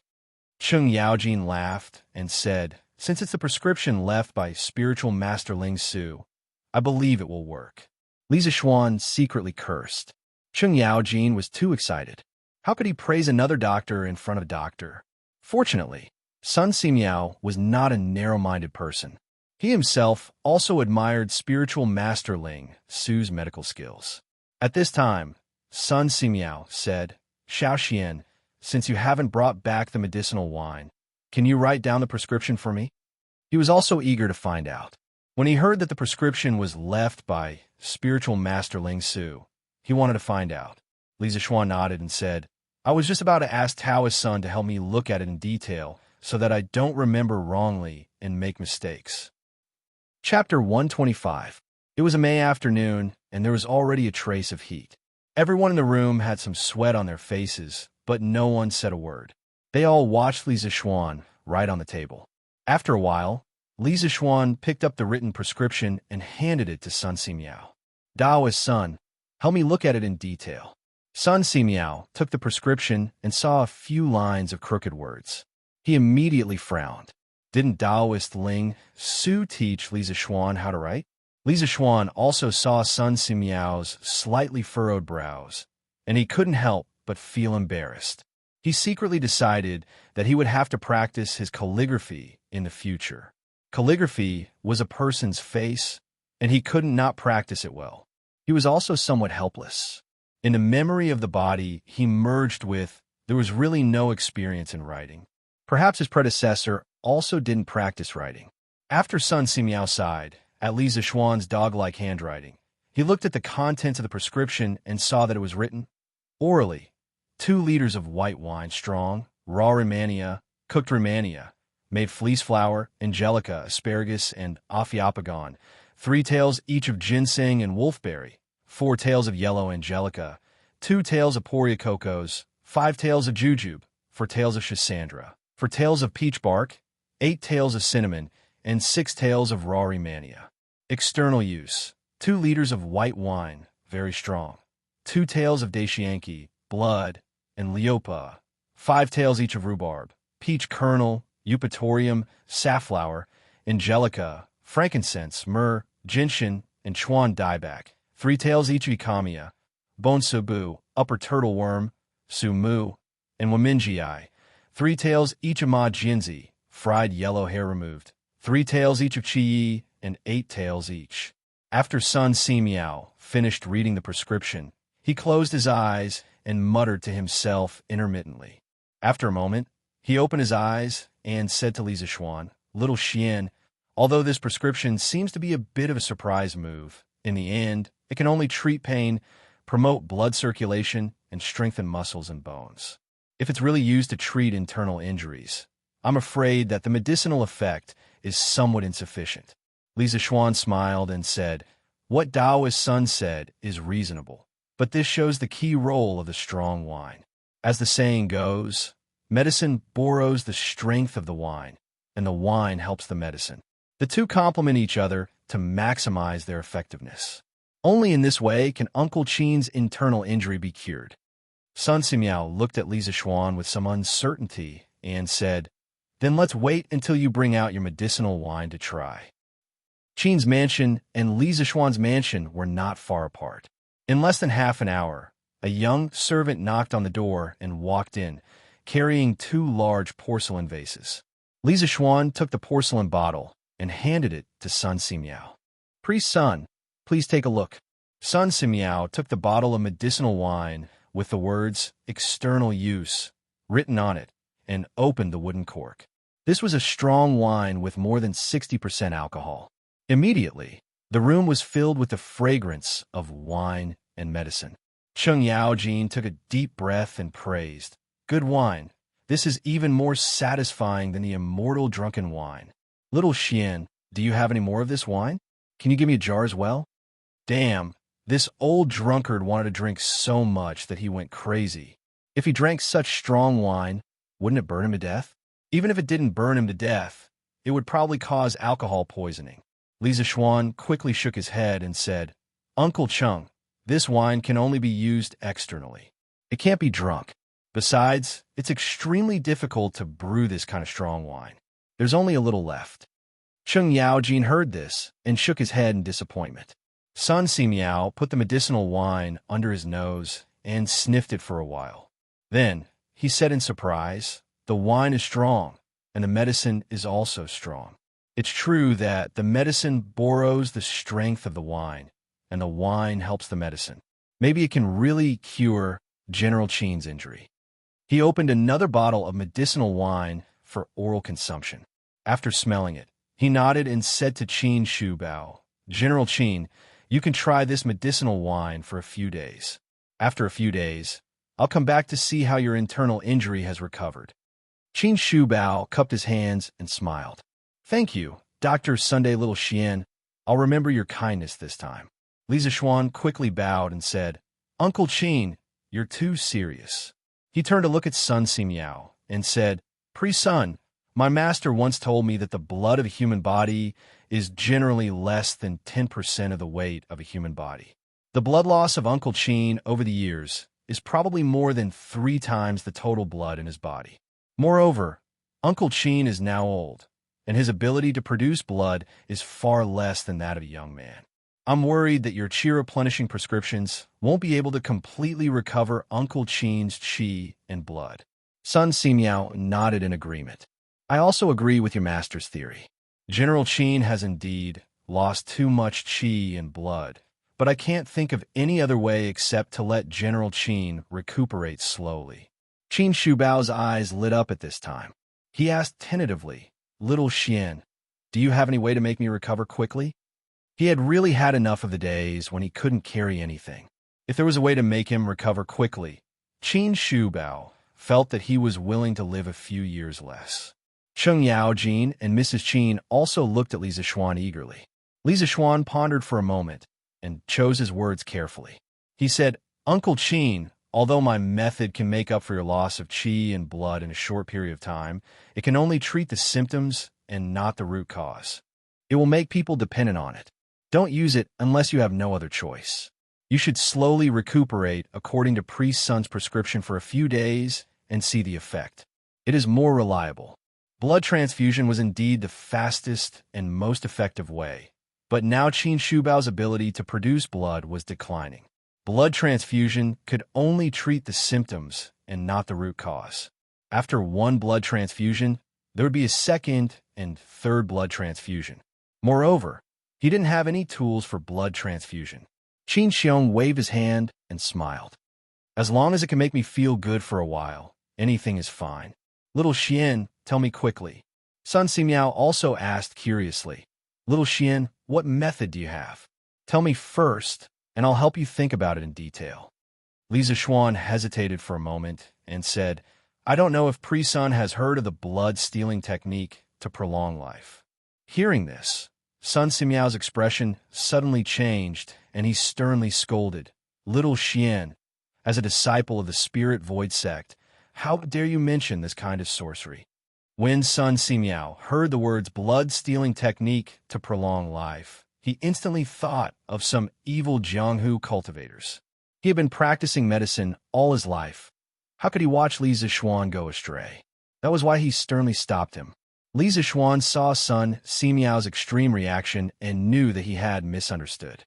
He hurriedly explained, "Priest Sun, the blood-stealing technique to prolong life is not a sorcery. My master once said that a person will continue to produce blood. If a little blood is drawn out at a time, as long as it doesn't exceed 10% of the total blood in the body, nothing will happen. Instead, it will be good for the body's metabolism. Is that true? Sun Si Miao asked. It's true. My master once used this method to save a seriously injured villager, and the person whose blood was drawn out was still very healthy. Li Zishuan replied with certainty. Cheng Yaojin rolled up his sleeves and grinned. Since drawing out blood can't kill people, Xiaoxian, quickly draw out my blood and give it to your Uncle Qin. Li Zishuan shook his head and said, Uncle Cheng, there are 5 types of blood in this world. Except for a very special blood type, different blood types can't be mixed together.